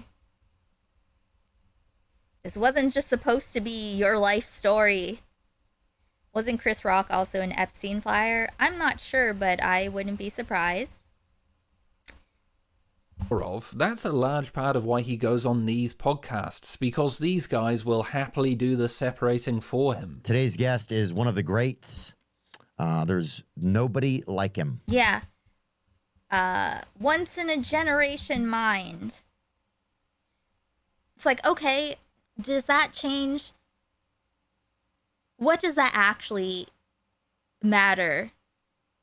What does that, why does having that as a title matter? Does not having that thought about you make a difference as to what you actually do? Just because if something's meaningful to you, then it's meaningful. Everyone else has to decide, like, something's meaningful if people attribute meaning to it. You don't know if that's going to happen. Or it could happen later when you're way dead and you have no idea. You don't know. You can't rely on outside validation to affirm and give value to the things that you do. Because once you put it out in the world, but you have no idea what's going to happen. He's a comedian, he's a filmmaker, and now he's a novelist. We talked pretty much just straight comedy the whole time, like breaking down everything and how the performance and the joke, and he's such a wordsmith. Yeah, dude, he's the best living comic. Yeah, okay, what Shut the fuck up. Shut up. All right, no. For a long time, I, at least subconsciously, believed in the art-artist argument. Before this madness, this channel was focused on analysing comedic techniques. In my head, this gave me a pass to talk about comedians like Louis because my videos were academic. I wasn't casting moral judgments or commenting on their behaviour, simply discussing the mechanics of their material. What I was actually doing, by definition, was separating art from artist. I was elevating CK's talent over his abuse. I was saying it's okay to keep consuming his work and telling my audience to do the same, so long as we had our monocles on when we did so. And because I had accrued a subscriber base who thought the same way, I was left unchallenged. 86.9% male viewer base. All the people that were hurt or objected to what I was doing left quietly, knowing how much hate they would receive if they said something. I told you I had a lot in common with Podcast Cringe. Neil or Bella, I was wondering if you guys consider your art political. Well, I think we live in a strangely algorithmic and divided world right now. Neil Patrick. What? And so as actually algorithmic and divided world right now. And so as artists, I'm always interested in doing things that are apolitical. People like me. Shut the fuck up, you bitch. As an artist, I'm interested in being apolitical. Art is political. Everything is political. Anything could become political. Your whole shtick could become political real easy with a turn, just a turn in the direction of the wind, okay? You don't know.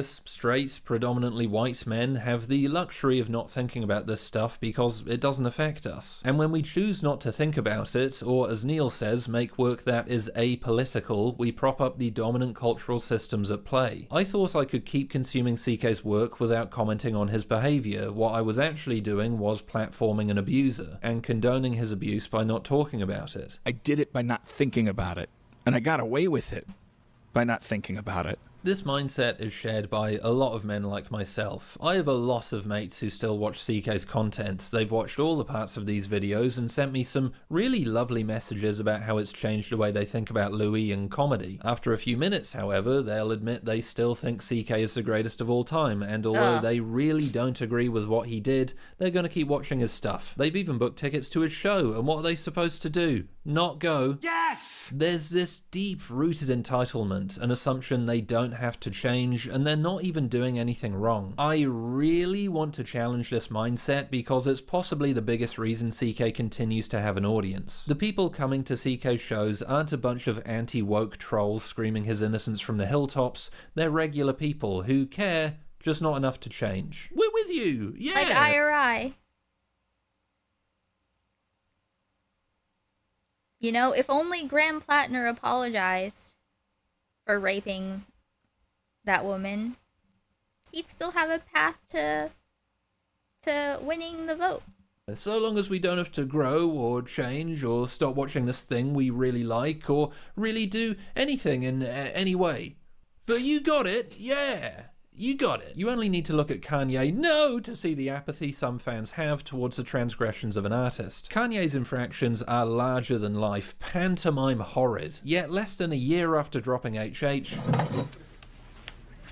his tour dates sell out within minutes. Thankfully, he was blocked from entering the UK. If only the British government would do something about the pedophile living in the castle we fucking pay for, but it shows many people don't believe they have a responsibility when it comes to consuming the art of terrible and deeply mentally unwell people. If one more comedian says, yeah, R. Kelly is a sex trafficking pedophile, but Ignition is a fucking banger, I will lose my mind. Jared Carmichael made that joke in 2014. Maybe we have grown a bit since then. As someone who felt entitled to keep watching CK and has spent the last 2 years doing a slow and very elaborate U-turn, why do you automatically get to consume the content of someone you know is so abusive? Many people don't get to engage in the art versus artist argument because it's too painful. Louis or someone like Louis has done something to them or someone they know. J.K. Rowling's tweet, I love it when a plan comes together, hashtag Supreme Court, hashtag women's rights. When they look at them, all they see is the damage and trauma.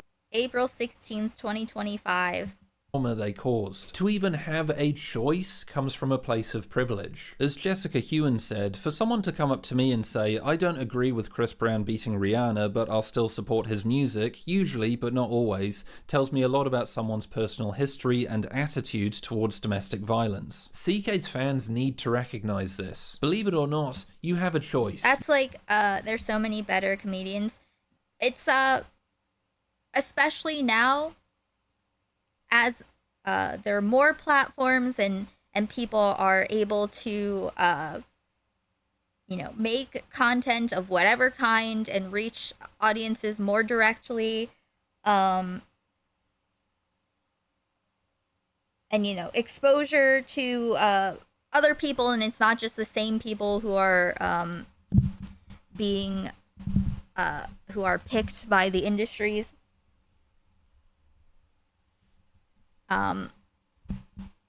There are so many people that are gonna outshine in like a moment's notice. You don't know what's gonna happen. And then what? Suddenly is it not valuable anymore if someone else is doing something valuable too? That's why I say, imagine you are not producing the electricity. You are plugged in, you are tapping into a thing that is always happening, and it's awesome to be able to be a part of it, to participate, to provide something of yourself within it. But if you think that you are the source of magic, and like you withholding your art from the world is a punishment to the world, no. You need to me to reconsider your thought process. You don't have to see Louis. You are not entitled to his comedy. Why do you find it so easy? Like you said, we thought he was doing something creative and funny, but it turned out he was just getting off the perception that people had was an illusion. Yeah.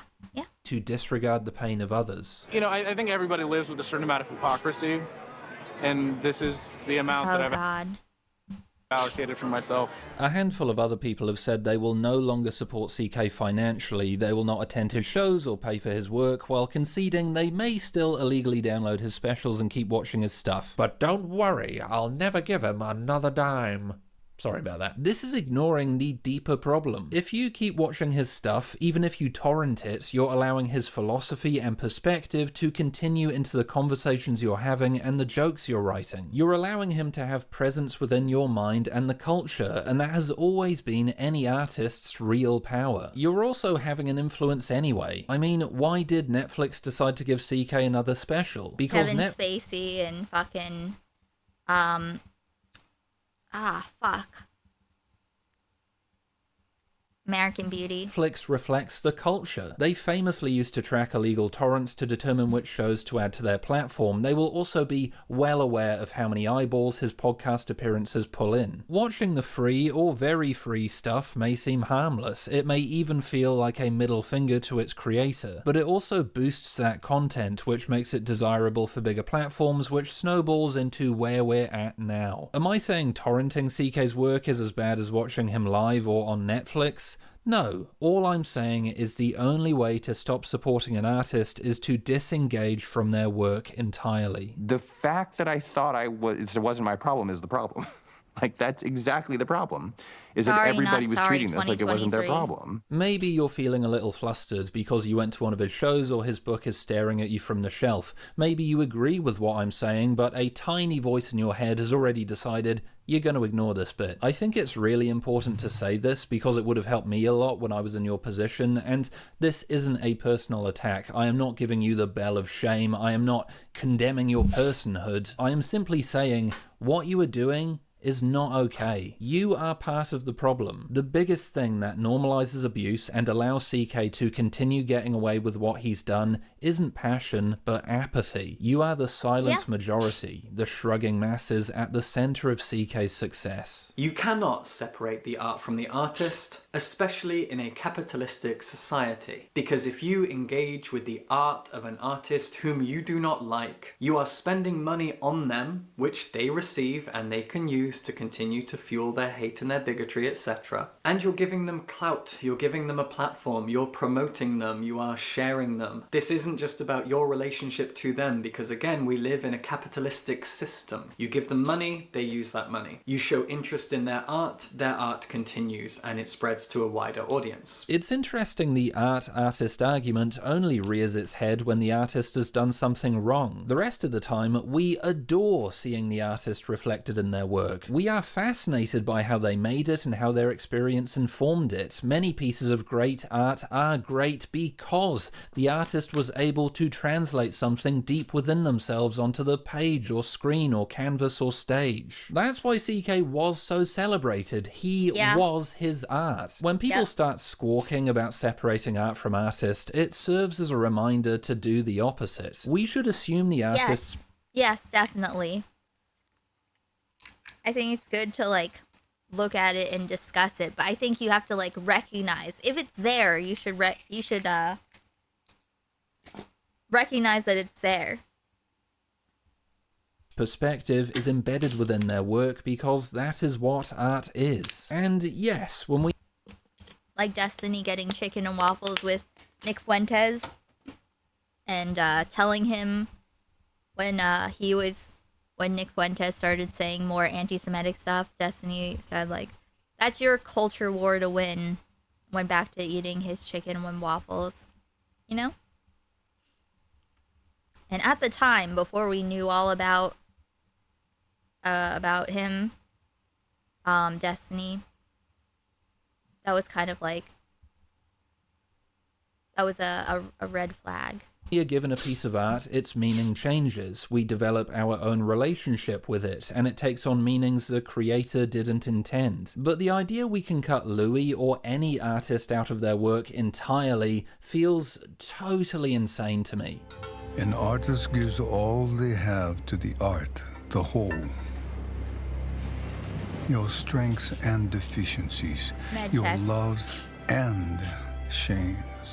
And look, I get it, some of you just want to keep watching his stuff. If you're anything like me, CK's work helps shape who you are. You may have aspired to make a show like Louis someday. We are also continually being told CK is the best comedian on the planet by the culture and each other before and after his cancellation. CK himself has fostered the idea that his art is indispensable. Bullshit.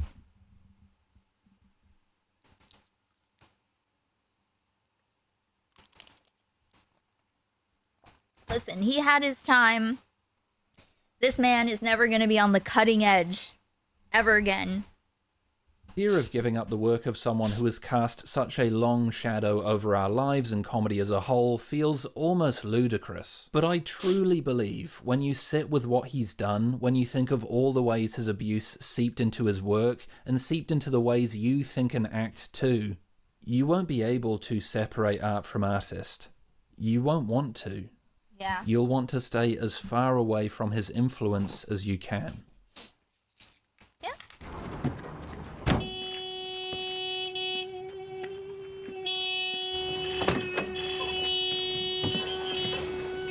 What happened? What happens now? I'll tell you when I regain consciousness.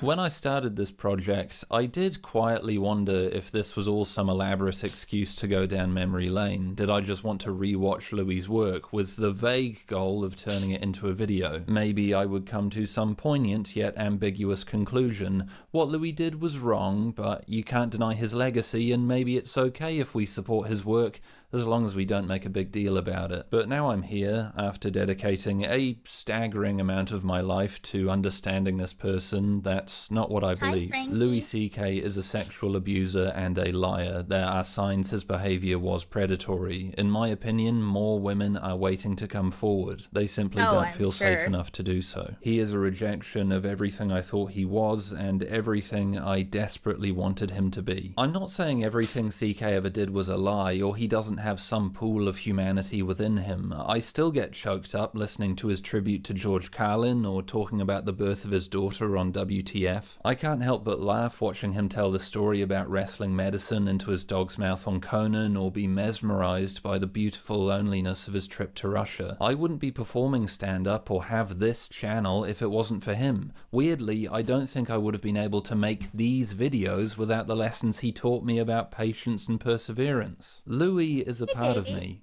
and that's okay. But at some point we have to make a decision about what to do with Louis and people like Louis instead of allowing them to linger in the background of our lives. I found this clip relatively late in the process. It's from the 2020 Showtime series about the Comedy Store. I would have put it in part 3, and to be honest, I'm kind of glad I didn't find it then, because I think blood would have poured out of my eyes. I remember I was in a chess store. I like playing chess. I'm terrible at it. The music is real, it says. Frankie. My sweet baby.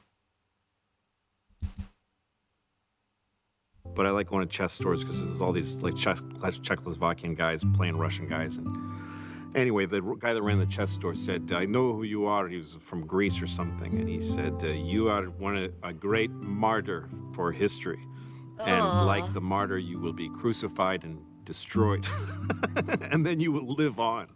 And I was like, Jesus. Yeah, this definitely I'd happened. really rather fucking live my life. Yeah, right. I don't want to fucking Do you see Frankie on my lap, CK can guys? pretend to have grown and changed, but I believe in his heart of hearts, this is how he still sees himself. We need to question what kind of person thinks like this. What level of ego and delusion do you need to have after abusing multiple women to call yourself a martyr who will be crucified like comedy Crazy. Jesus. And who do we want to be? Another string on the melancholy guitar? Another Mike Binder agreeing with everything he's saying, whose only concern is how this all fits into CK's legacy? Or someone who sees this for what it is? The fact CK's got another Netflix special shows how hollow the complaints of cancel culture always were. It is a fitting ending to this video series. CK never went anywhere. He was never a noble martyr on a comedy crusade. He was never exiled or abandoned. He's just another abuser who had to wait his time in the naughty corner before being welcomed back. CK won't, and I suspect will never, talk about what he did honestly. He will continue to avoid and warp the truth while remaining silent about the things that really matter. And as long as we remain silent, Louis will continue to succeed. I understand it's really fucking hard to cut ties with a comedian who is still actively working and hailed as a genius on every podcast he appears on. It's hard when the Rogan sphere and all its celestial bodies continue to pump out content promoting him. It's even harder when CK is doing his best impression of philosopher man, master of the universe. Like anger, if you don't work through it and maybe express it and deal with it, becomes resentment. Yeah, you would know. But if you've made it this far, even if you've been hate-watching the whole thing, you must be at least open to seeing the other side of him. If there are men listening, which demographically speaking, most of you are, comedy has not just a misogyny problem, but a culture of abuse in general. There are so many comedians who've been cancelled, so many others with allegations building around them. Fuck me, I didn't even find out about the allegations of harassment against Norm until I finished the section about him. In my rhythm videos, I literally made him the ambassador of an entire style of comedy. We all miss you, Norm.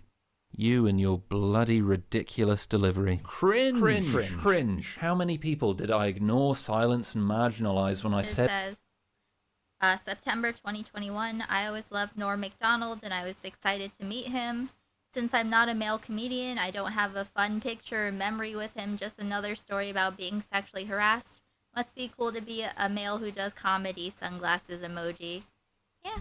This. Where was that video by I'm Not Norm? That might also explain why staff members were crying when Norm was supposed to appear on the Jimmy Fallon show. Fuck. You think I shouldn't do the show? Video by I'm Not Norm. That might also explain why staff members were crying when Norm was supposed to appear on the Jimmy Fallon show.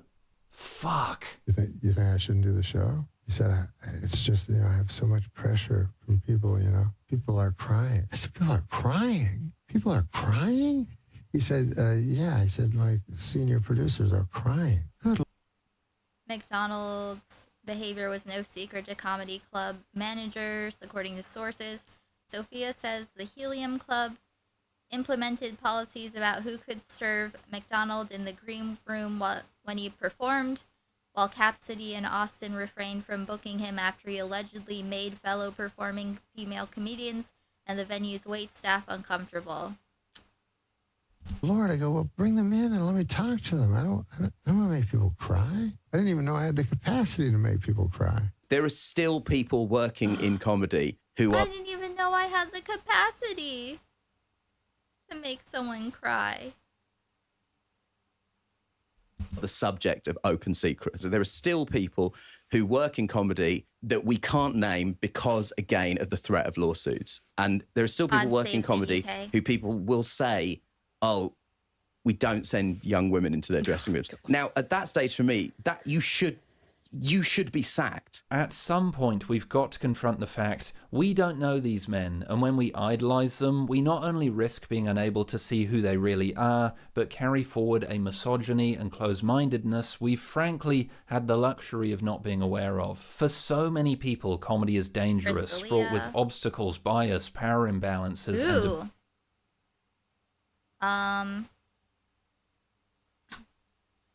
I can't remember if I've seen these Andrew Scholl's allegations. Allegations of abuse have reemerged from Andrew Scholl's ex-girlfriend, Sarah Phillips. Sarah made these claims back in 2020. They started dating in 2011. Sarah was 16, Andrew was 28.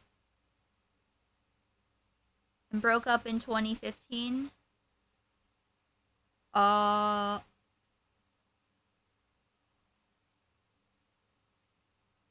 For years, I was manipulated, controlled, and abused by him. The verbal abuse was constant. I was isolated from my friends. If I wore makeup that he thought was too much, he'd wipe it off my face in public. He'd force me to change before leaving the house if he thought my outfit would get too much attention. Once, after being sick for weeks without explanation, I found out he had been using my toothbrush to clean the bottom of his shoes. To this day, I can't make sense of that kind of sickness. Oh my God. On another occasion, on vacation in Aruba, his anger got so out of control that I had to hide from him in the hotel bathroom with the door locked. Soon after, I began having panic attacks almost every night. There are other things that happened during this relationship that I will probably never talk about for the rest of my life. As happy and healthy as I feel in my very fortunate life now, seeing this person's face, hearing their voice, seeing their name is still very triggering. Maybe it always will be, I don't know, but I just ask you to please try to understand that it's not a funny joke to keep sending me things related to this person. Please stop, please try to understand. So he dated her from 16 to 20. Hey, Whisper. Cleaning the bottom of his shoes with her toothbrush. That's crazy. Abuse. So many comedians' jokes are veils for their own bigotry and behavior. And when we consume comedy uncritically or carelessly, we're at risk of creating an environment that continues to be unsafe for everyone, except those on top of the pile. So that's, I suppose if there's anything being protected, it's that. Oh, and also I raped someone once. Brand was appearing on Richard Herring's Leicester Square Theater podcast in 2013.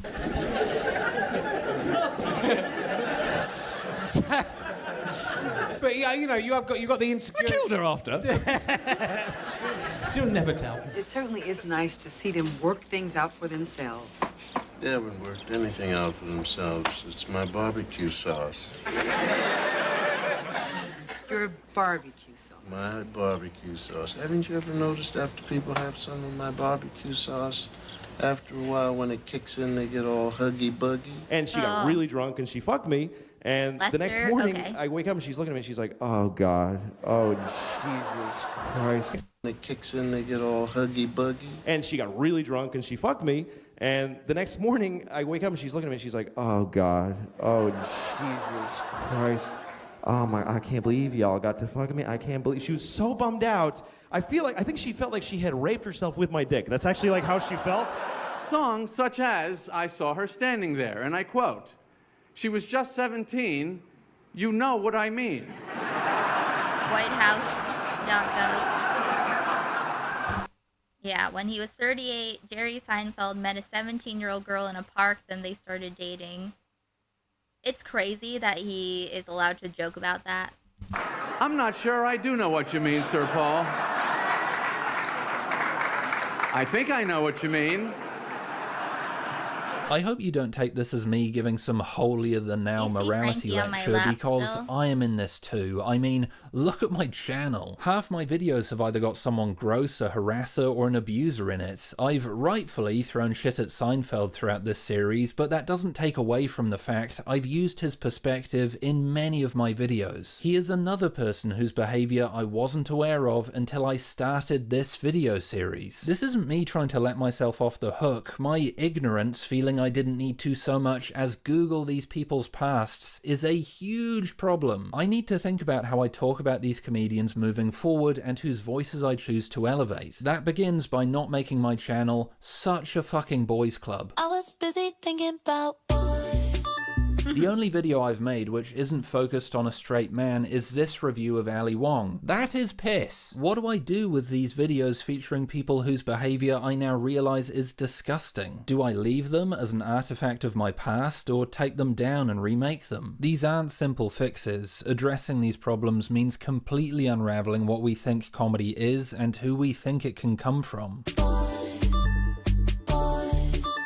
when it comes to abusive comedians and the comedians that enable them, and this goes back to the art versus artist thing too, watch someone else. We have more media in the palm of our hands than any point in human history. Every comedian is on YouTube or Instagram or gigging out there in the real world. You have finite time and unlimited choice. Why would you spend it with someone horrible? Despite what CK wants us to believe, he isn't some divinely talented human being. He isn't the only one who can pick up Thor's hammer. He's a regular comic who works hard and benefited from the opportunities he was given. There are so many other comedians who deserve an opportunity. Comedians pushing the medium forward who also happen to be decent human beings. They may not have their face emblazoned on the Netflix homepage. They may not conform to what you think comedy is supposed to be. They may have a perspective that challenges your own. But they are fucking fantastic if you just give them a chance. Comedy is about underdogs. Maybe it's time we realized who the underdogs actually are. Maybe it's time we support them. There was a brouhaha a few months ago where Ricky Gervais was accused of stealing material from the considerably less famous Andy Field. Instead of throwing shade, which, when you see the jokes side by side, he could have done, he digs deeper. The skills, the capacity to make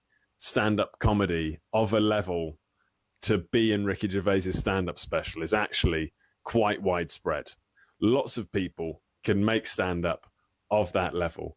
There's not space in the public consciousness for that many successful comedians, but there are that many talented people out there. So if you're a big Ricky Gervais fan, but you don't go to your local comedy club, or you don't check a bit more grassroots, a bit closer to home, maybe you should, because there's loads of people out there doing so much great stand-up that wouldn't be out of place on a Golden Globe winning stand-up special. Adding a dash of realism to proceedings, this YouTube channel... This is where I think it's gonna go, you know? That's why, like, I haven't been chasing numbers, just trying to, like, really hone in on what I want to do and what's sustainable, and, you know, things that, you know, instead of trying to, like, lean into any angle. Right, baby? Because once people, you know, I think there will come a time when there are more people looking more around. Is a business. As much as I would love to never talk about the Riyadh creeps and Rogan Sphere dweebs, I would be broke within a month. These guys get views. Why else do you think channels like Podcast Cringe continue pecking away at Joe Rogan's meaty dome? Is it because they've been shaken by the latest revelations? Joe Rogan's not as smart as he thinks. No way. Or because they're a stable stream of revenue. To say I will never talk about these comedians or CK won't rear his head on this channel again would be disingenuous. But rest assured, when I do talk about them, it will be through the most critical lens. I will also take huge amounts of care to justify the pain and trauma they bring up. And I know, talking about comedy in this way makes it a little less fun and a little less funny. It's fun Making for me. these videos, I've had the nagging feeling I shouldn't be talking about this. That calling out Louis or talking about comedy in this way makes me uncool or lame. That Shane Gillis will call me an ironic slur and kick me out of the cool group. And it's taken me this long to realise I don't want to be part of that bullshit. If calling out sexual abuse or gasp sympathising with victims of sexual abuse makes me uncool, fine by me. It's uncool to the abusers and predators and rapists.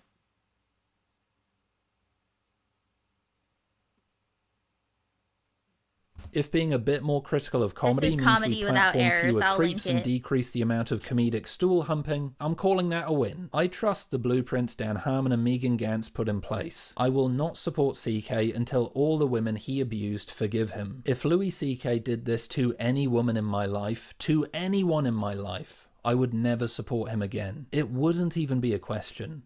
Why is this any different? Do you remember the last time I saw you and you asked me if I thought you were a good person deep down? Do I remember that?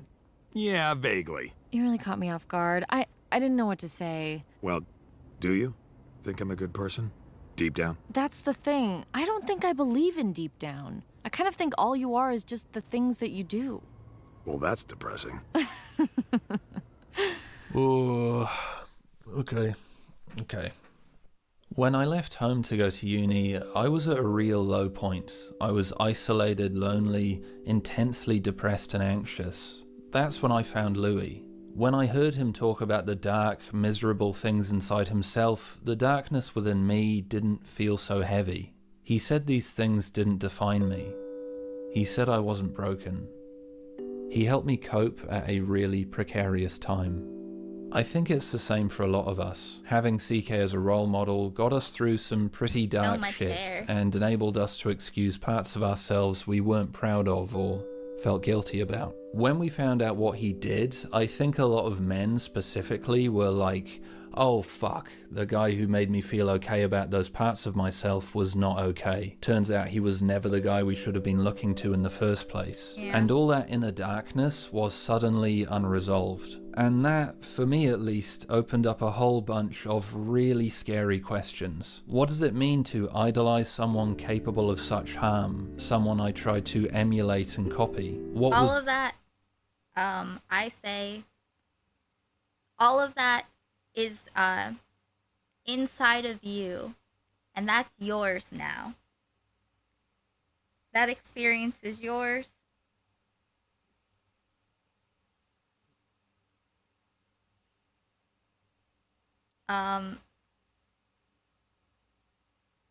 You know, when you didn't know.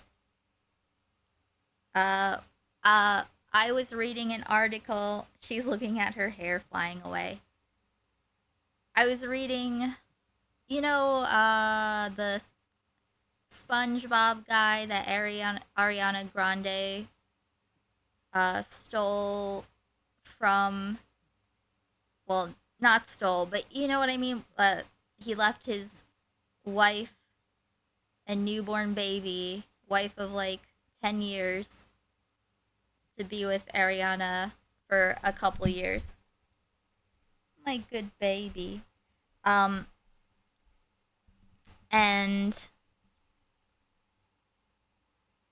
I read an article that his ex-wife wrote, and one of the things she said was, you know, when, like, something about, like, when you love someone or something, and you realize that that's not what it was in your whole world, you know, you don't know what to think about anything. Like, you know, a lot of what you loved in that person was, like, something within yourself that you saw, like, reflect, like, that was, a lot of that was just you, you know? The guy who looked like her brother, yes. It's within me that responded to him so deeply. What did it say about how I thought about men? What did it say about how I thought about women? Instead of confronting those questions, I buried them, and with every late night chat at the back of a comedy club and Joe Rogan YouTube video saying he got consent, the quieter those questions became. The Times article wasn't really about Louis, in the same way Me Too wasn't about the men that were getting cancelled. It was about the gnawing insecurity of seeing our heroes' behaviour reflected in ourselves. It was about seeing the underbelly of a culture we thought we understood and being confronted with our role within it. It was about considering all the ways we had perpetuated harm. For men like myself, that was way too much. Louis ignored what he did, and he gave me permission to do the same. For those hoping for an easy resolution, I can't offer it to you. Louis CK will continue to work and breathe and have a presence within our culture. He will continue to release books and specials and have a horde of fans who mock and sneer and howl and sigh when you engage with his behavior seriously. Our relationship with him will need I don't to be give a fuck about a novel that Louis wrote. Constantly renegotiated as he continues to exist within this space. But hopefully these videos have provided some reassurance that there are people just as conflicted and confused as you. And there are a lot of people who see him for who he is. Maybe this is a pipe dream, but perhaps these videos could lead to conversations that acknowledge the way we see ourselves as men who consume, perform, and engage with comedy. Men who laugh and joke around. Maybe we can hold conversations without shutting each other down, being upfront, honest, and open to change. Not being ashamed to ask our girlfriends or partners for advice. Not feeling shame for not having the answers. Maybe it will make us reconsider how we hold ourselves and the people around us accountable for the way we talk about and treat women. and how we can continue to make comedy a welcoming space for everyone. Maybe now is an appropriate time to add, my girlfriend helped me a lot writing this section.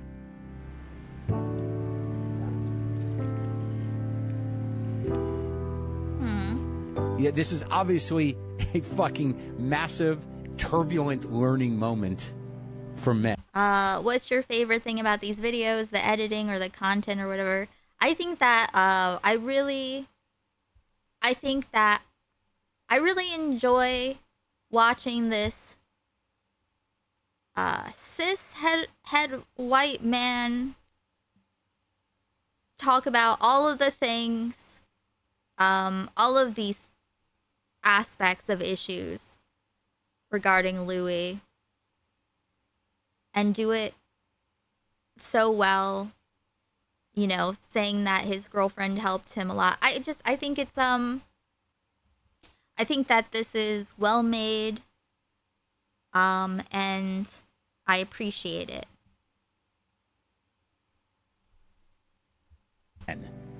If you choose to take the... And I did find, I mean, there was a lot of stuff I didn't know.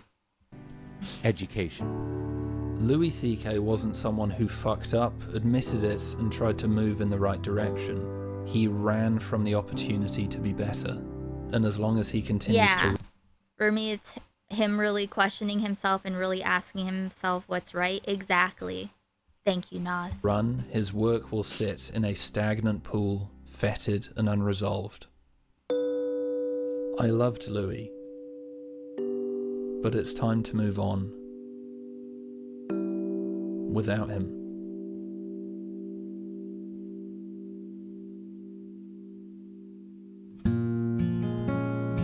Great. Josh Kingsford. Comedy without errors. This was part 5, but it was, we've watched every video.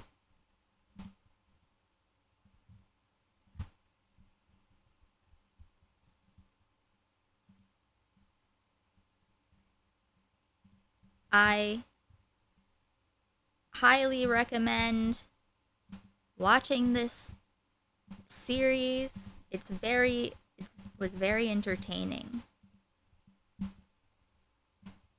It's very interesting. But yeah. Now it is time to watch Backrooms.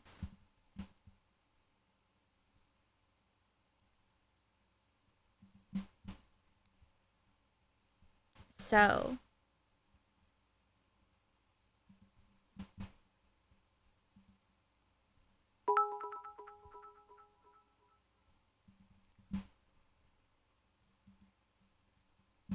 thank you, Techno, for the 10 kicks hype. I think that was the last one. Wait, let me...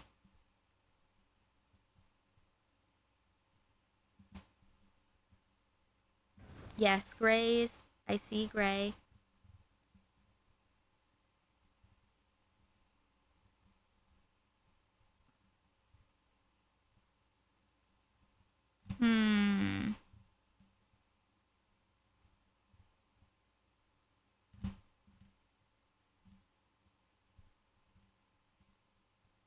I'm trying to decide what I feel like.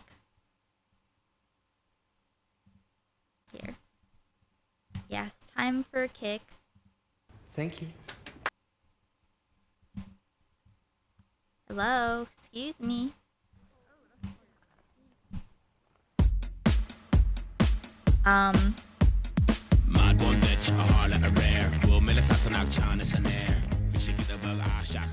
Everyone, please like the stream.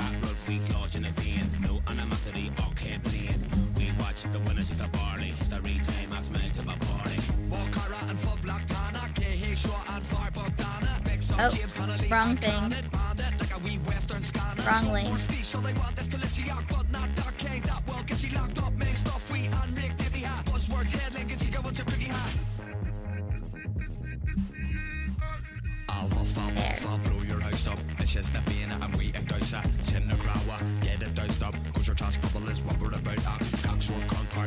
if you are not on YouTube, if you are already somewhere else, there's a stream if you felt like liking it. Frankie was like laying on my lap for so long. Did you see her? She doesn't usually do that, but she was like fully into it.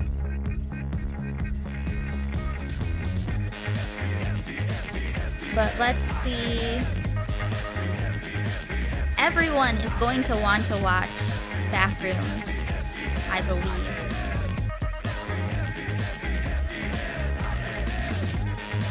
But I will set up the raids to Kidnotkin. Thank you, Peter, for sponsoring the Backrooms tonight. The Backrooms movie, and Mobbins for the $5 super chat, and Techno for the 60 bits. Let's see. I think I will take off tomorrow, so that way I'll be good to go. Because I just took one day off the other day, and I don't want to be tired for Sunday music stream. Let's see. Raid. And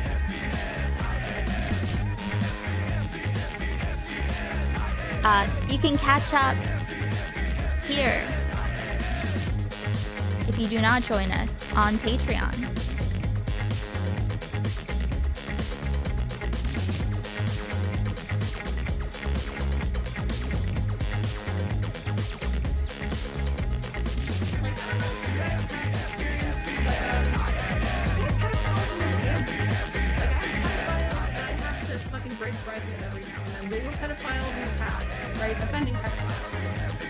In my family, we all have to kind of deal with people who have an attraction to children, who have unhealthy attraction.